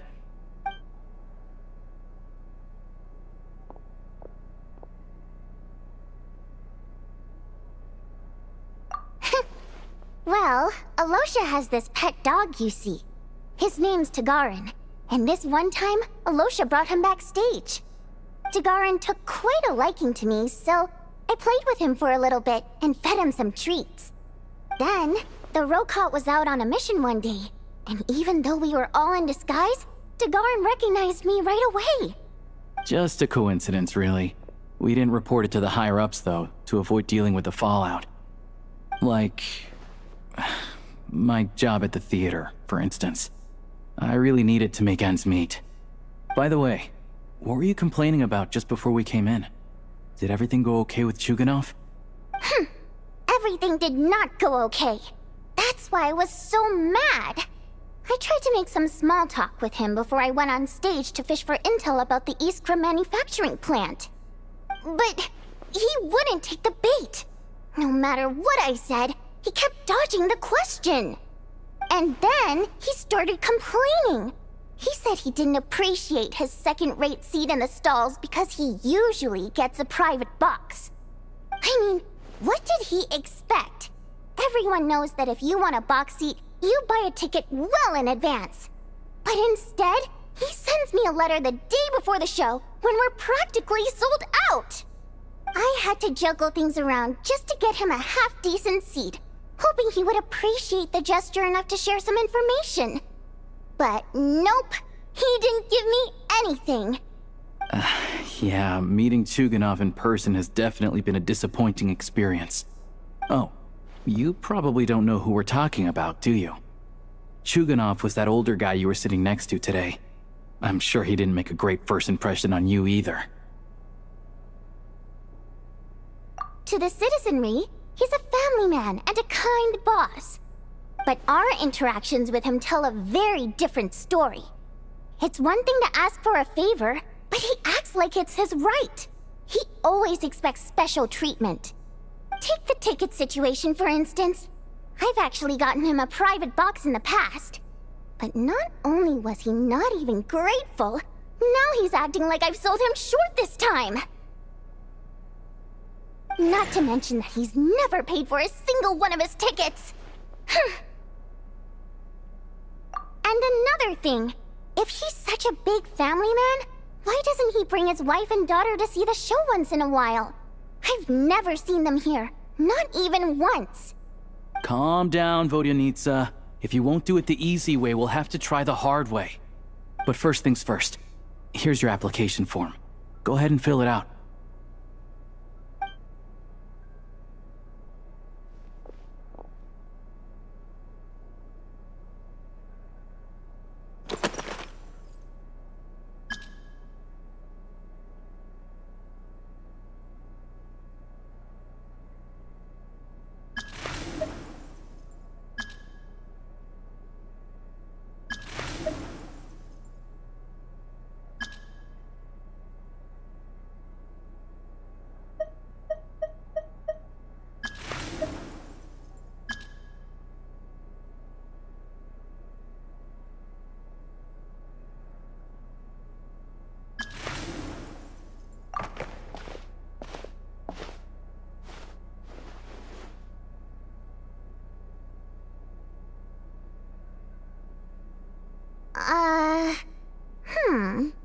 Looks like I'll need to make a few little tweaks here and there.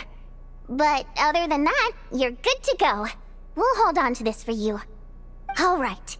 Now that we're officially Rokat comrades, I can tell you. Chuganov is the target of our current operation. Recently, we've done some recon work at the Iskra manufacturing plant, which pretty much confirmed that their energy consumption is way beyond the legal limit. All we need now is some direct evidence to present to the Vetcha, so we can demand that they shut the plant down. That way, the Kresny Crystal can be allocated to where it's needed most. I was hoping he might let slip during one of our chats, but he's too tight-lipped. We'll have to find another way. I'm meeting another regular theater-goer tonight, Mitya. But Valeri's here too, and he's probably looking for Mitya, so he may end up being a no-show. Don't you worry. He must know how to dodge Valeri, or he wouldn't be showing up on time for every performance. Mitya is a renowned energy expert. Although we can't get any direct evidence of the excessive energy consumption at the plant, we can accidentally let the information slip to him. The authorities should take someone like him seriously. So if he starts raising questions about energy use at the Iskra manufacturing plant, there will be a proper investigation. Also, we're not allowed on site, but he has clearance. So all we need is his cooperation. Yeah, so that's the other thing we're trying to figure out. Though I think we're far less likely to make any progress on that front. Still, I hear that Mitya is a bit of a chatterbox. So, who knows? Maybe if we catch him in the right mood, he'll let something slip. What do you think? Sound like something worth your time? Okay, in that case, you guys find a seat somewhere nearby. Pretend you're a couple of buddies there to eat, and keep your ears peeled for useful information. He's a huge fan, so I doubt he'll have his guard up around me. But you two need to be convincing. If he suspects anything at all, he might stop talking. Sure. Don't worry. We'll make a believable pair of buddies. Perfect! You've sold me already. Now, help me tidy this room up a bit before we head out. Okay. What needs tidying? Everything!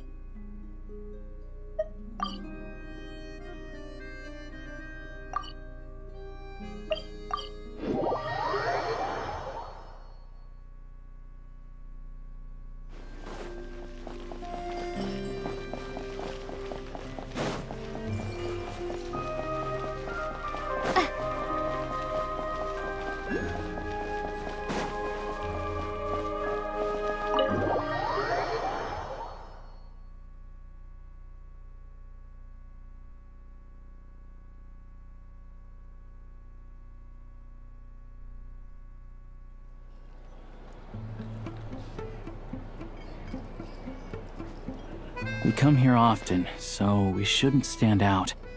Let's sit here. Now, it's up to Vodyanica. Let's see how the conversation goes.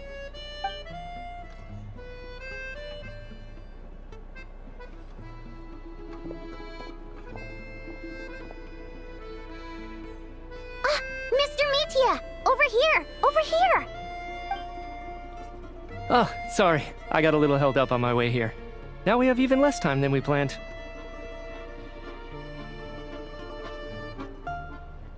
Go ahead and order some snacks and drinks. Whatever you like. Let me see. According to my schedule, we still have 25 minutes left. You're really pressed for time today, huh? I was imagining this would be a leisurely chat.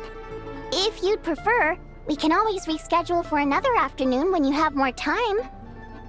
No need. Getting to meet the lead singer is a very precious opportunity for me. I'm not about to pass it up. I've already had to decline your invitation several times because our schedules rarely align. If I don't grab this chance while it's here, who knows when the next one will come around? Well, it's very kind of you to make time just for me. I'm not too sure, to be honest. But Snezhnaya's full of weird and wonderful things like that, so people tend not to bat an eye. I'm sure the same will go for the Eye of Grey and Paimon. The reason I invited you out for tea and a chat today was to get some feedback from a true fan of the theater.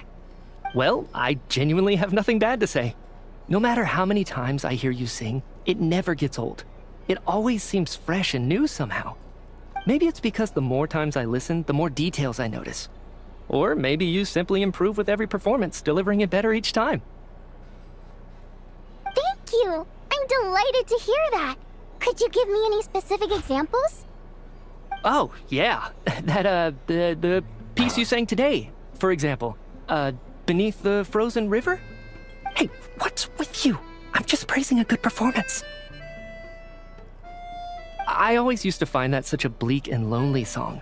But the more you listen, the more you realize that it's not as cold and nihilistic as it appears. When you really dig down into it, there's a certain level where you're surprised by the emergence of hope. Wow, I'm impressed.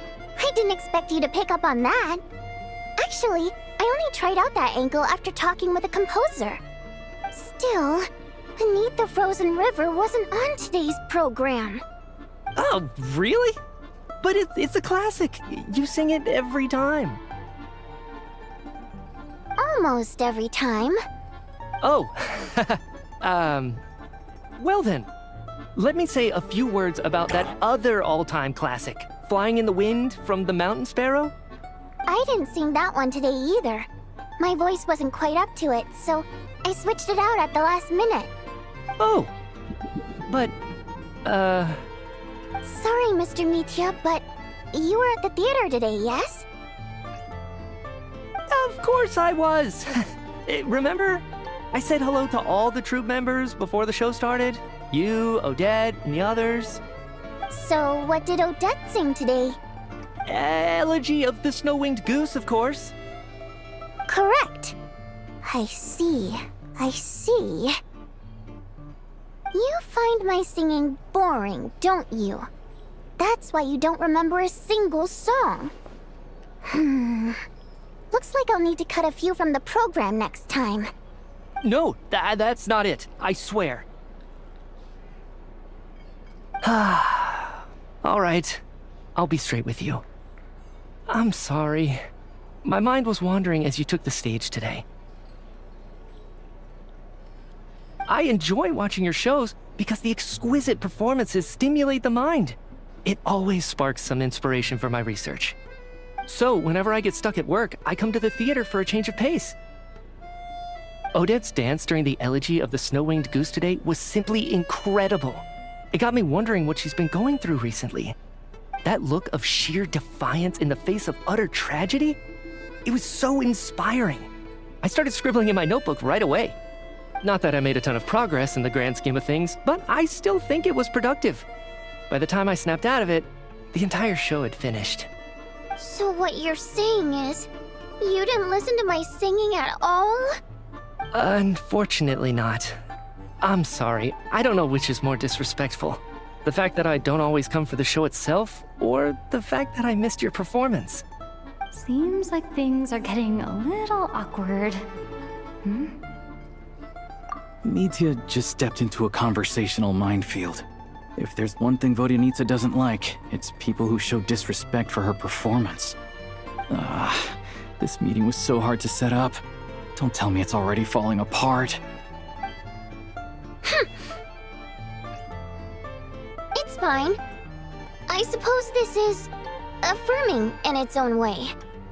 At least, it shows that our performance really touches people's hearts, right? Don't let it bother you.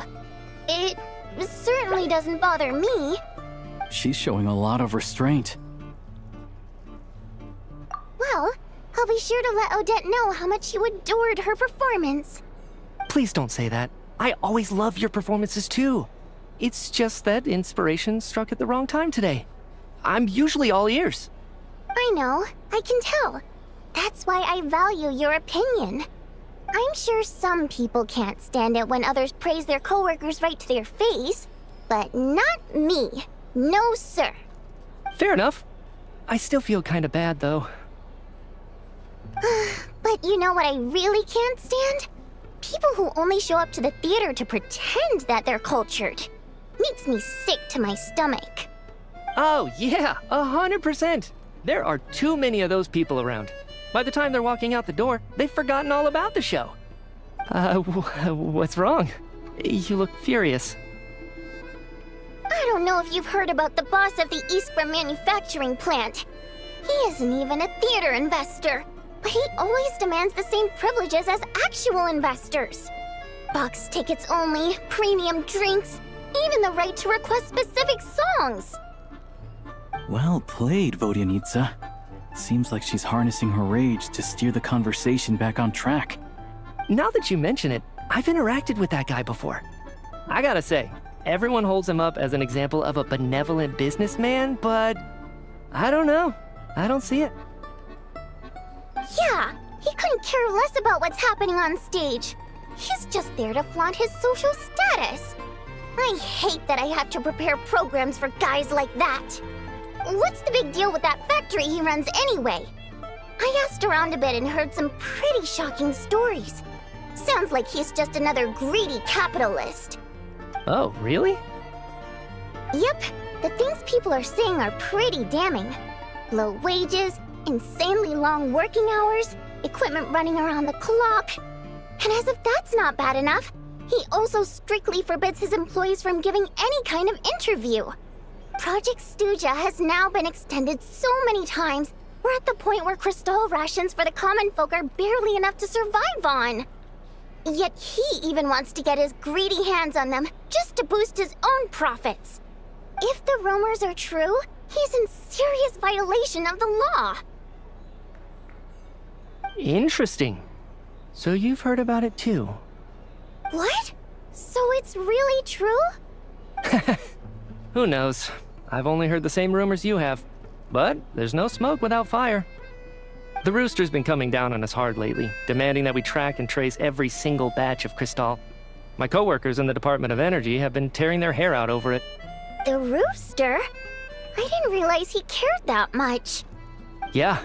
Even though there are no restrictions on Crystal trading, the poor will wind up freezing to death if we let the rich buy as much as they want. That's clearly unfair. Looks like we'll need to arrange an investigation into the Iskra manufacturing plant as soon as possible. I never knew you kept up with current affairs beyond the theater, Miss Vodyanitsa. You really have a heart for the common person. Most Fae in your position have long been indifferent to the plight of humans. Well, those of us who choose to live in human cities are naturally going to pay attention to any significant upheaval. Isn't the Rooster a Fae himself? I'm just surprised to learn that even someone with as much experience as him is getting so stressed out over Project Stuja. What is the end goal of this project anyway? This is it. We're finally going there. I'm sure Mitya can sense on some level that she's fishing for information. But since their conversation is so relaxed, he might just let something slip. It's stressing me out too. If I'd only made better progress with my research, things wouldn't have dragged on this long. Oh, so your work is related to Project Stuja? That's right. The Armory Palace needs a brand new energy source. Not the power of the Light Realm, and not elemental energy. Right now, the only thing that meets the requirements is the power contained within stellar linchpins. But harnessing that power is costly. Each step of the process requires enormous amounts of Kresnik crystal, from extraction to quantification to attempts at conversion. Progress has been painfully slow, and the team is getting burned out as time goes by. Sometimes, I see people staring into space as if in a trance. Could it be that this new energy source has side effects? No, it doesn't affect us, because the energy is used for... Okay, I got it. Stop choking me. Sorry, I can't talk about that. I think we're all just exhausted. We've been working ourselves to the bone for so long with so little progress to show for it. It's no wonder people are struggling to stay motivated. Seems like I owe you an apology. I shouldn't have gotten so mad at you for not paying attention during the show. Don't worry about it. I count myself lucky, to be honest. I don't envy the people who work closely with the Tsaritsa herself. I'd much rather be in my current position. At least I don't have to shoulder any major responsibilities. So they're trying to develop a completely new kind of energy. Yeah, censored by a scarf. Who would have thought? Oh, dear. It looks like my time is up. I'm afraid I have to leave. I'm so sorry. We ended up barely talking about the theater. That's okay. It was a pleasure chatting with you, really. Let's make up for it next time. Yeah, hopefully once the work pressure eases up a little, I'll be able to focus more on the performance, and then we'll have more to discuss. We touched on some confidential issues today. I'd be grateful if you could keep it between us. That could have gone worse. Nice job. Why was Mitya in such a hurry to leave, though? Sorry, routine inspection.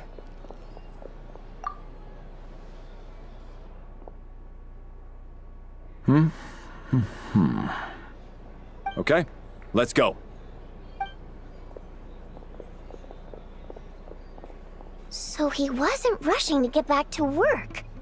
He must have calculated that Valeri would find him here in exactly 25 minutes. That's frighteningly accurate. One of the main duties of the Special Assignments Battalion is to ensure that important figures stick to their schedules. All right, time for us to get going too. Excuse me, check please. We'll settle our check too, then. Oh, hello there. Mr. Mitya paid the check before leaving. He also asked me to pass on a message. He said it was an honor to share his tea break with Miss Vodyanitsa and her two friends. Wait. So he knew we were here all along? This raises a lot of questions.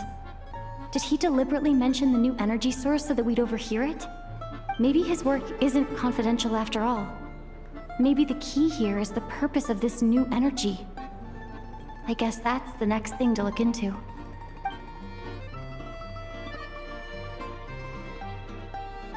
Vodyanitsa and Alosha have both left. Time to head back and call it a day.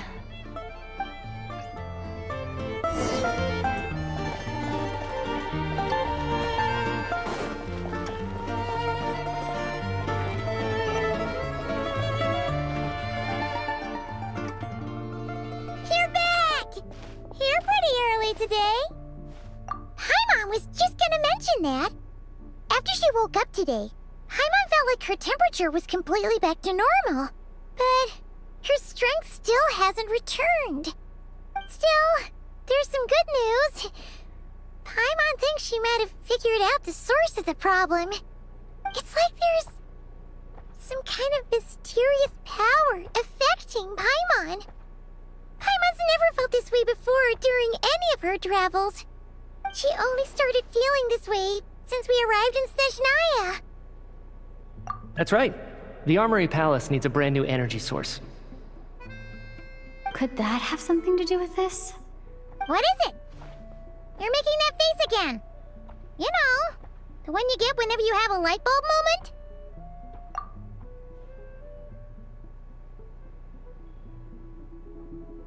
So, they're trying to develop a new energy source here? And you think that might be why Paimon's feeling unwell?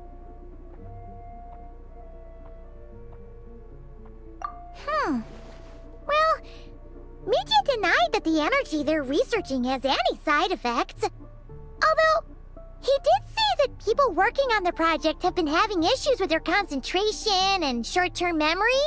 And even so, those are completely different symptoms from Paimon's. It's pretty faint, so it's kind of hard to tell.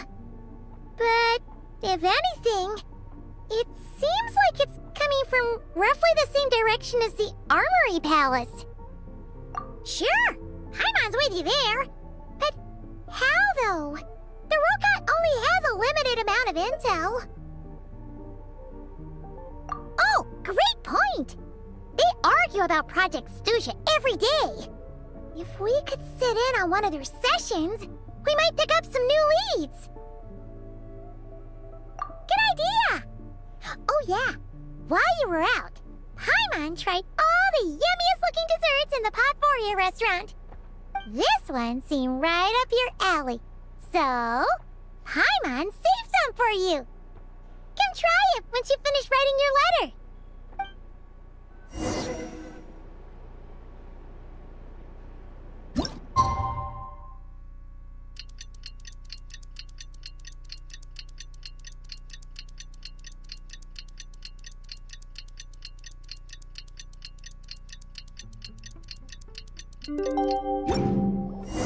Alosha replied.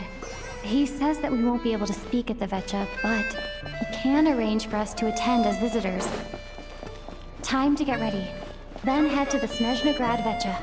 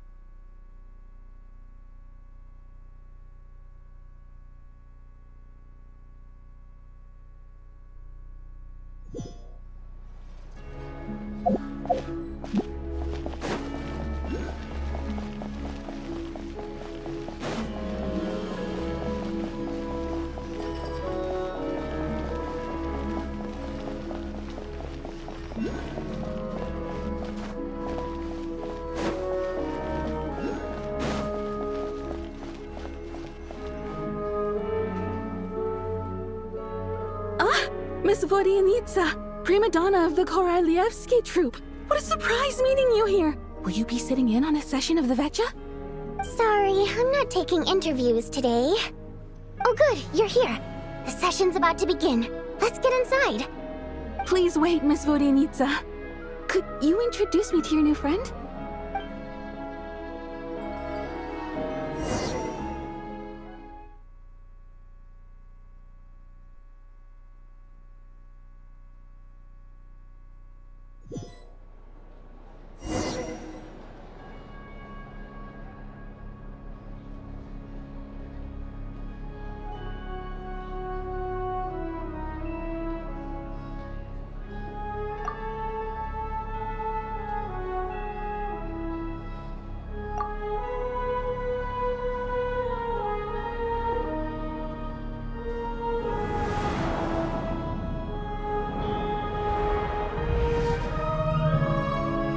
In summary, the energy management commitments made for the outgoing period have been delivered upon.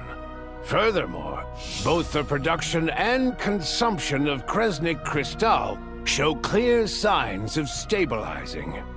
The relevant agencies have assessed the present circumstances and determined that the status quo can be sustained until the next period.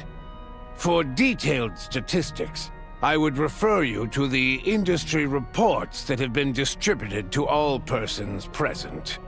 It should also be noted that while the recent blizzards have led to a significant increase in people's energy expenses, this is strictly a short-term phenomenon associated with a remotely located monster. Her Majesty the Tsaritsa is giving her full attention to this matter. We should have every confidence that it will be dealt with swiftly and conclusively. A financial report on disaster relief is also present in this report, courtesy of Pantalone. They cover the same old ground every single time.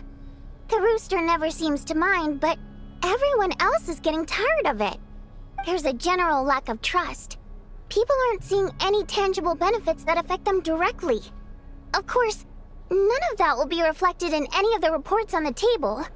Yeah, if it weren't for these hard copy documents, I could have at least made something up. Oh, don't mind me. I'm just out here trying to hit my interview quotas. Bring out the Kvass. Ever read it?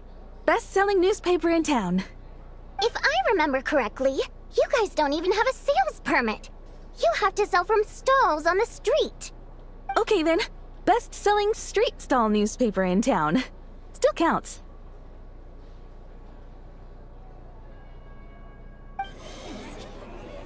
Order! We will now open the floor to the representatives. If there are no further substantive issues to discuss, we will then proceed to a vote on this motion. Snezhnaya has a long tradition of treating members of the Fatui armed forces and their dependents favorably. But recent surveys shows that Fatui families in remote areas have access to 15% less crystal than the average civilian family in Snezhnograd. It's been said many times before, but it bears repeating now. There needs to be a clear and consistent rationale behind how crystal is allocated, or we will soon face immense public backlash. Perhaps you wouldn't need to keep repeating yourself if you would hear me out for once. I say again, true consistency exists only in principle. In the real world, fairness is relative. You appear to treat resource allocation as a simple function of production and population. So what about when the equipment used in production breaks down? Have you factored that into your equation? And do you even know how long it's been since Snezhnaya last conducted a census? If I knew the answers to questions like that, I'm sure I'd be a very wealthy man. And I doubt I'd be going by child. I'd like to bring the focus back to the specific issue I raised. Or do you wish to deny that favorable treatment for Fatui dependents is our long-standing policy? It's easy to be a critic when there's no accountability. That seems to be a running theme in the anti-Project Stuja cohort. Defeat the ringleader and all other problems will magically resolve themselves. That's what they seem to think. But in case you aren't aware, not one jot in my report would change whether Project Stuja continues or not.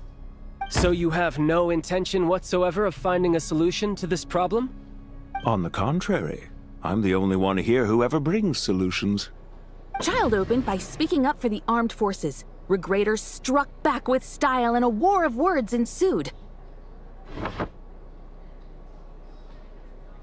Our reporter was live on the scene to get the audience's reaction as it all unfolded. Who do you support?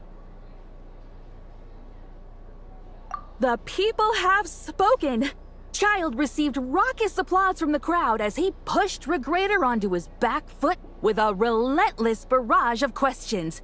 It had to be seen to be believed. Now you see why they don't have a sales permit. However this reporter wants to spin things, I haven't forgotten that Tartaglia was representing the Northland Bank when we first met in Liyue. So, surely their relationship can't always have been this strained. You two are getting off topic. Let's focus on what the data is saying. Mr. Pantalone, may I speak on your behalf? Oh, please do. I'm more than happy to save my breath.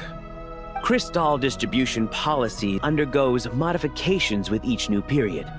The ultimate goal being to find the most reasonable method of allocation, which I believe is what Mr. Tartaglia also seeks.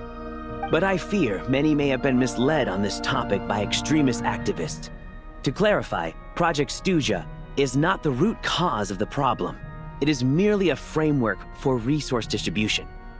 The most recent reports all point to Snezhnaya's resilience and adaptability during this period of fine-tuning, and give clear indications that a distribution framework is improving with each iteration. To make drastic adjustments without first considering the risks would likely do more harm than good. It would be a waste of the hard-won experience we've gained to date. Renowned scholar of finance, Arapov spoke up to clarify the fiscal logic, clearly alluding to social organizations like the Rokot in his words. With the notorious Lelek still active to this day, should the Rokot be held responsible? No, there is someone else to blame. She's just rephrasing what Mr. Pantalone said. The Rokot are the critics he accuses of taking no responsibility for their actions. As for Lelek, you won't have heard of him yet. He's currently the most famous member of the Rokot. Well, more like infamous. Ending Project Stuja has become an obsession for him. Unlike the more decent ones among us, he believes that votes in the Vetcha are all that matter. So whether it's threats, coercion, or bribery, he'll use whatever means necessary to get people to change their vote. And since we're already on the subject, what do you think of Lelek's methods? Are you for or against? Well, whatever the story is, his actions benefit us all. We stand with Lelek. At least someone here wants to take this discussion seriously. I've been considering that issue myself. What you really need is more precise regional data, right? I think it would be easiest to let the Fatui handle it, since they're already in charge of Crystal shipments anyway. We may as well get them to collect some data while they're at it. Whatever you need, you can ask the Fatui to look into it for you. In terms of supervision, I think the Druzhna would be a good fit. I had hoped to discuss this with Miss Vesna, but sadly, she's not present. I will be happy to take a note of your suggestions and present them to Commander Vesna for a decision upon her return. The Commander has always taken a keen interest in Project Stuja. However, given the Druzhna's demanding workload, I'm afraid it may prove difficult for them to provide any practical support. Let us refrain from jumping to conclusions until a concrete and actionable plan is in place. My apologies, Lord Rooster. There are numerous issues to address here, including manpower, time sensitivity, and reporting lines. Nevertheless, I support drafting a proposal. Follow the usual procedure, and it can be raised as a new motion for all parties to evaluate at the appropriate time. In that case, I'd like to share one thought before the proposal is drafted. The issue of time sensitivity was raised just now, which I presume relates to the official reports. In fact, the Energy Commission already collects regular statistics on each urban center and its surrounding area. Would these be of any use? That's a good idea. I read every issue of Sviet Lolaidovka's report, and although my focus is mostly on the section about equipment operation, the energy consumption statistics also yield a lot of insights. Be that as it may, does no one see an issue with using local data to determine Crystal quotas? In the long term, it seems like a very risky solution. Not if they are used purely for reference. So long as we have the report from the Northland Bank's headquarters to corroborate it, no one will be able to fool me. Very well then. It appears that this arrangement is acceptable to all parties. Yeah, sounds good to me. The members reached a provisional consensus on the issue of improving treatment for Fatui soldiers.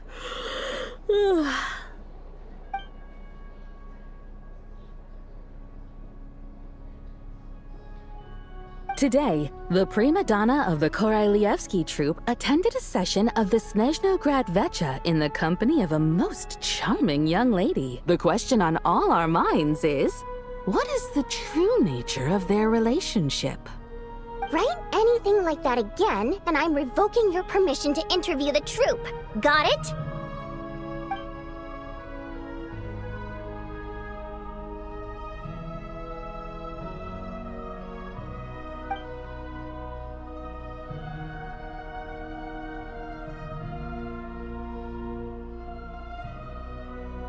Now then, if there are no further contributions from those present, we shall proceed to the final vote. Hey, check it out! What made him vote against? Why now?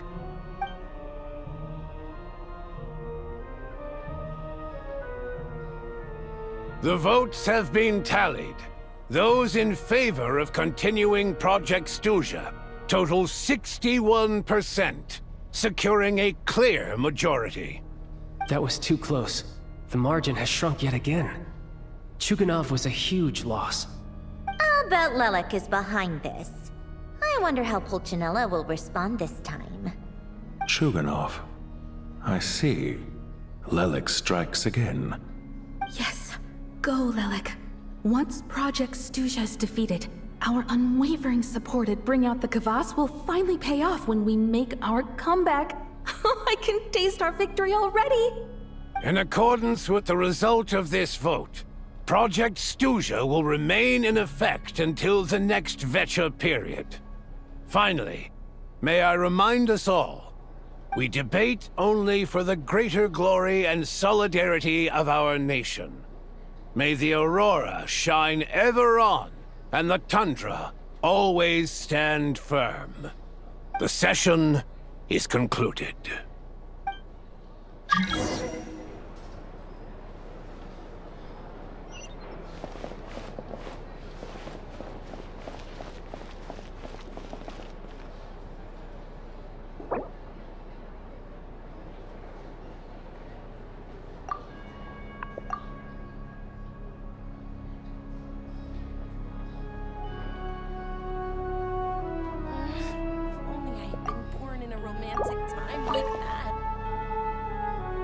I have to say, I really wasn't expecting Chukhanov to vote against Project Stuja. Well, in principle, Snezhnaya's business and political elites ought to be the ones least likely to oppose it. As we heard, Project Stuja is basically just a resource distribution framework that requires everyone to cut back during the winter. But even if the policy got cancelled, the Tsaritsa's energy needs wouldn't suddenly go down. The extra demand from the public would have to be filled from somewhere. So logically, the factories would have to take the hit. I got a letter from Mr. Mitya just before today's session. He said he's confirmed that there are issues around overtime and excessive energy consumption at the Iskra manufacturing plant. In a situation like this, once the Rooster receives the report, he'll order the factory to halt production and submit to an investigation before issuing a penalty. But that's a week-long process, and thus didn't make it onto the Vecha agenda this time. I don't think he suspects anything so far. Exactly. And as you know, he's a very selfish person. I was originally gonna try and flip him after he received notice of the official sanctions. My plan was to convince him that the whole thing was completely unfair. Rather than just sit back and take the hit while his factory stopped production, he'd be better off voting to end Project Stuja. At least that way, no one else would be able to make any money either, because all the factories would suddenly have more limited energy to work with. But now, he's already voted against it, which means someone must have used more forceful means to change his vote. Just like with everyone else who flipped. Yeah, no one knows why Lilac is so obsessed with ending Project Stuja, but by the looks of it, he's inching closer and closer to success. Lilac must have strong motivations, given how he'll stop at nothing to achieve his goal. Maybe he knows the full truth of Project Stuja. Maybe my next step should be to focus on him. All right. What are your plans for the rest of the day? Shall we head out? Hey, comrade. I noticed you were here during the debate. I didn't take you for a political enthusiast. Greetings, Harbingers. I just happened to have some free time today, and my new friend here thought it might be fun to check out the Vecha. Ah, Odette must have introduced you. Looks like you two are getting along pretty well. I'll leave you to catch up. I should head back to the troop.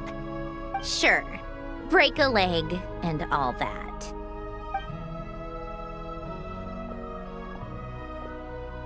Thought it might be fun to check out the Vecha, did you? Things are never that simple with you, Traveler. There's no way you're here for kicks and giggles. Tell me I'm wrong. Oh, yeah. To some, he's a captivating enigma. To others, he's the bane of their existence. No one ever thought that some anonymous nobody from the Rokot could cause such a stir. Huh? You want to look into Lelik? Then I'm sure his days of anonymity are numbered. What do you think, Sandrone? Fine by me, I guess. If the Traveler actually manages to expose Lelik, it'll be doing Pulcinella a favor. In return, it seems fair to let her in on what we've learned so far. My thoughts exactly. Sharing is caring, after all. Head back to Glupov and grab the files on Lelik. It's easier to just pull the records than go through the rigmarole of getting the Traveler a visitor's permit. As you command, child, sir. In that case, since we're going to be waiting anyway, I'll have someone brew a pot of black tea.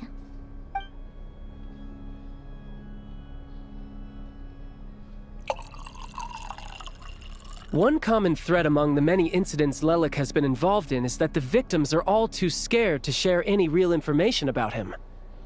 Clearly, he must have threatened them in some way. His modus operandi is to silently infiltrate the scene and leave a threatening letter behind.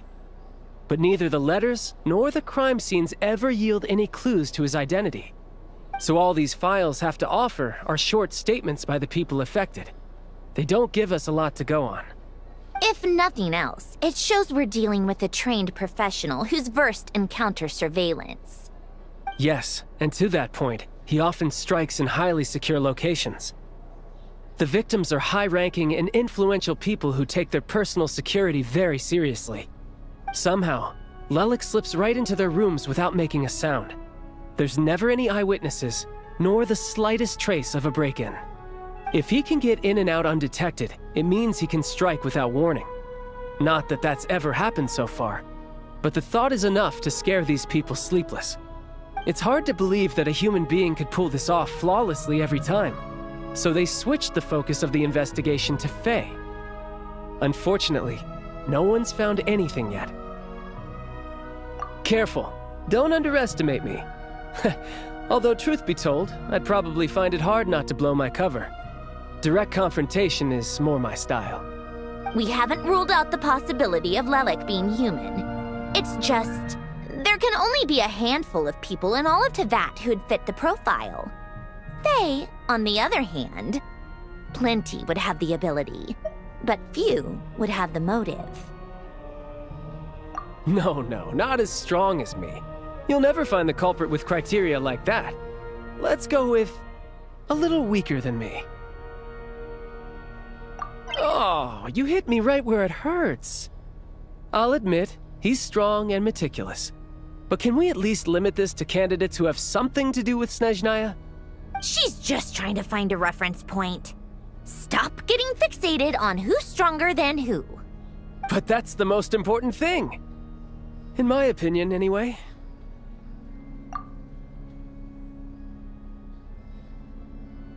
Odette? Yeah, that seems about right. Her skills are solid, and she's always calm under pressure. Except she's Fatui, so the likelihood of her working against us is pretty low. But yeah, much more accurate than your previous example, at least. No, wait a moment. Maybe we should interrogate that assumption. What do you mean? Which assumption? Her Fatui identity doesn't necessarily exonerate her. And when you think about it, the Rokot would be precisely what she needs to conceal her identity. Plus, she wouldn't need to be such a pro at covering her tracks. She'd already know where the Fatui will be and when, so she could choose the perfect time to act. Oh, yikes. I was just thinking out loud. Why is this starting to sound like such a convincing theory? Still, what reason could Odette possibly have for trying to call off Project Stuzha? Arlecchino would be the best person to ask. She knows Odette best.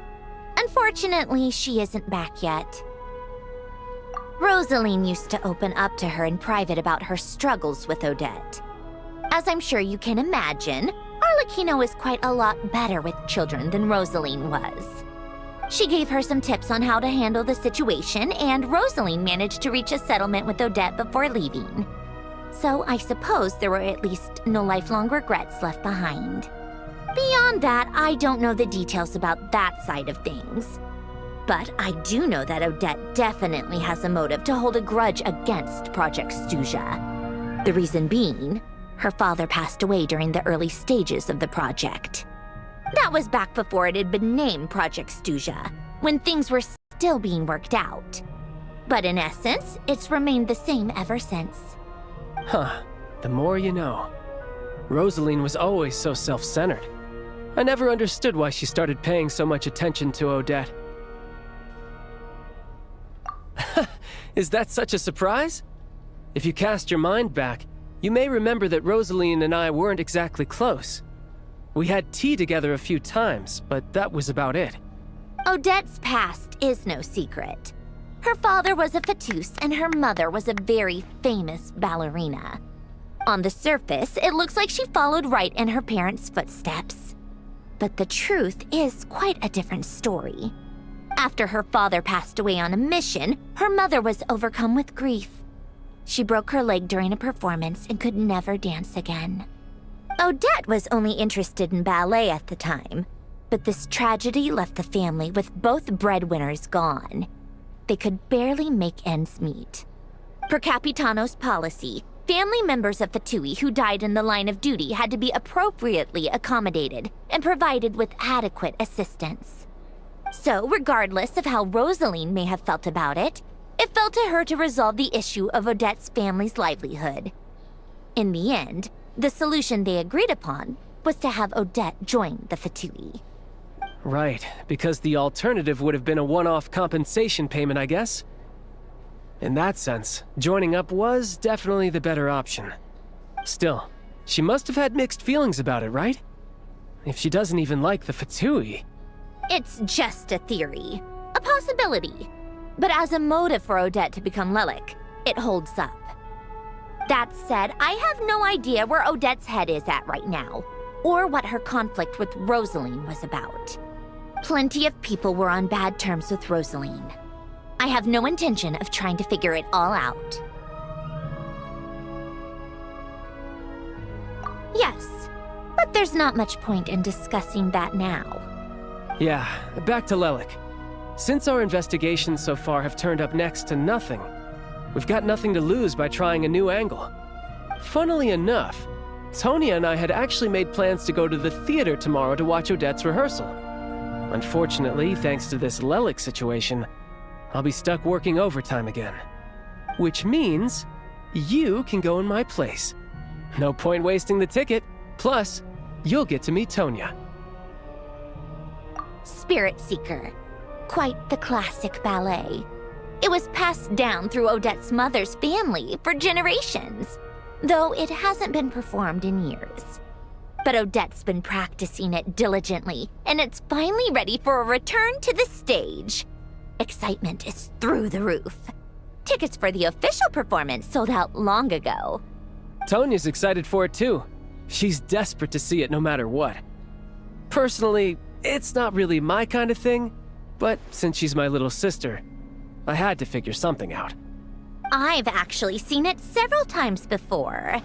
The story's pretty straightforward. The lead character follows a trail of clues left behind by a spirit, gradually recovering her memories along the way. It's a tale of love and regret. So not exactly reinventing the wheel, at least by today's standards.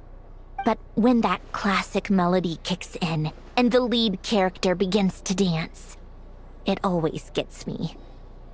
It really is beautiful. Not an easy dance to do justice to, though. I know it's always been Odette's dream to perform this piece, but I'm not sure she's really ready. In that case, I think that even if she is Lelic, we should wait until her performance is over before we respond. I'll let you take it from here, comrade.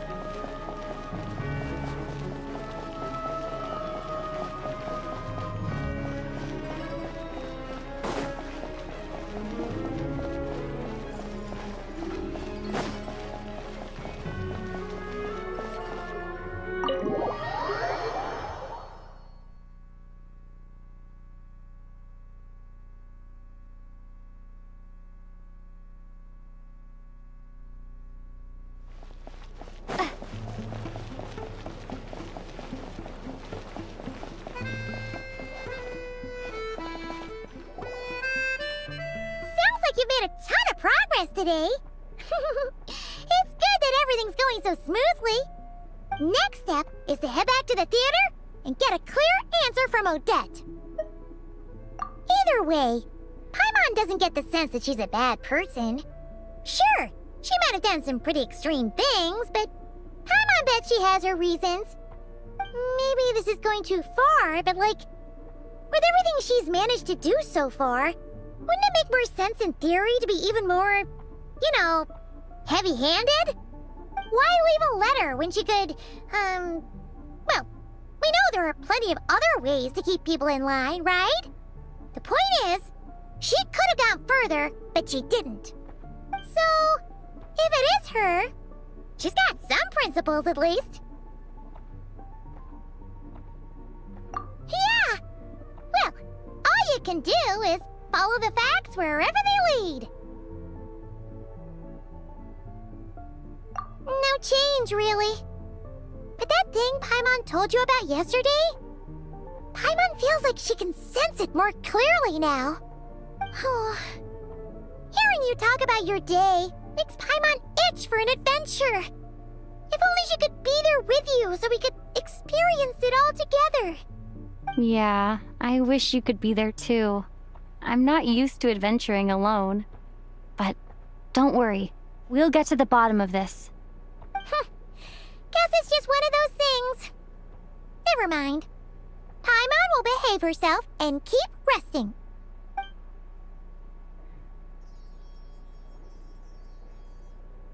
If Odette is Lelek, she may well have inside information on Project Stuja. Her father was involved with the project's early implementation and tragically died in the process. Now, she's dedicated herself to bringing it to an end. It's hard to imagine she could have gotten this far without knowing anything at all about the Tsaritsa's true intentions. When she spoke to us as a member of the Fatui, how much did she let on? And how much was she hiding? Only time will tell. Maybe tomorrow everything will be answered. Hey look! It's snowing! Could be a tough day ahead. Make sure you wrap up warm tomorrow.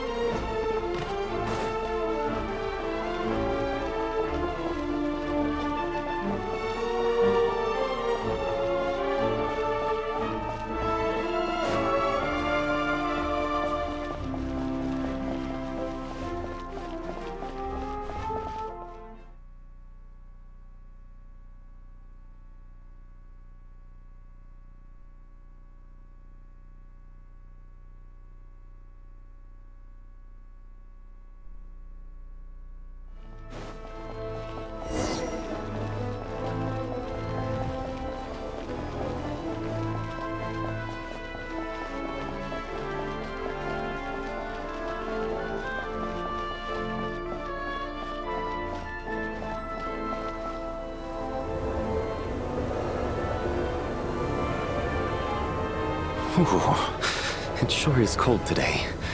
I wonder how much heavier the snow's gonna get. Here to see Odette? I just need to see your tickets for the preview.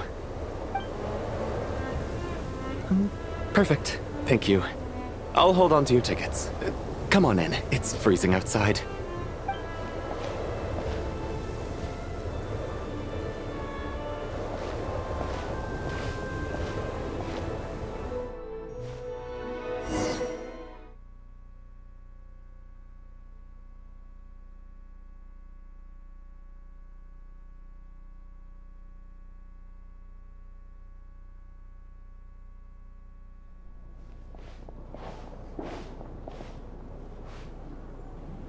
I think I'll leave the Lelek question until after the show's over. Then I'll go find Odette.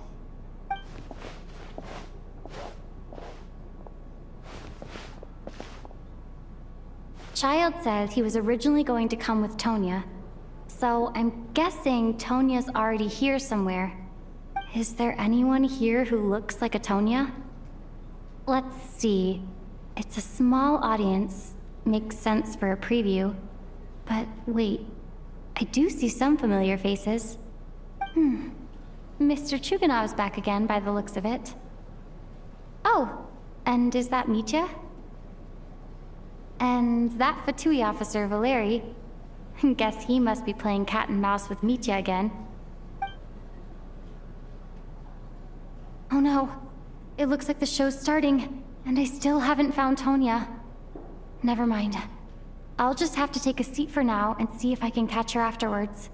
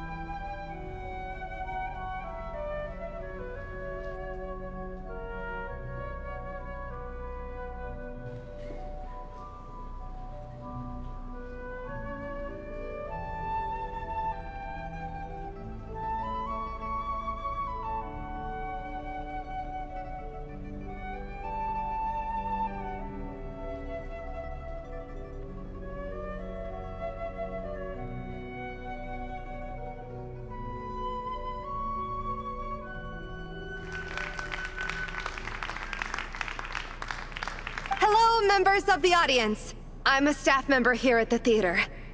Today's performance was a very special one for us, as it marks the first attempt in a long time to revive the classic Snezhnayan ballet, Spirit Seeker. To commemorate this occasion, we would love to take a group photo of the cast, crew, and audience members present today. Could I kindly ask the audience to please come up onto the stage?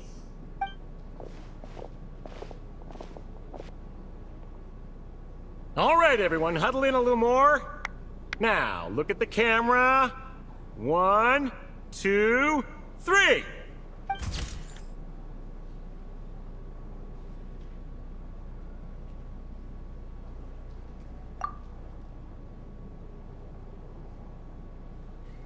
Are you quite satisfied, Mr. Energy Scientist? I rather hope you don't have any other escape plans to add to my workload today. What are you talking about, Sarge? This was simply my way of inviting you to watch Miss Odette's new show with me. And wasn't the performance spectacular? In the future, I heartily encourage you to take a leaf out of my book. Find some soul-nourishing pastimes to enrich your time outside of work. It was indeed a fine performance, but I must correct you on one point. This is not time outside of work. These are working hours. Working hours and non-working hours are just a social construct. Human technology can never advance if we're too rigid in our thinking, Sarge. May we leave now? Already? I mean, I was kinda hoping to soak up the atmosphere for a little longer, but... No? Okay, guess I'm pushing my luck. Didn't seem like too much to ask, but fair enough. Off we go then, Sarge. Back to the land of working hours. Lead the way. That has to be her. She's the only person in the audience around Tonia's age. Excuse me? Are you Tonia? Huh? Your brother's busy today, so I took his ticket. Don't worry about him. He's fine. Oh, okay. Sorry for the trouble. What's wrong? Are you sick? No, I'm fine. It's nothing.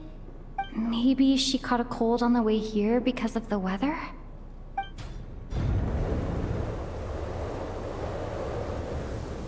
I haven't seen snow like this in a long, long time.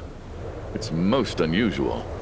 I know. It's completely white out there. You can barely see a thing. I've never seen such heavy snow in my life. Let's wait it out for now. You'd be lucky not to freeze to death in this weather, let alone find your way. Well, look at that. Maybe we shouldn't be in such a rush to get back after all. What do you think? Let's wait and see. Why do you need to take it so seriously? Fate has given us this wonderful chance to take a break. We owe it to ourselves to make the most of it. Come to think of it, there's a small inn not far from here that always keeps plenty of extra blankets on hand for guests. I know the route well.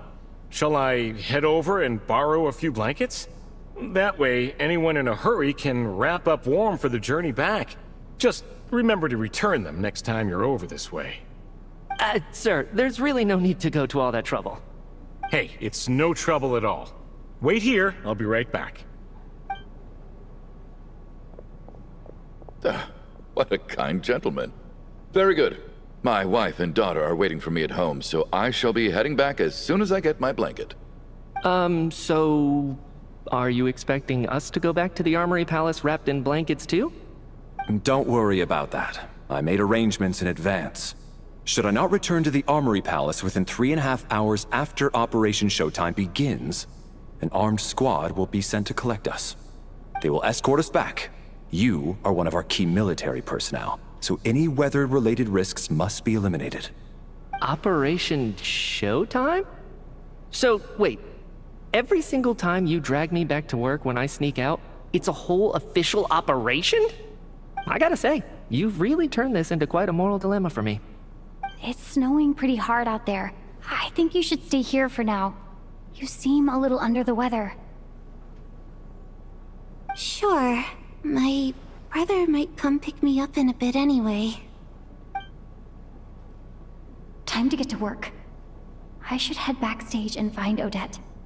I need to look her in the eye and ask her about Lelek. Excuse me, are you looking for someone?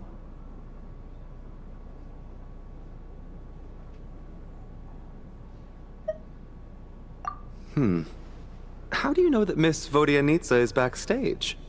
Unless... oh! Are you here at Mr. Chuganov's behest? Sorry, but that area is currently off limits to everyone except the cast and crew. Huh. Bad timing, I guess. Well, I might as well stick around. I doubt Odette will be leaving before the snow lets up in any case.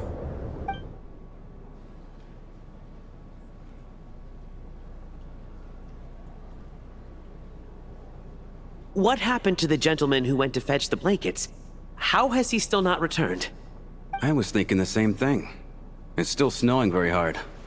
Do you think something might have happened to him? Whatever the reason for his delay, I must say I hate nothing more than people who make empty promises and fail to deliver. Well, I have to treat my employees like that on occasion, but that's different.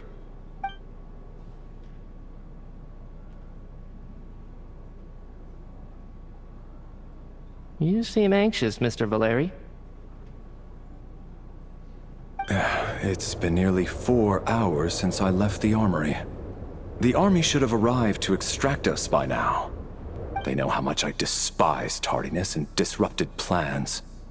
There's simply no reason that they shouldn't have shown up by now, barring exceptional circumstances. Surely a snowstorm like this one counts as such. Few things in this world can stop the Snezhnayan army, Mr. Mitya. And a snowstorm is certainly not one of them. Why don't you go out and take a look? They might be right outside, waiting for your orders before they dare come in. An absurd hypothesis. I have no intention of leaving your side for even a moment until I have escorted you back to the Armory Palace. This doesn't look like an ordinary snowstorm to me. That guy who left earlier, it looked like he just vanished into thin air.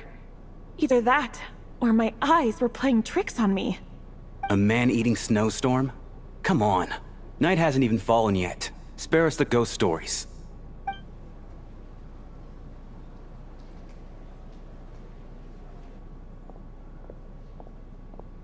Traveler, didn't know you were coming today. How come you didn't say anything? Oh, right. I assumed you were looking for me and Vodyanitsa. Odette's still backstage. Whoa, that's quite a snowstorm out there. I've been working backstage this whole time, so I didn't even notice. No wonder the audience hasn't left yet. Huh. Is weather like this rare even in Snezhnaya? Yeah, snow like this. I'm sure I've seen it out in the wild before, but never in the city. Actually, I take that back. I don't think I've seen snow this bad even in the wild. This is something else. It's not normal. If even Alosha thinks snow like this isn't normal, could it have anything to do with that monster people have been talking about? We can't stay cooped up here forever. Someone needs to go out and take a look. No need. I have plenty of experience with snowstorms. Besides, I work here while you're an audience member. I should be the one to do it.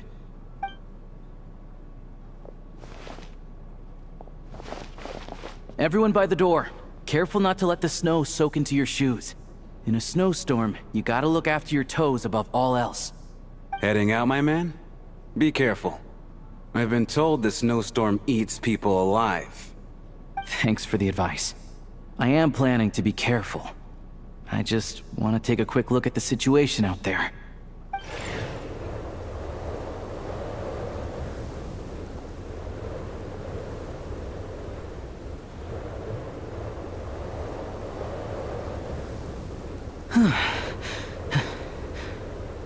He's back! He's back! How was it? What's going on out there? Did you see any soldiers patrolling the area? Something about this storm isn't right.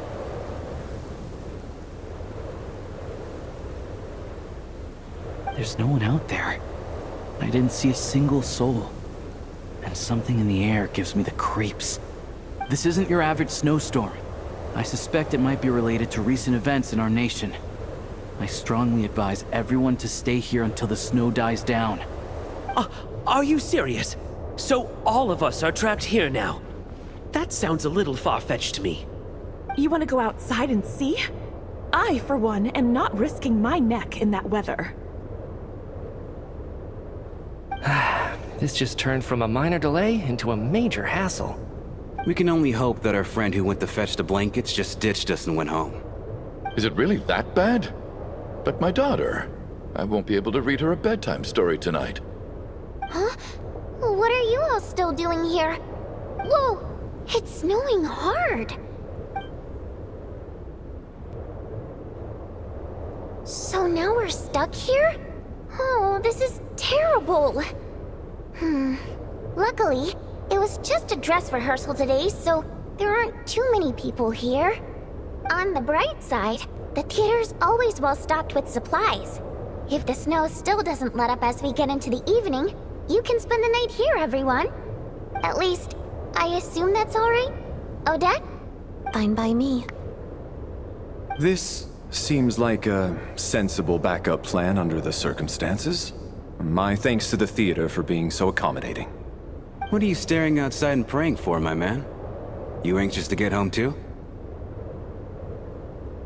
Oh, your majesty the Tsaritsa, I beg you, please do not let tonight's snowstorm stop. This is a golden opportunity to spend the night under the same roof as the two top stars in all of Snezhnaya. It's a once-in-a-lifetime experience. I think I've changed my mind. Sir, if you you so much as look at us funny, you'll be seeing stars in a whole other way. Behave yourself, or you'll be begging for that blizzard. It's getting colder. We need to keep the indoor temperature up. Close the door and lock it tight. Let's head somewhere warmer.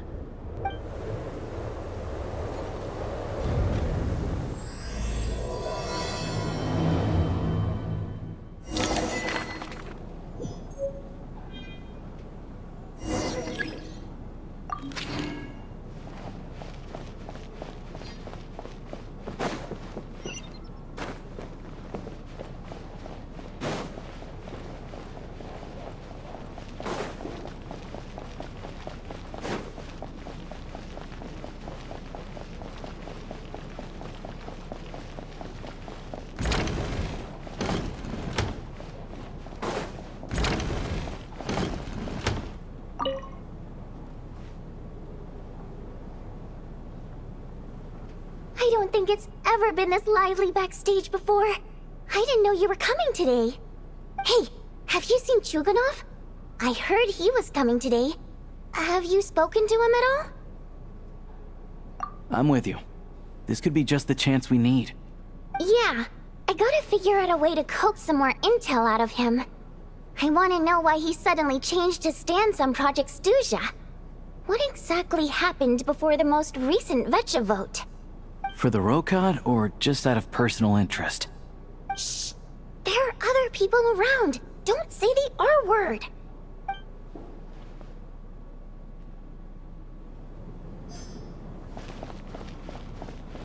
I have to say, even though today was a rehearsal and there were some hiccups along the way, Miss Odette's performance was one of the best I've ever seen, even compared to an actual show. Oh, I couldn't agree more, especially considering the weight of the subject matter. It takes a truly seasoned professional to do justice to a theme like love and regret. Do you think we were coming on too strong? Odette's ignoring us again. What about you? What did you think of today's performance? Huh. That's actually a more insightful critique than I was expecting. My mother would agree. She's always thought that was my biggest flaw. Maybe I need to work on making my facial expressions appear more natural. I'll make sure to save a ticket for you when the show's performance ready. This doesn't seem like the time or place to bring up the subject of Lelek. I need a chance to speak with her in private. So unfair. Talk about double standards. And now it looks like I've been spotted.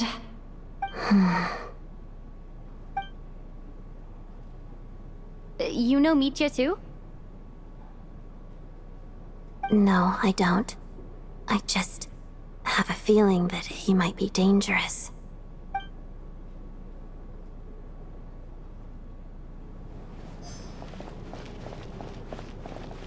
This is highly irregular. A delay of over an hour during an operation like this theoretically warrants a Harbinger-level response. I wonder what the issue is.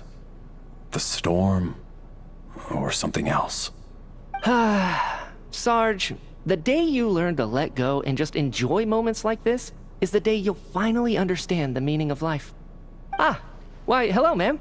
I believe you were the one sitting at a nearby table back at Podvorye Restaurant. Any friend of the theater's star performers is a friend of mine. It's a pleasure to meet you. I'm Mitya, from the Energy Commission.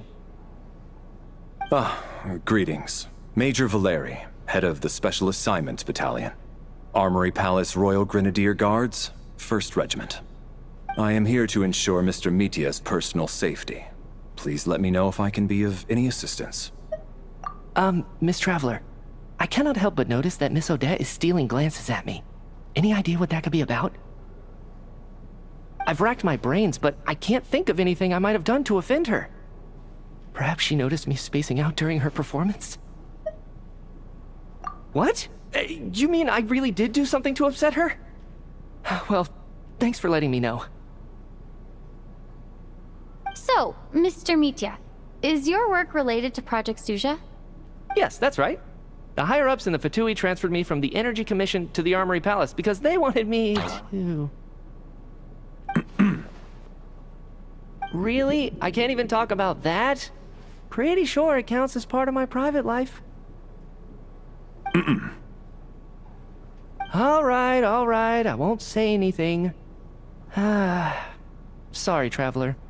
As you can see, I'm afraid this pleasant chat will have to end here.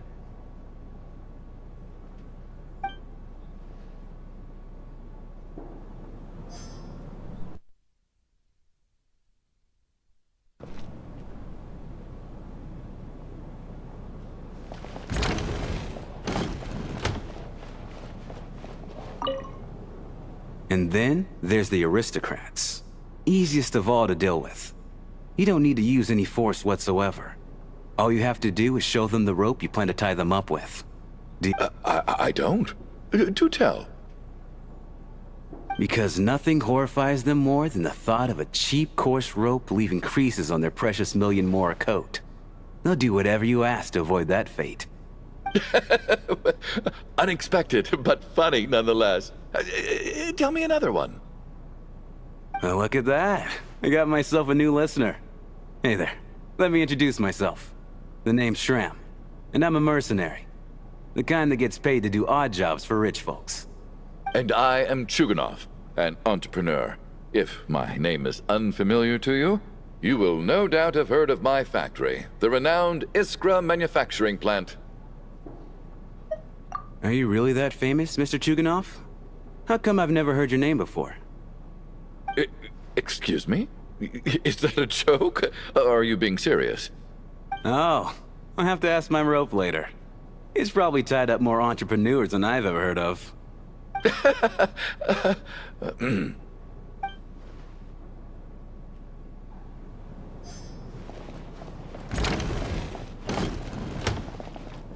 My husband has major trust issues. To him, I doubt even this snowstorm is a good enough excuse for me to stay out all night. That's the price of marrying into wealth. You'll get used to it. I'm not about to stop you if you want to leave, but don't drag me along. Hello? Can I help you?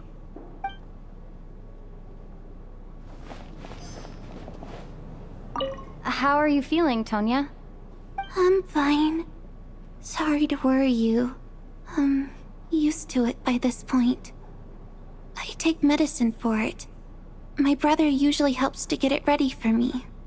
Child must take great care of his sister. He's never mentioned Tonya's illness, though. You know, I actually find this whole thing kind of exciting. Stuck in a strange place thanks to a snowstorm. Having to spend the night with a bunch of interesting characters. It's... exactly.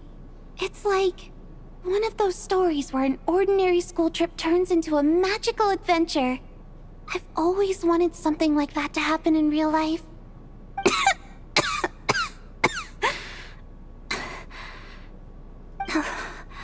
I'm fine, really. Just got a little overexcited. Look after yourself. Otherwise, your brother will come after me.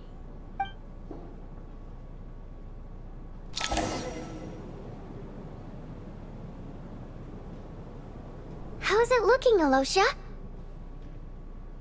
No change from this afternoon. Heavy snow with no sign of slowing down. May I have your attention, please? The storm is unlikely to stop tonight, and it'll be even more dangerous outside at night than it was during the day. We at the theater owe everyone here a duty of care. Therefore, we strongly suggest that you stay on site overnight and avoid going outside unless absolutely necessary. In a few short moments, we'll give you a tour of the theater's various quarters. You can choose to sleep in the VIP room, the office, or backstage. Or on the stage if you'd prefer. We won't mind. I'll pass on sleeping on the stage. What if the snow is stopped by tomorrow morning? The early birds in the audience might think we're part of some experimental new show. A drama about sleeping? That could be fun. Maybe we could come up with a title for the production. What? Gotta admit, I didn't get that one. Anyone who doesn't wish to sleep on the stage, please follow me. I'll show you to the rooms.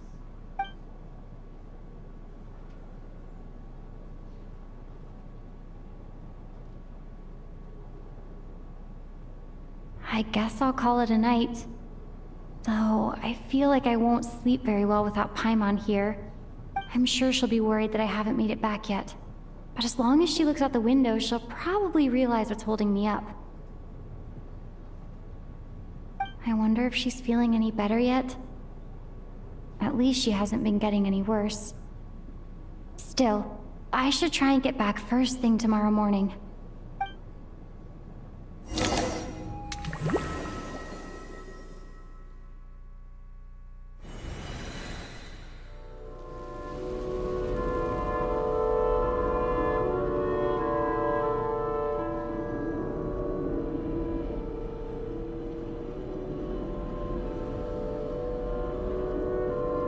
Ah, finally!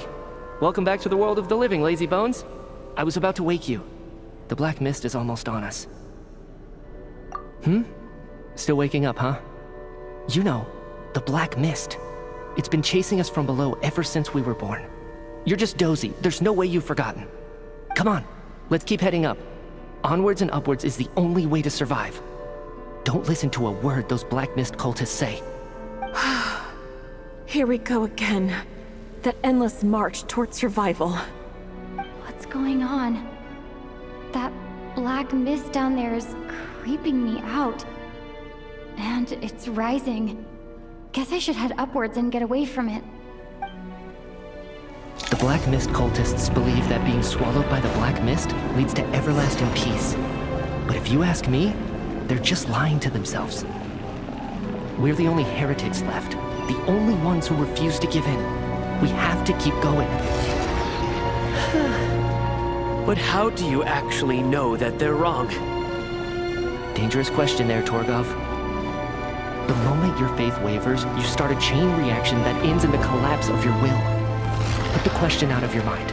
Stay strong and believe that the black mist means certain death. Okay, but it's not my mind. I can't do this anymore. I've had enough of being forever on the run. What's the point of it all? All this will pass eventually, I promise. Keep fighting. It will be worth it. You accuse the Black Mist cultists of being liars. But you're lying too.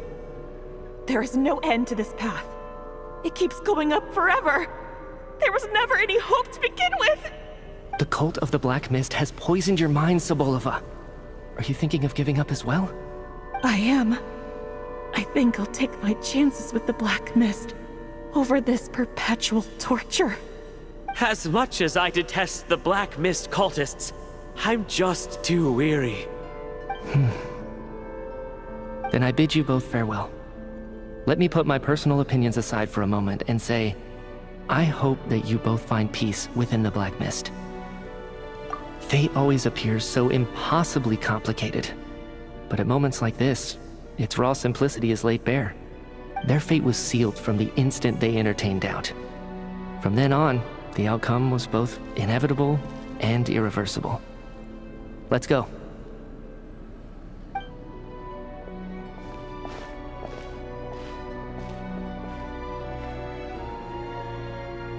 Torgov and Sobolova are gone. I never thought the day would come when even they would be swallowed by the Black Mist. It's just you and me now. Yes, it looks like it's satisfied. For now. This happens from time to time. But it won't be long before the Black Mist starts chasing survivors once again. No one knows how to stop its advance for good. Well, we should make the most of the precious moments of rest that those two bought for us. Huh? Are you really that sleepy, traveler?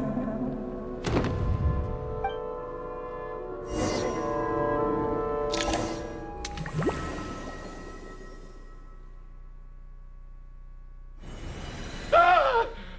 Help! Somebody, come quick! What is it, Chuganov? What's wrong? Huh?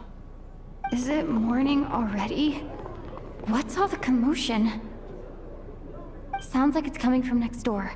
I should check and see what's going on.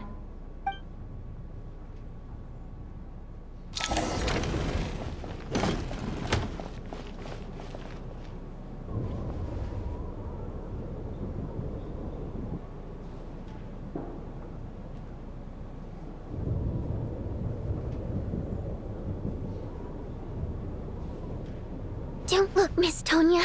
Stay here. Okay. What happened to them?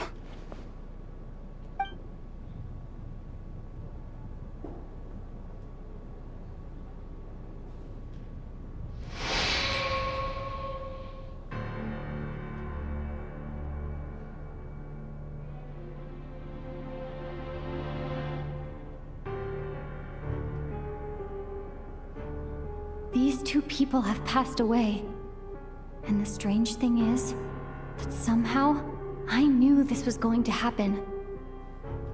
Have I seen this moment before? Or did I have some kind of premonition? I can't remember what it was. Let me take a look.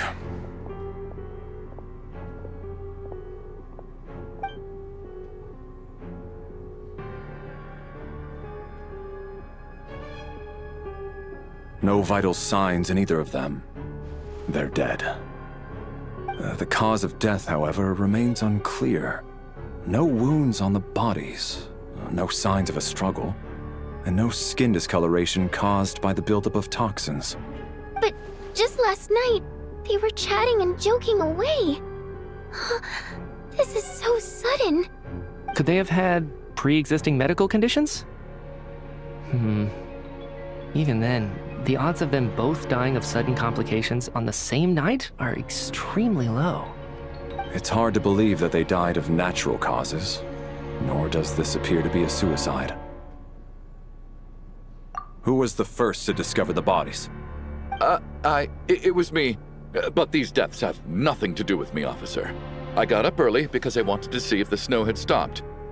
Then I noticed that the door to this room was open, and it looked like there was a man and woman inside. I just went over to see what was going on. I had no idea they were... I can corroborate this. I was doing my morning exercises near the stage. When I saw Mr. Chuganov heading this way, I followed him. I can also confirm that I didn't see a single person approach that room before him. The snowstorm was raging all night, and it's still going now.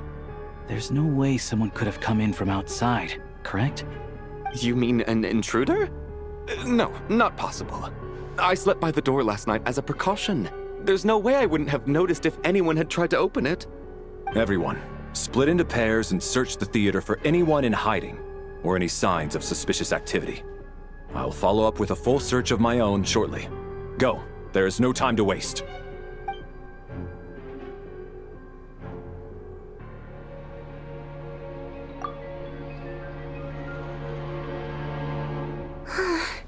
Nothing on your end either?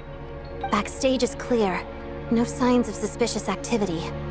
We checked the basement. Also clear. I don't think there's anywhere here that a living person could hide.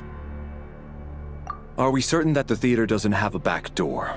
Or any tunnel or passageway wide enough for a person to fit through? No, there's nothing like that. If people were sneaking in through some secret tunnel to avoid buying a ticket, we'd have sealed it off ages ago. I also checked the windows. All of them are locked from the inside, and there's no sign of anyone entering or leaving. It sounds like we can safely rule out the intruder theory. If anyone came in during the night in this weather, there'd be no way for them to avoid leaving footprints or water stains. This can only mean one thing. It's like one of those murder mysteries you see in novels and plays, isn't it? The ones where the killer is... one of us. We can't quite jump to that conclusion just yet. Could he be right? It's hard to imagine something like that happening in real life. Set in a theater during a snowstorm, a murder takes place and the killer is among us. It's such a classic trope that it seems... unbelievable. Looking at who the killer targeted, and the clean entry and exit, it all adds up. I know what this is. It's obvious now that I think about it. What is? What have you figured out? Both victims were wealthy, well-known local merchants. And the door was deliberately left open, so I would discover the bodies and witness the crime scene first thing in the morning. Such ruthless methods. This was your doing, wasn't it, Lelek? Lelek? You mean Lelek is among us? And he's the killer? Lelek. I know this code name, member of the Rokot, anti-Project Stuja, always works alone. I've read the case files at the Armory Palace. Walk me through your reasoning, Mr. Chuganov. What do you know about Lelik?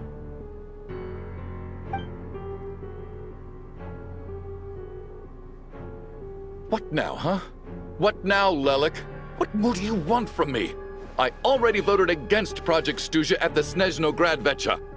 You snuck into my house the other day while I was asleep. Left a threatening letter. And I did all that you asked. But Project Stuja cannot be so easily shaken. Not with the rooster in charge.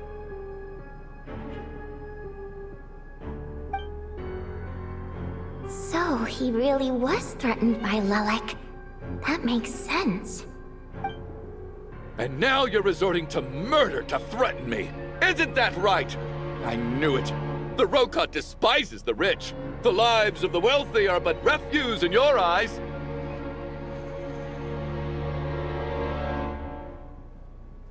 Show yourself! Which one of you is Lelik, Tell me! I'll do whatever you want! Just stop playing these mind games!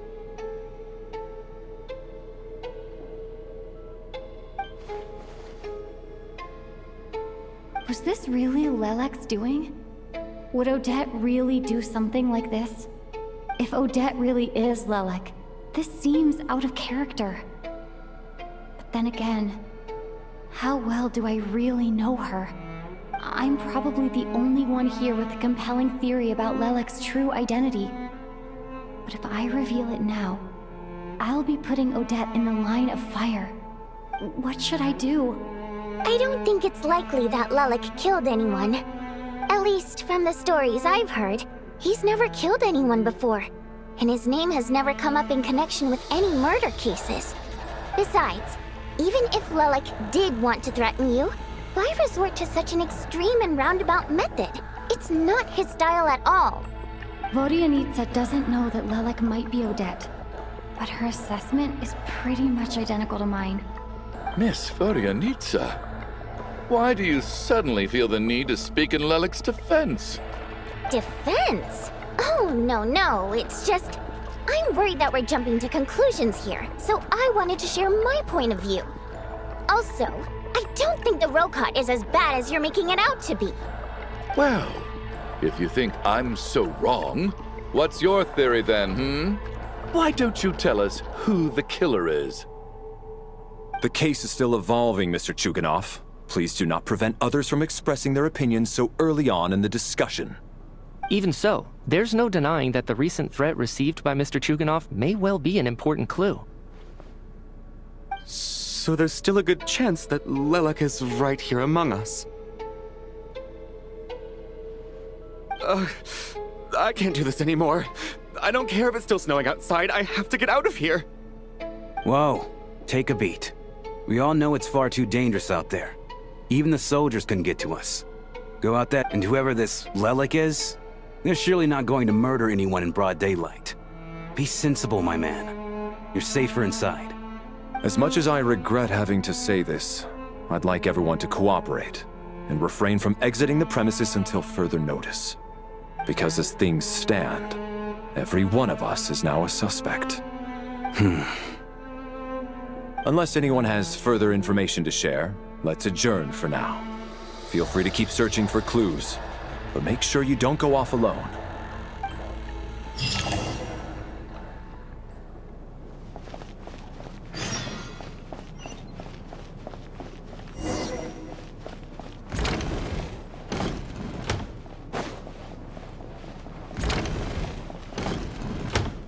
You're right, that was my bad.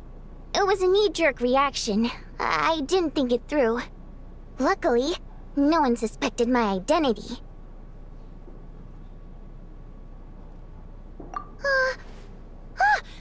Oh, phew.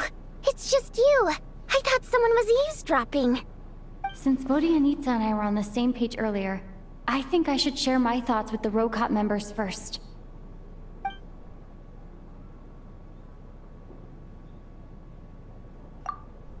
Whoa. Are you serious? I don't know if this counts as gossip, but It's definitely on track to be the juiciest this whole year. Odette? Really? Odette? Oh god, how dumb does this make me look? Lelek has been right under my nose this whole time, and I didn't notice a thing. Actually, it's exactly what you'd expect. Sometimes, hiding in plain sight is the best strategy. And now that you mention it, the more I think about it, the more sense it seems to make. It all adds up. What are we up to now? 1, 2, 3, 4... Odette's identities. She's my coworker, specifically a ballerina, and also a Fatous, a member of the Rokot. Now, Lelek. It must be so exhausting. I just want to give her a hug. I guess since I've always known her as a member of the Fatui, it never even crossed my mind that she could be involved with the Rokot, let alone be Lelek. I don't understand. If she's with the Fatui, what reason could she have for being so opposed to Project Stusha? Probably best if you ask her that in person. Well, since you waited until now to bring this up instead of announcing it to everyone earlier, does that mean we're all on the same page here? Yeah. Lelek may not follow orders from the Rokot leadership, but as far as I'm concerned, she's never crossed the line. If anything, her actions benefit the poor. We need to confront her face to face.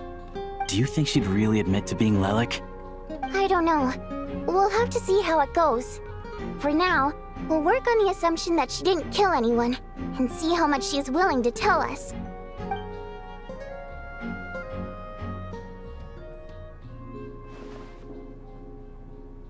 Now's her chance. Odette's alone. Let's go. Hey, Odette. What is it, you guys? Shh. Keep your voice down.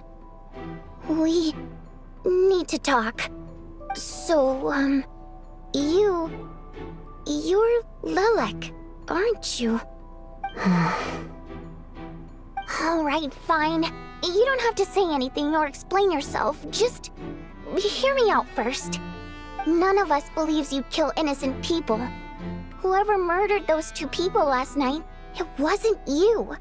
The Traveler was the first to figure out your identity, but she kept quiet during the discussion just now. Still, it's clear where the group consensus is heading. Everyone believes Lelek is the culprit. If your identity is exposed, you'll be in a really bad spot. We're your colleagues, and we know what kind of person you are. I don't want anything bad to happen to you. So, can you clue us in?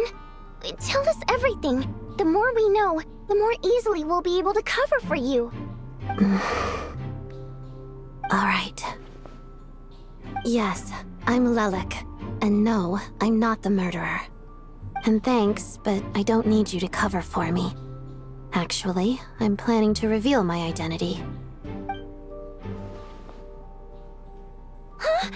You're gonna reveal that you're Lelek? Here? That's right. I'll admit I was surprised at first when Chuganov guessed that I was here. It was just a lucky guess, but it caught me off guard. But after taking some time to assess the situation and confirm where everyone stands, I don't believe I have anything to worry about. Are you sure you don't need a second opinion? Given the circumstances... Mr. Valeri! What?!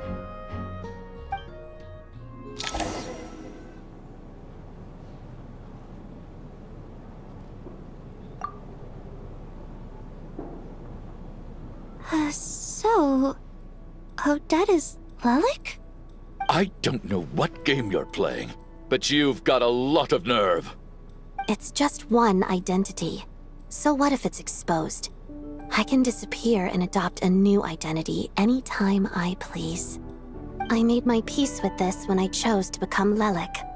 But more importantly, I promise I am not the murderer, which means that someone else is.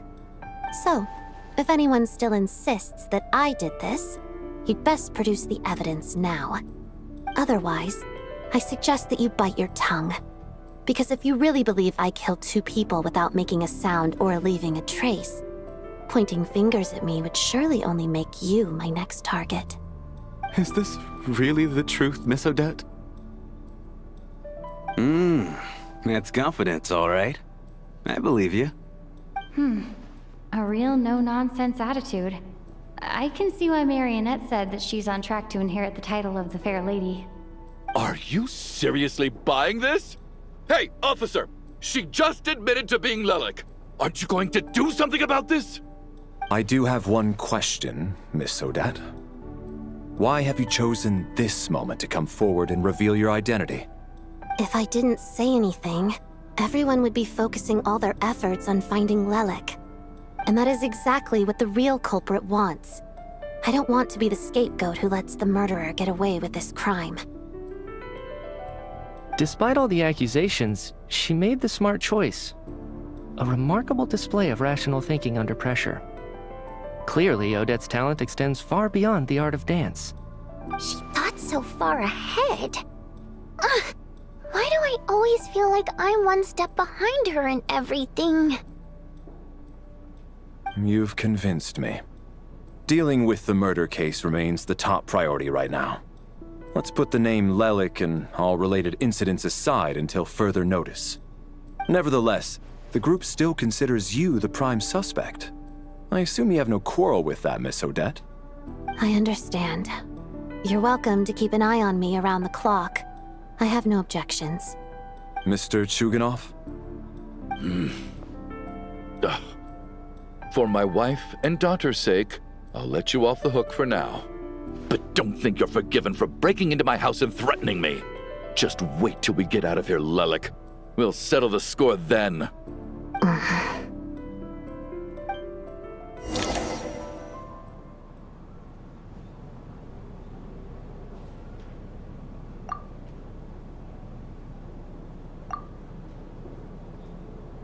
Good work, Lelek Guard Team.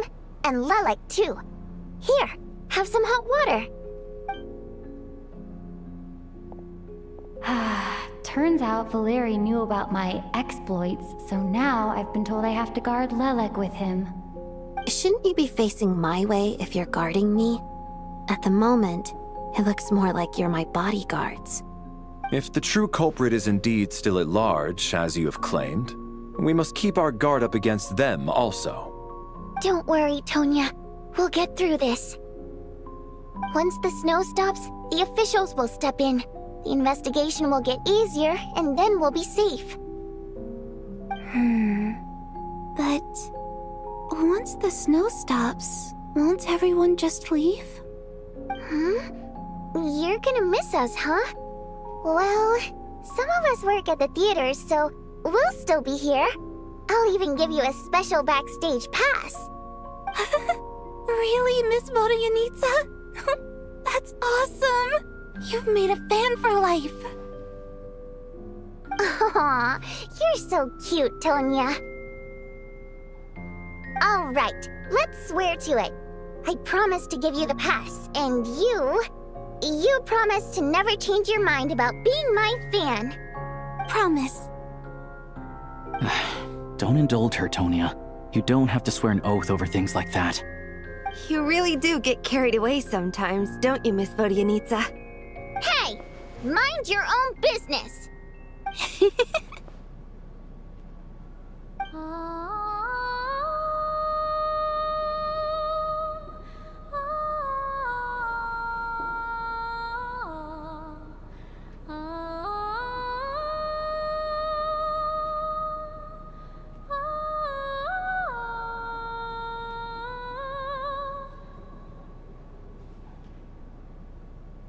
Don't be nervous, Miss Wateramp.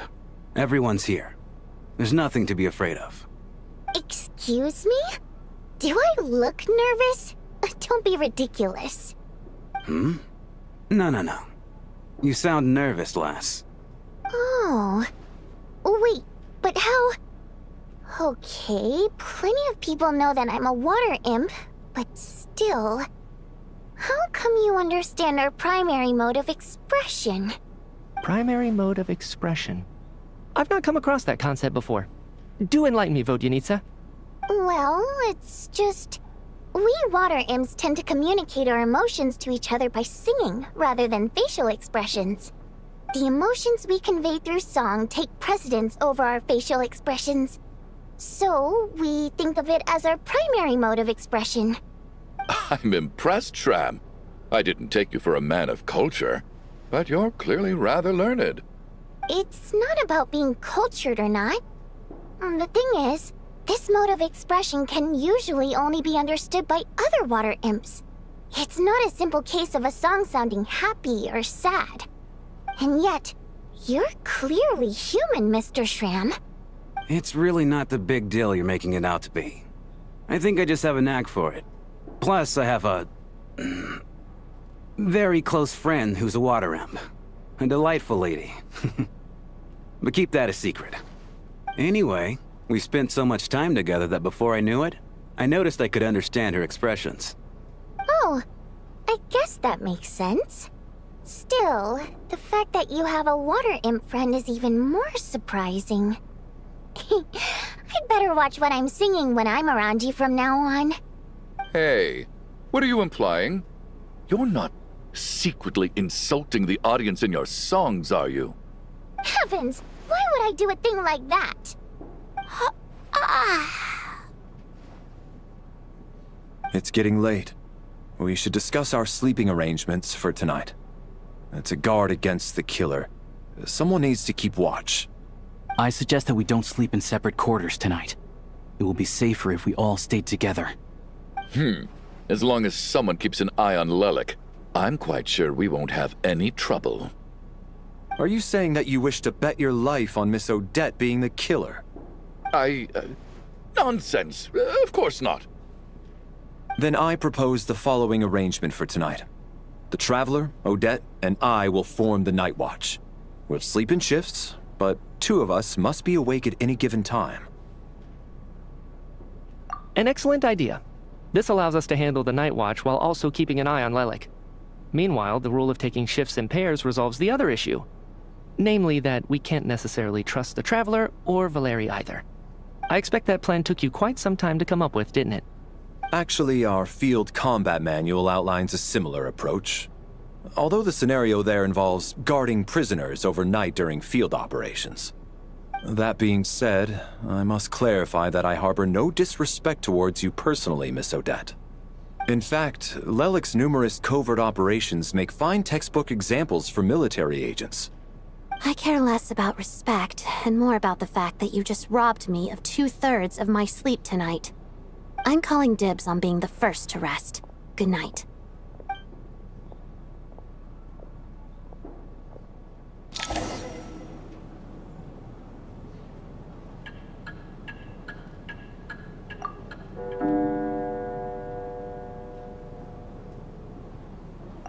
It's almost time. We should wake Odette. How are you faring? Oh, not going to argue with that. I'll take a quick nap. If you start to feel sleepy, wake me up anytime. It's finally time for Odette and I to share the night watch. I should wake her up.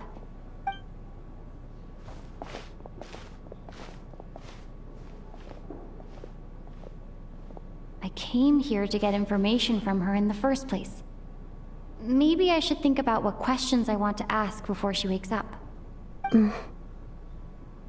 How long are you gonna keep staring at me? Couldn't sleep. My mind's been running haywire. Plus, there's something I've been meaning to talk to you about.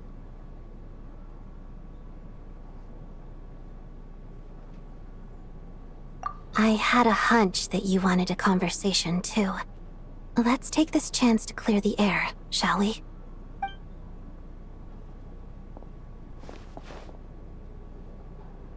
I just had a simple question for you, really. It's, Rosaline. In her final moments, did she have any last words or anything? I see. Well, that was all. have no other questions. No. She was utterly ruthless in pursuing her goals.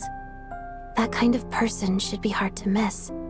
And yet, even though I never approved of her methods, and she was an abrasive person, the fact remains that I am indebted to her. Oh, she told you. I guess that makes sense. I think she and Rosaline were on pretty good terms.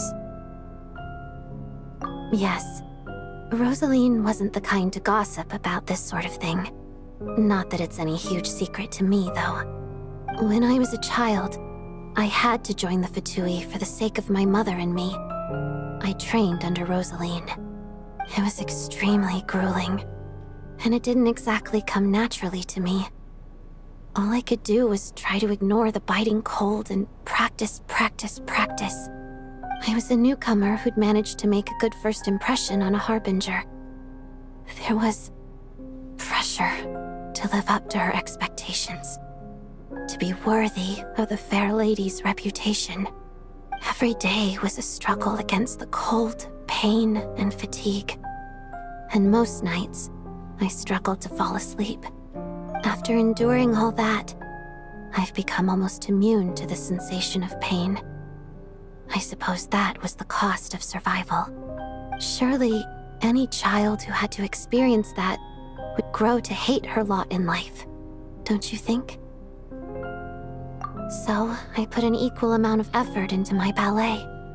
Because in my young mind, that was the only way to defy my fate. It was my way of telling her, the Fatui's demands and your expectations of me are not what I wish for. One day, I will leave. I think she probably blamed my poor performance in training on my passion for ballet. She knew my heart wasn't in it. One time, when I was secretly practicing a dance at night, she suddenly showed up. I knew she was there to catch me red-handed. I told her, "You don't deserve to watch the dance I learned from my mother." She looked stunned. I guess she was surprised that I lashed out first, before she had the chance. But strangely enough, on that occasion, she wasn't fierce with me like she was during training. Instead, she fell silent for a moment, and then left. After that, she never interfered with my dancing or asked me how it was going. She never came to watch me dance again either. Not even once. She was. But even now, whenever I take out this core Ignis, I can't help but think of that night. Of the look on her face. Sort of. Although gift might be too kind a term. This is her flame sealed within ice.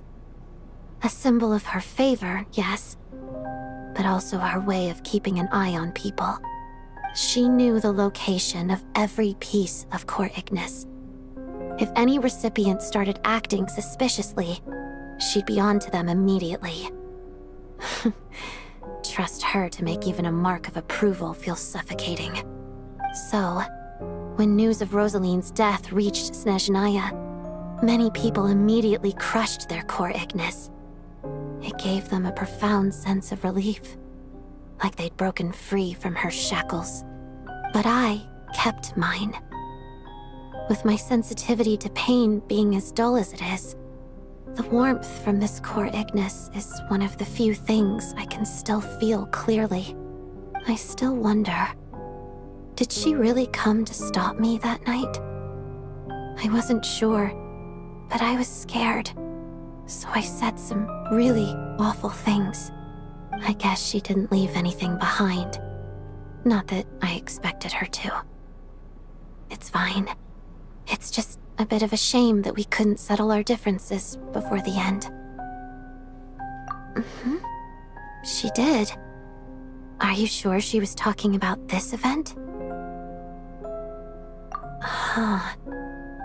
No, she didn't.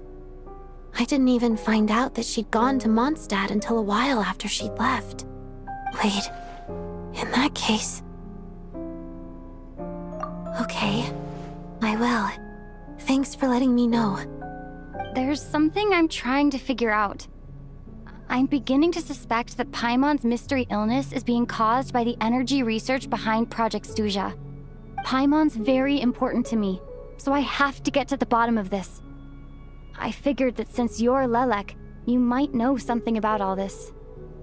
The ultimate goal of this energy experiment is to create a weapon for the final battle.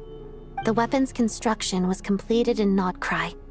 Now, all that remains is to arm it with a sufficiently powerful energy. Yes, the weapon's development and all the related experiments are overseen by Lord Piero, the Jester, and the lab is located deep within the Armory Palace. I'm not sure why this experiment would be making Paimon feel unwell, though. The best way to get to the bottom of it would be to go there in person. Once we get out of here, I'll help you apply for an entry permit. And I'm hardly the organization's proudest member, as you know. You answered my question about Rosaline. I want to do you a favor in return. It's that simple.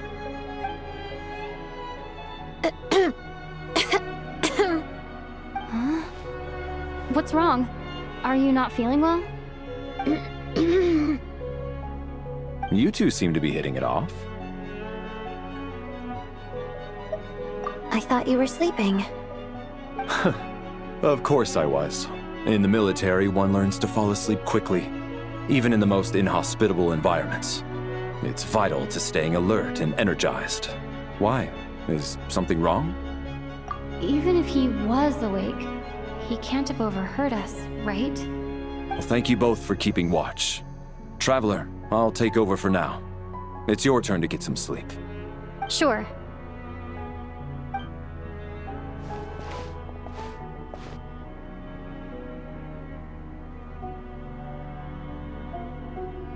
This is our second night here, but at least I found out a little more about Paimon's condition. I hope she's been sleeping well the past couple of days. Huh. Why do I feel like I'm being watched? Seriously? Is this payback for when I stared at her earlier? But I thought she was asleep. Never mind. I'd better try and get some sleep myself.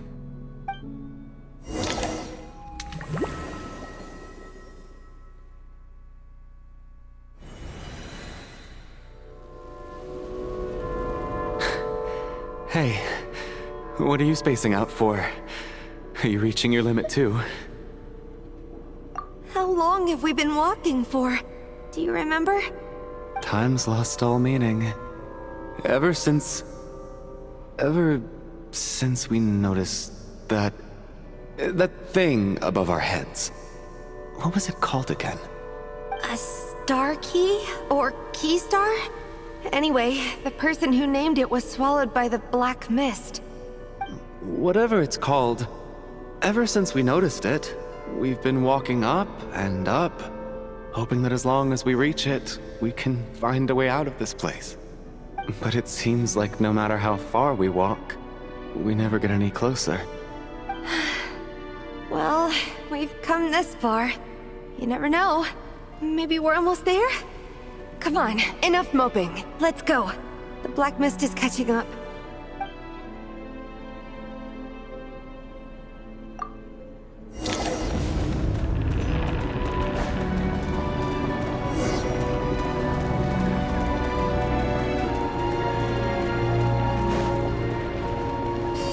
Monsters! Watch out! Not again! I've lost count of how many times we run into them. Be careful!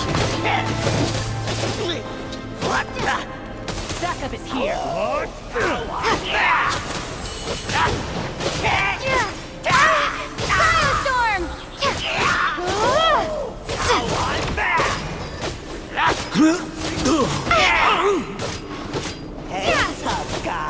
is here!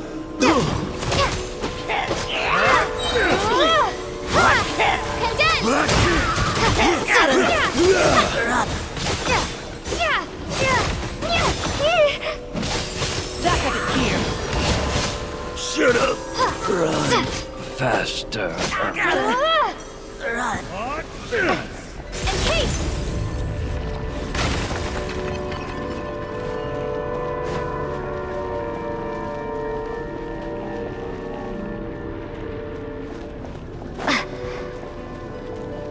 You wanna fight? Let's go! Here they come again! Get ready! Having second thought?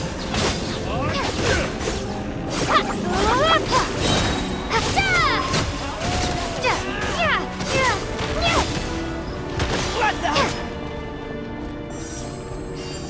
Cryostorm! Bombs away! Gotta... What the? What the? What the? Condense!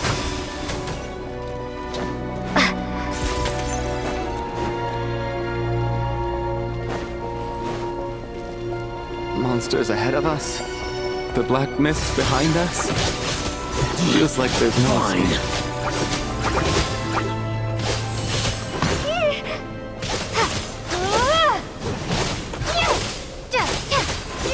Shut up!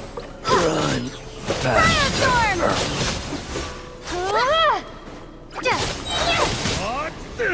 Fighting frog!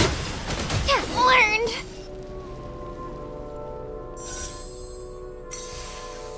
Are you hurt, Coolish?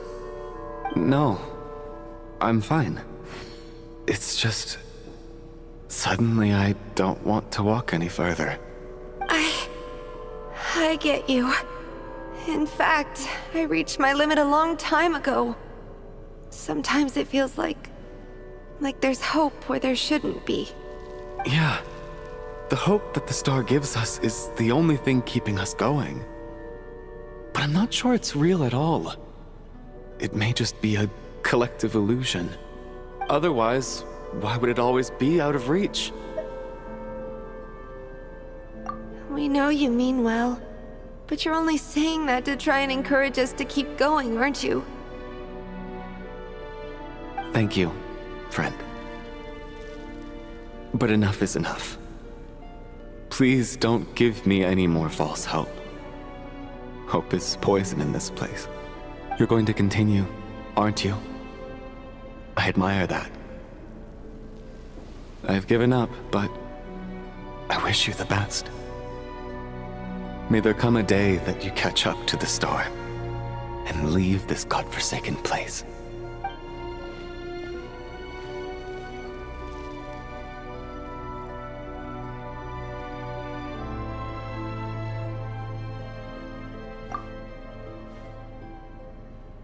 It's not an illusion.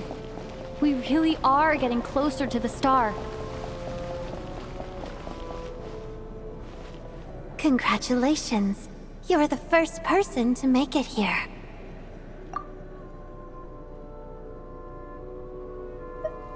I'm the star's envoy. The black mist has stopped rising. Its hunger is satisfied for now, having devoured your two companions. This is a good opportunity. I'll let you get some rest before we continue. What do you mean, leave? The star represents the starting point. It's the waypoint for the beginning. Congratulations on reaching the starting point. Once you are ready, we will head out and walk upwards. I will be right by your side the whole way.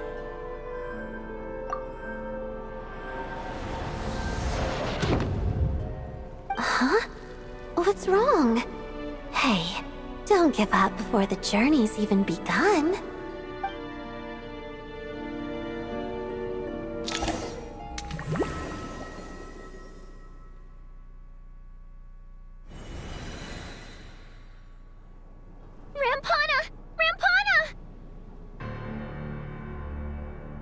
Is that Vodyanitsa's voice? What happened? Coolish, wake up! Please wake up!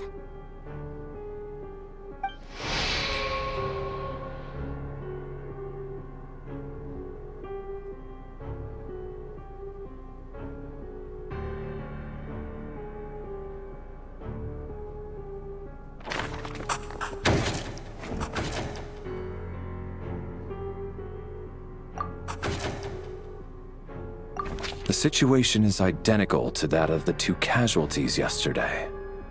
We cannot ascertain the cause of death. At least there are some elements that we can rule out this time. They slept on the stage with everyone else, so I suppose the surrounding environment can't be a relevant variable. Rampana. Coolish. Weren't some of us keeping watch last night? 3 of us, in fact. How could you not notice something was wrong? I'm as confused as you are. Certainly nothing unusual happened on my watch. Likewise, and from what I've observed so far, both Miss Odette and the Traveler can be trusted. To be honest, I didn't get a wink of sleep last night.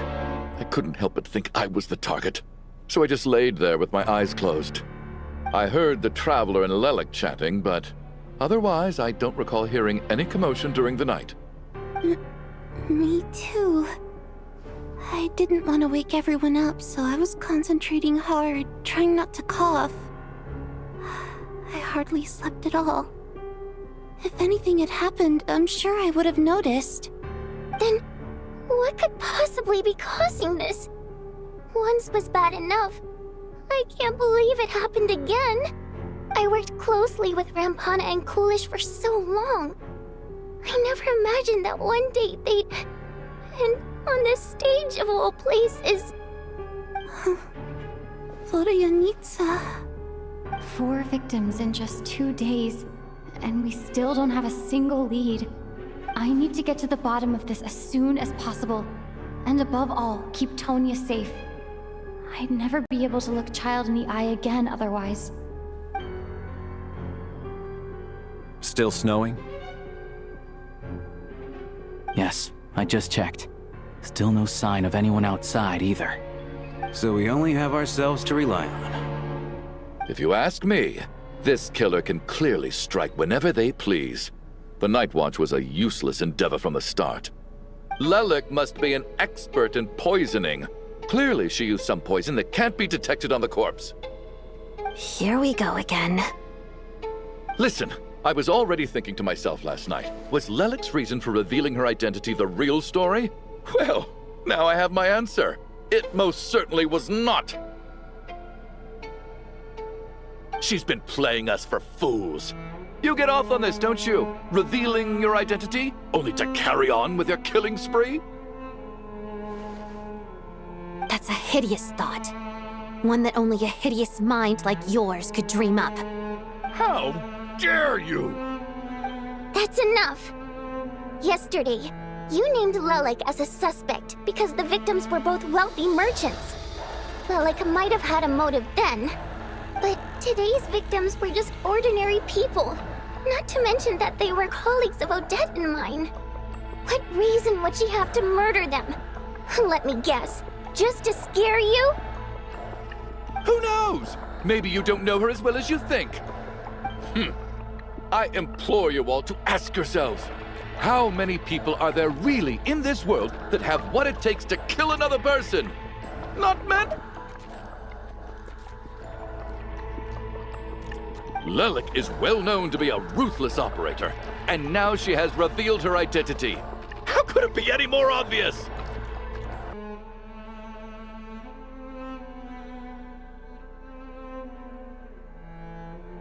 Everything you've said so far is still just conjecture, which doesn't constitute a concrete lead. You need to back up your claims with some evidence. How can you defend her, officer? What did she say to you while you were on Night Watch? Maybe I shouldn't be so surprised. You military types are always colluding with criminals to target the rich.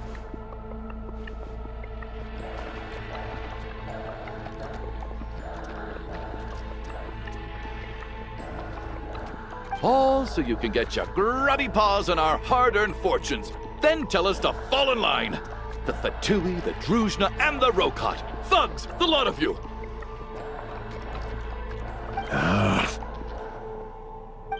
Don't you dare!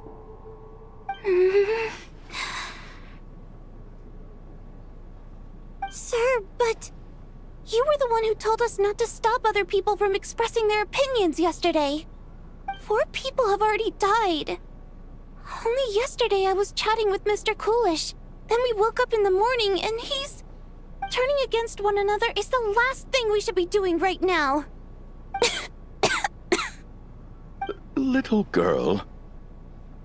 Even if Mr. Chuganov is a puffed-up, pig-headed windbag who doesn't have a clue what he's talking about, he's still one of the victims here, isn't he?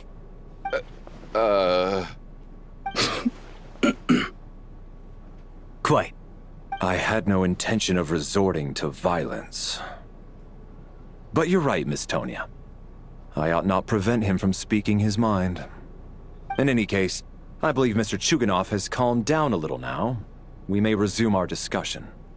I don't think there's any need for that. What is there to discuss? Nothing about this situation is normal. Did you have an idea, Mitya? You're the brainiac here, right? Come on, clue us in. I've been mulling something over.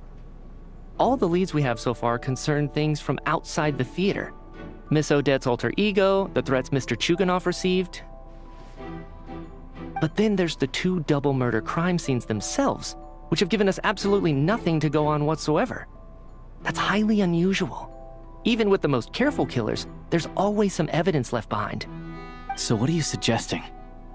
I think this could be a supernatural event. It isn't characteristic of human-on-human homicide at all.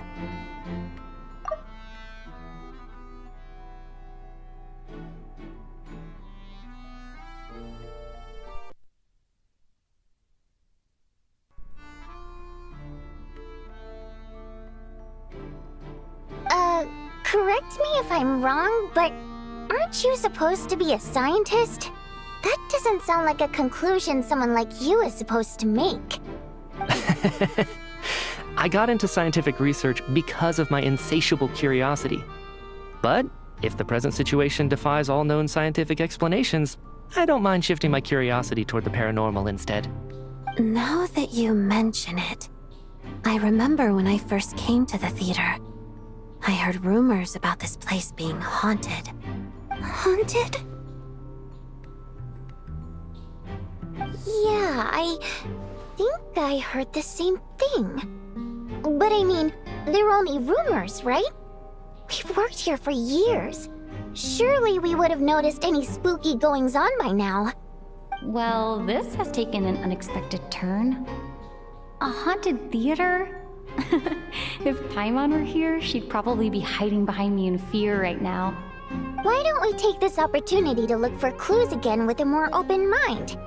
Maybe a different perspective will help us see something different. Very well. Whether it's criminals or ghosts we're looking for, the same rules apply. Everyone needs to tread carefully. I'll move the bodies into the same room for now.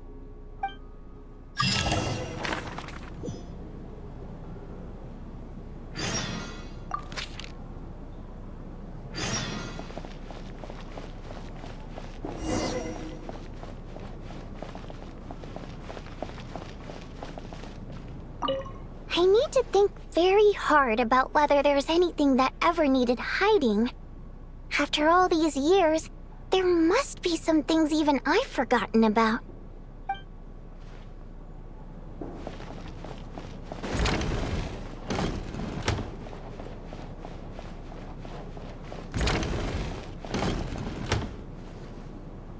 Valeri, come take a look at this. You too, Traveler. Some sort of notebook. What is it for?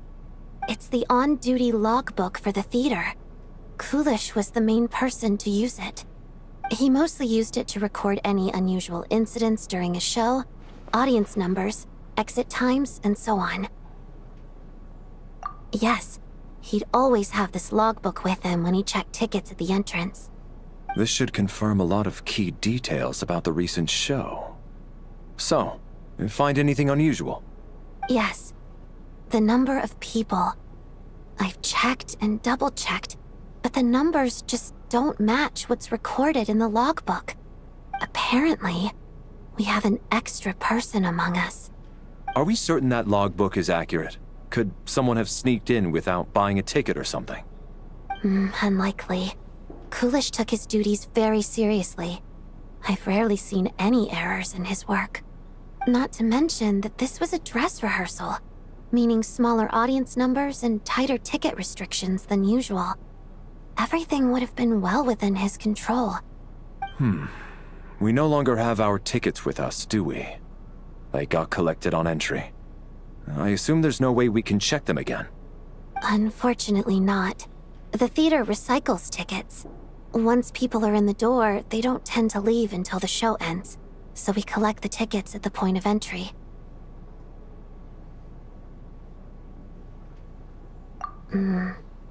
Still, I'm inclined to believe that this discrepancy in the head count is significant somehow. Did an extra person just materialize out of thin air?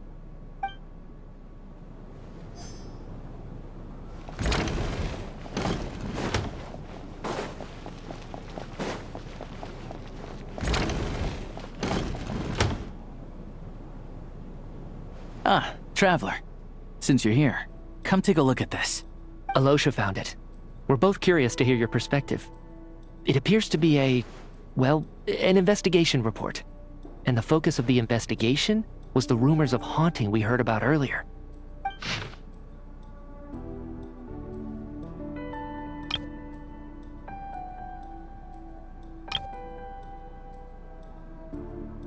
An investigation report, huh?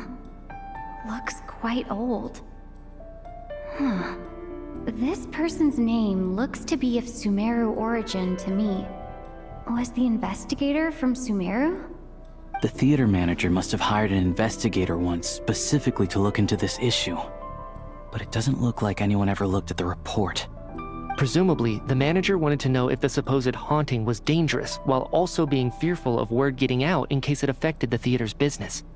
Anyway, the bottom line is, the haunting is actually real after all. It's caused by an obstruction in the ley lines. Is there any chance this is the key to finally making some progress with the murder cases?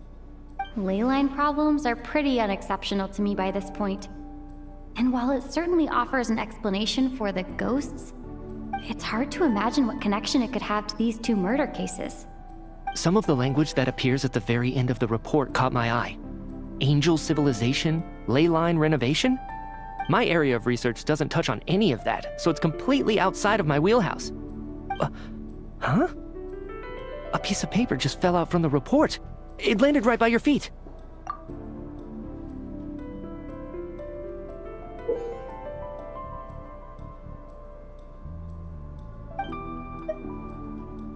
How unnerving. It was tucked inside the report, so it must be a note left by the author. Death is near. Is that supposed to be what's going on here? With us, in the theater? But if so, how did the author foresee it? Could he predict the future somehow? Maybe things are more complicated than we thought. No, wait a second. If we take the report and the note at face value, they completely contradict one another. The report definitively concludes that the hauntings in the theater are harmless and cannot affect the real world. But the note seems to be warning of potential danger. The question is, what exactly does the note mean by death?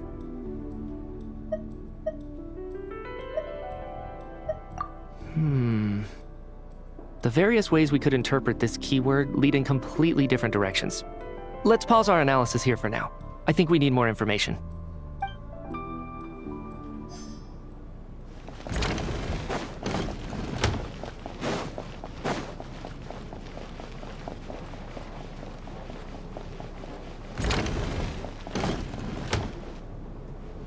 Tonya?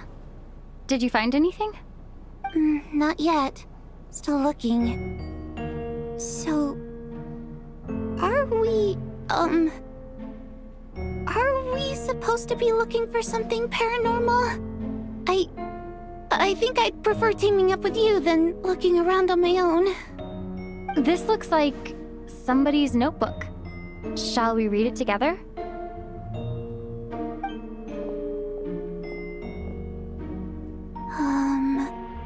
Well, it doesn't look scary or anything, so I guess it should be fine. All right, let's read it together.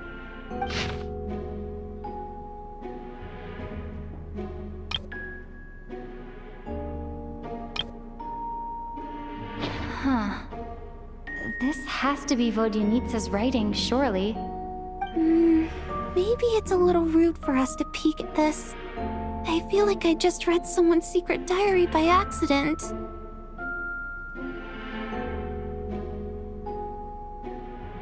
It sounds like she's writing this for her parents, right? I don't understand. Why put this stuff in a notebook instead of mailing it in a letter? Because her water imp parents belonged to the aristocracy, who were driven out of Snezhnaya by the Tsaritsa long ago. And now they live somewhere new, where the postman can't get to. We're sorry. It's fine. My fault for not storing it properly. I can't leave things lying around and expect them to get ignored when everyone's scouring the place for clues. All right, give me my notebook back. I'll take over the investigation in this room.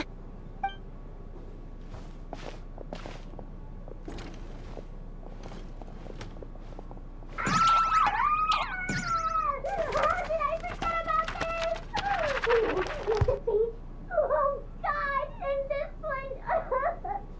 Oh my. Why am I so embarrassing?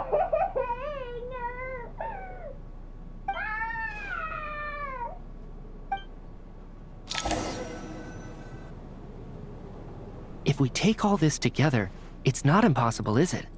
If anything, it's the natural conclusion. Oh, I beg to differ. This sounds to me like a product of a researcher's vivid imagination. And perhaps it's because I'm still viewing this through the lens of a typical murder investigation. Does it really sound that far-fetched? Alright, well, let's treat that as speculation for now.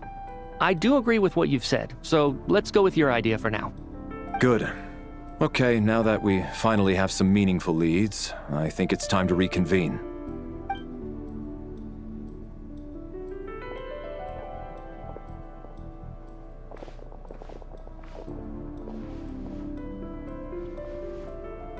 So, that's about everything we've discovered so far.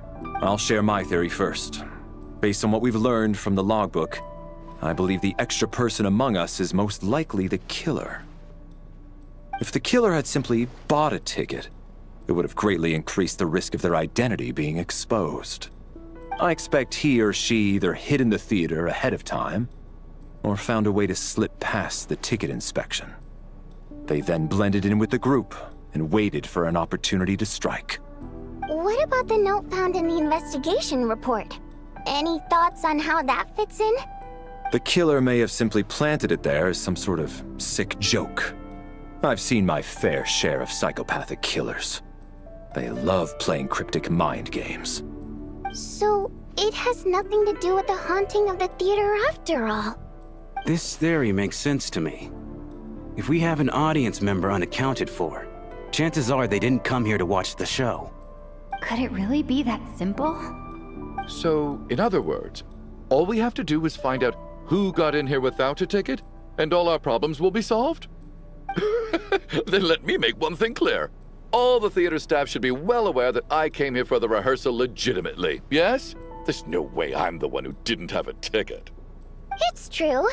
I hear you used every trick in the book to get a hold of that ticket, too. Everything short of throwing a temper tantrum and rolling around on the floor at the entrance. I most certainly did not degrade myself in such a way. Probably a stupid question, but I might as well ask. Did anyone here get in without having their ticket checked? Guess it was naive of me to expect them to just admit to it. Especially after the unprompted Lelik reveal. Once was already a miracle. Twice would be unfathomable.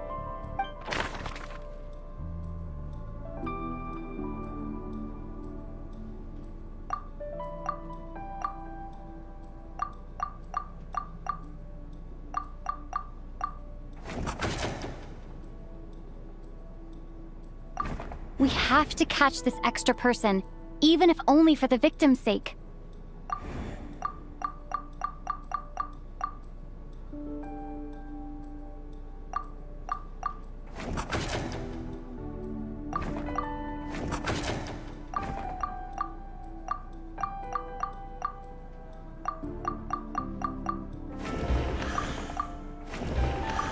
As things stand, the audience head count doesn't add up. I guess we can rule out the theater staff members.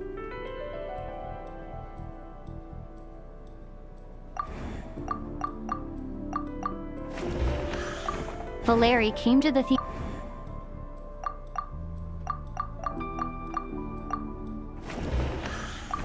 Sounds like Chuganov went to a lot of trouble to...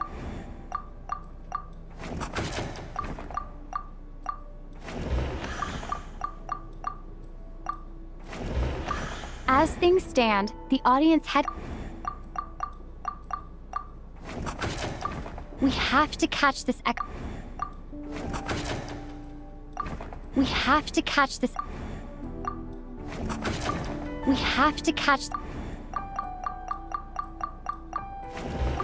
As things stand, I don't believe any of us here knew Shram before all this. If no one can verify Shram's identity...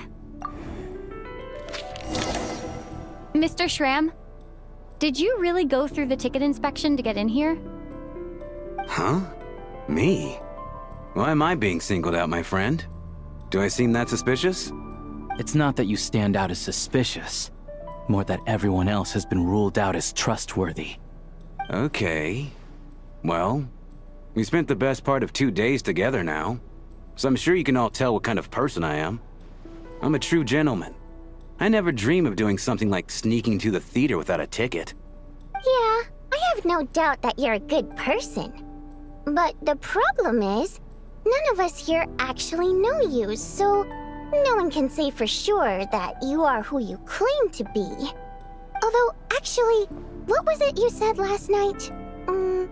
Yeah, you're friends with that water imp, which is why you understand our primary mode of expression. Last time I checked, there were barely any of us remaining in Snezhnaya, since most of the water imps left. Could you tell me a little bit more about your friend? There's a good chance I actually know her. And I suppose it's also kind of a way for everyone else to get to know you a little better.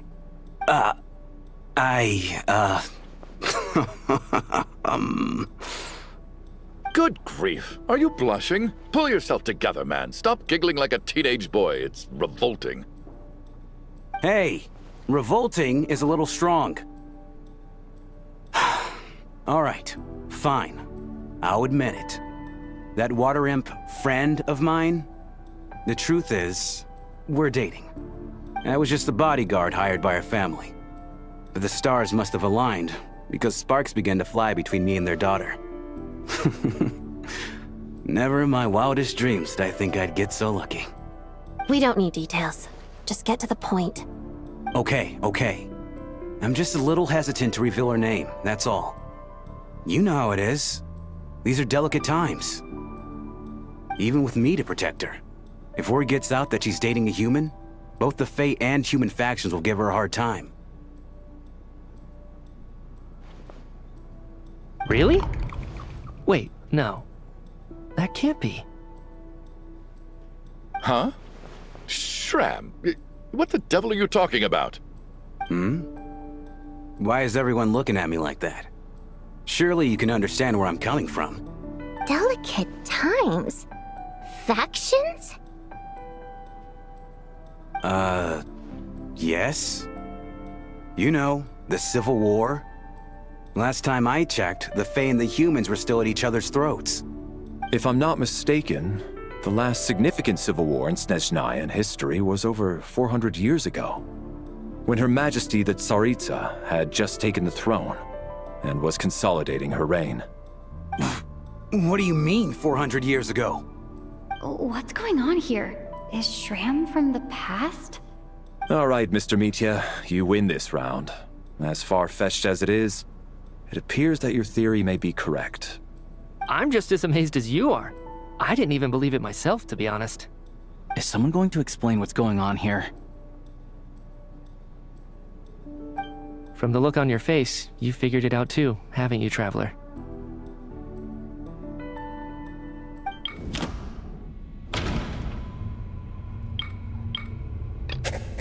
That seems to be the... Vodianitsa's no. The theater's ley lines have been modified to block souls within its grounds from returning to them. Mr. Shram's statement proves he's from hundreds of years ago. And according to the investigation report on the theater hauntings, Mr. Shram is very likely a lost soul wandering the theater.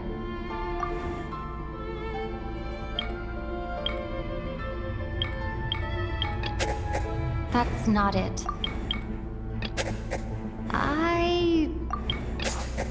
For some unknown reason, the soul that has been wandering the theater due to the leyline issues. Yeah, that must be the immediate reason why the ticket count doesn't match the number of people present.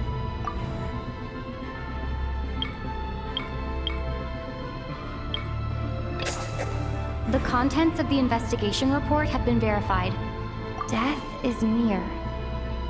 Huh. That must mean that there's a dead person in our midst. Yeah, the logic is clear now.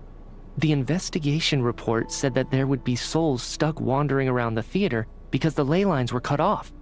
Mr. Shram must be one such soul who died in the theater a long time ago. In which case, that also makes him our extra person. So when the note said death is near, it must have been referring to death as in the deceased, people who died a long time ago. Someone who died a long time ago.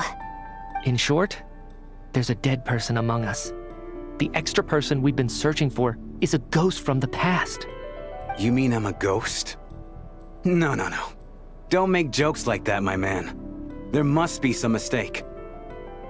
But even if I was dead, I know for a fact I didn't kill anyone these past 2 nights. Yeah, even if all that's true, the report also said the souls inside the theater can't affect reality, right? They're harmless. Then what if the problem isn't the souls at all, but the ley lines themselves?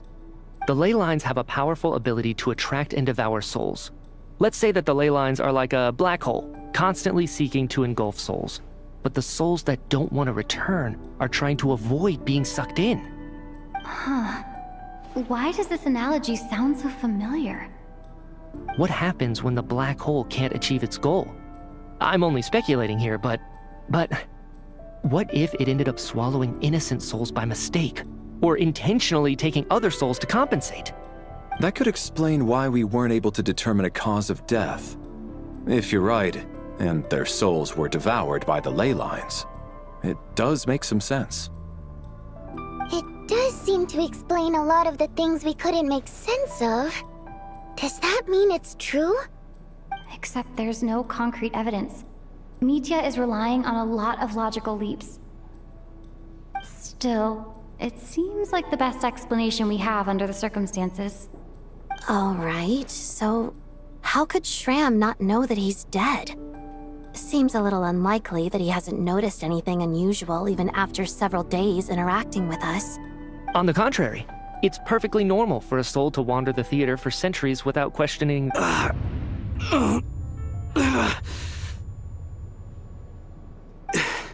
You know what, Mr. Brainiac? I think you might actually be right after all. I'm trying to remember and... Even though my head feels like it's going to explode, I think... It's all coming back to me.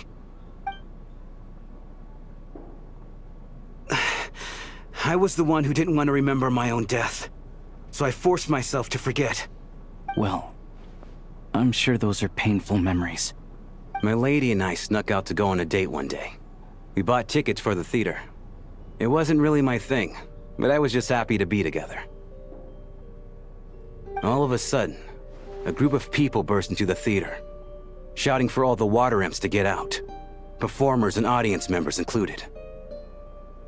It was clear the conflict between humans and Fae had reached a boiling point. This time, the extremists were even coming after the water imps who had nothing to do with the war. I thought I could pull one over on them, so I took off my jacket, draped it over my lady, and tried to sneak out amid the chaos. But I got caught. They started shouting, calling me a traitor to humanity. But I was going to do whatever it took to buy her a chance to escape. No matter how many people stood in my way. I had to. Both as her bodyguard. And out of love. It's all right, friend. You can stop there if you want. You don't need to dig all that up again. It's just... Even now, I'm still struggling to accept the truth. How could I be dead? I'm sorry, everyone. If I'd known I was a dead man walking, I wouldn't have dragged you down with me. If I'm the cause of all this death, then punish me however you see fit. But, Mr. Shroom... No. I refuse to be a burden. I know what I have to do. You said I've been wandering the theater for centuries, right? I guess it's high time I got a breath of fresh air. Out there, I mean. I'll leave this place, and take all this death with me. Go out on my own terms. Mr. Shram, I'm sure we can figure out a different course of action. My good sir, we both know I'm not supposed to be here. I should have accepted my death long ago.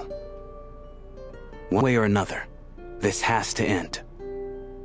Unless you're saying this goes against another one of your military principles somehow. No, I'm speaking on a personal level this time. Let it go, man. Oh, wait. One last thing. Miss Wateramp. My lover. Her name was Litia. Litia Ozarova. Do you know what happened to her? Ozarova. Oh, Auntie Ozarova. That's what we all called her. I remember her as a very kind elder. She had a bunch of kids, too. I'm so glad she survived. And she had lots of kids? Good. That's... good. I could hardly expect her to stay single just because of what happened to me, right? As long as she went on to be happy, that's all that matters. Besides, I'm dead. My soul's been wandering around here for so long because I was worried about her. But now, I can go without regret. There's no need to see me off, my friends. I've enjoyed our time together over these past few days. Perhaps we'll meet again in the next life.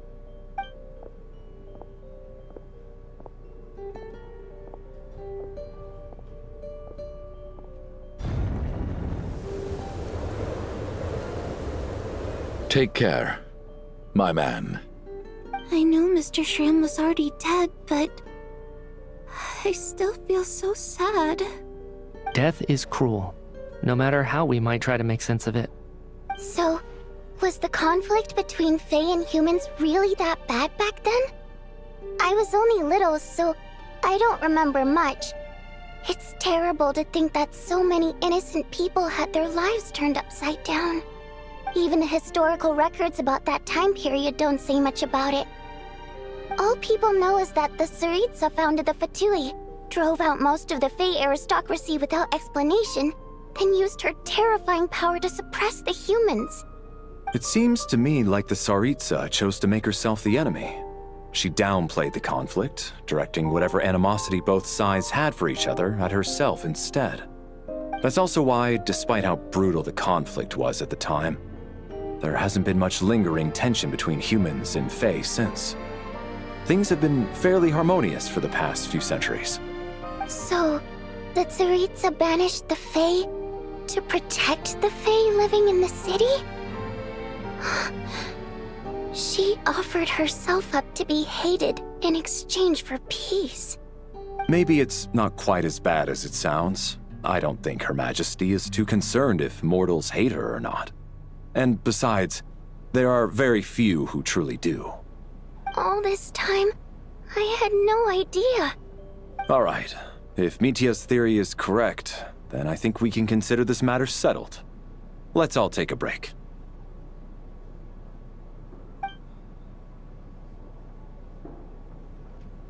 Oh, if only this blasted storm wasn't still raging on.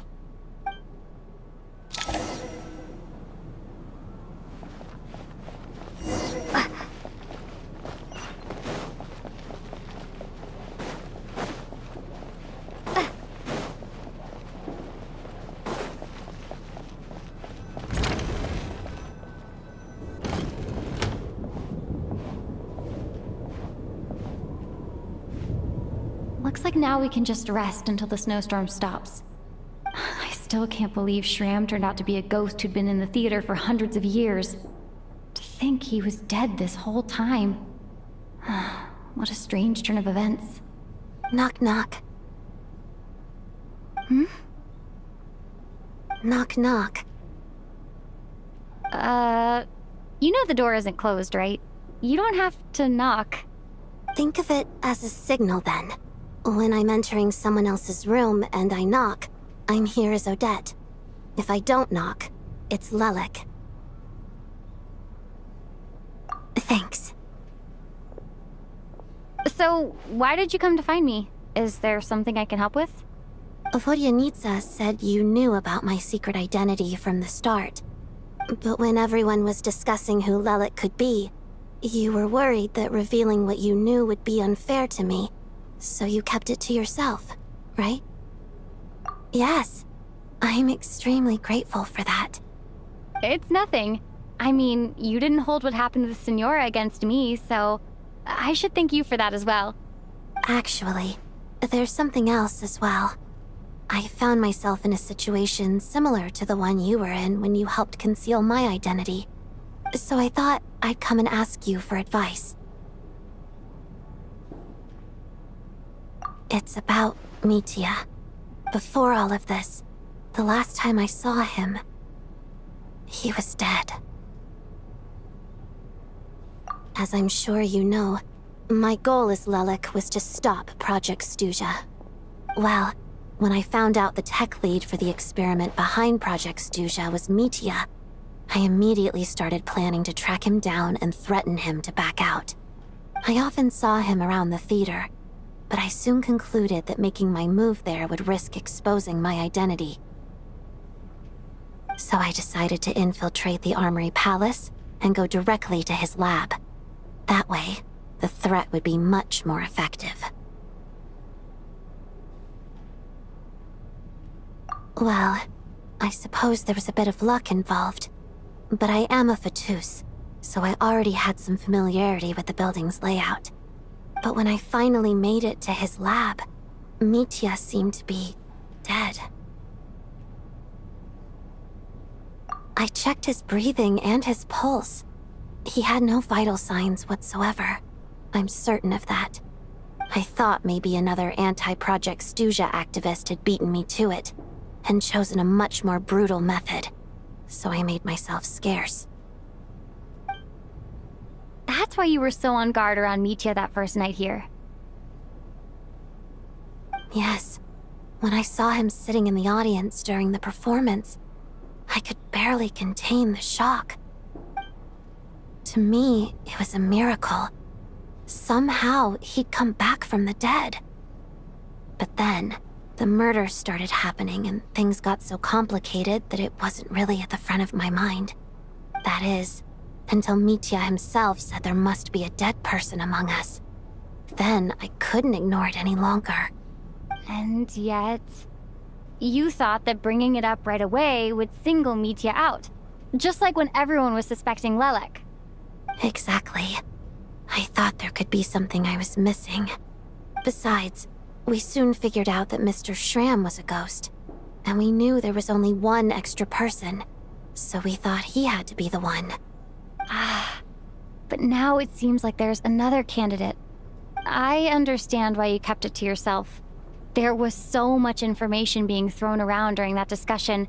Bringing up Mitya would have just introduced more confusion. So, what do you think we should do? Let me confirm one thing first. When was it that you found Mitya dead? Around a week ago, sometime in the afternoon. A week ago? That's earlier than I thought. I saw him just a few days ago at a restaurant. That definitely would have been after you found him dead. He seemed completely normal to me, chatting with Vodyanitsa, trying to avoid Valeri. So he was definitely alive on that day. Huh. Well, all I can say is I know what I saw. Here's a thought. The reason we even suspected a dead person could be among us was because of the problem with the theater's ley lines. But Mitya's death happened inside the Armory Palace. The ley line issue affecting the theater shouldn't reach that far. You're right. I guess he doesn't fit the profile of the person we were searching for. I think the chances of it being him are very low. Surely he can't have died for real in the Armory Palace. Unless... Unless what? Unless he really did come back from the dead. You're right. Do you think we need to disclose this to the others? Huh, what's this? A private meet and greet? Where do I line up? That's not what's going on here. Well, I was just making the rounds. Thought I'd try to lighten the mood a bit. Vodyanitsa's handing out food if you're hungry.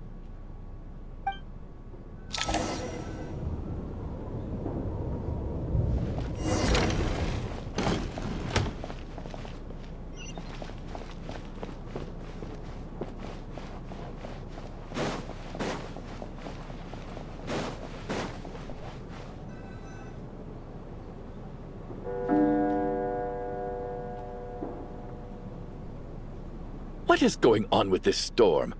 Could it be connected to that monster that just arrived in Snezhnaya? I almost hope it is. Her Majesty the Tsaritsa left to vanquish that beast herself. We just need to wait for her triumphant return. Do you think people still feel the cold after they die? I'm wondering about Shram. Oh, maybe we should have given him a coat before he went out there. Death itself is cold, isn't it? I'm sure the storm will embrace him. Well, I hope he has a safe journey. I'm going to miss him, I think. It's not like we can blame him for Rampana and Kulish's deaths. Thinking back on it, we barely made it out alive ourselves. Once we get out of here, how are we going to explain what happened to their families?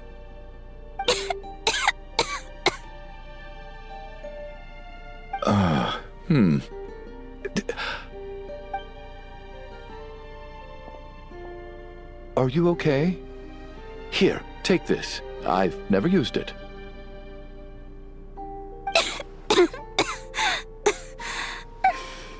Thanks. Look who's Mr. Nice Guy all of a sudden. Is it because Tonya stood up for you this morning? At least you know how to return a favor. Yeah, without Tonya, who knows how badly he would have been hurt. I told you already, I never intended to resort to violence. Duh, bunch of rascals. Little girl? I was rather surprised when you spoke up for me this morning. I didn't think I had many admirers here, so, thank you. Oh, no need to thank me. I said some bad stuff about you too. I've been, too embarrassed to admit it, but, you remind me a lot of my daughter.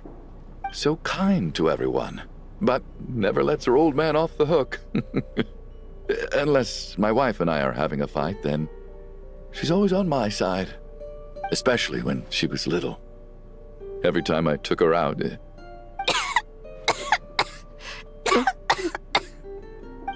All right, easy now. How long have you had that cough, Tonya? I don't know. It's probably been a while. I'm fine. Are you taking anything for it?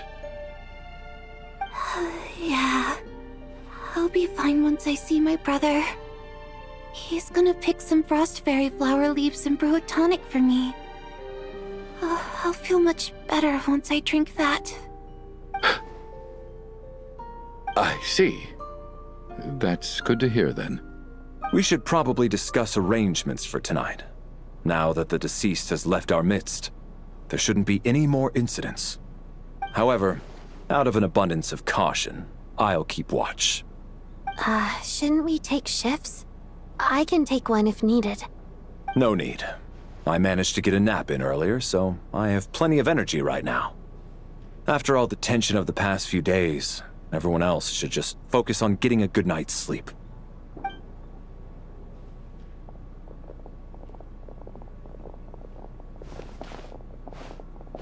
What a long day.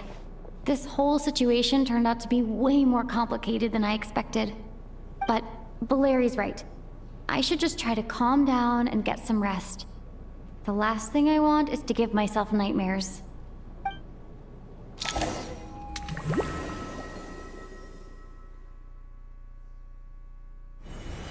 She's awake. She's awake! Get over here, you big lug, and take a look! If you must call me something, call me Mr. Door. The Black Mist is coming. You need to go. Are you all right? Can you walk? We just got attacked by monsters on our way up. That Mr. Door fellow protected us. He just seemed to come out of nowhere. Not much of a talker, but when it comes to taking down monsters, that man doesn't hold back. Curses! The Black Mist is catching up to us. We need to keep going. Mr. Door, I don't believe I've ever seen you around here before. Why is that? There's no need to try to get to know me. I'm just Mr. Door. I have to find the door that belongs to me. Oh, well, anyway, we're lucky to have you here. Thanks for saving us earlier. No need to thank me. This is where my duty lies.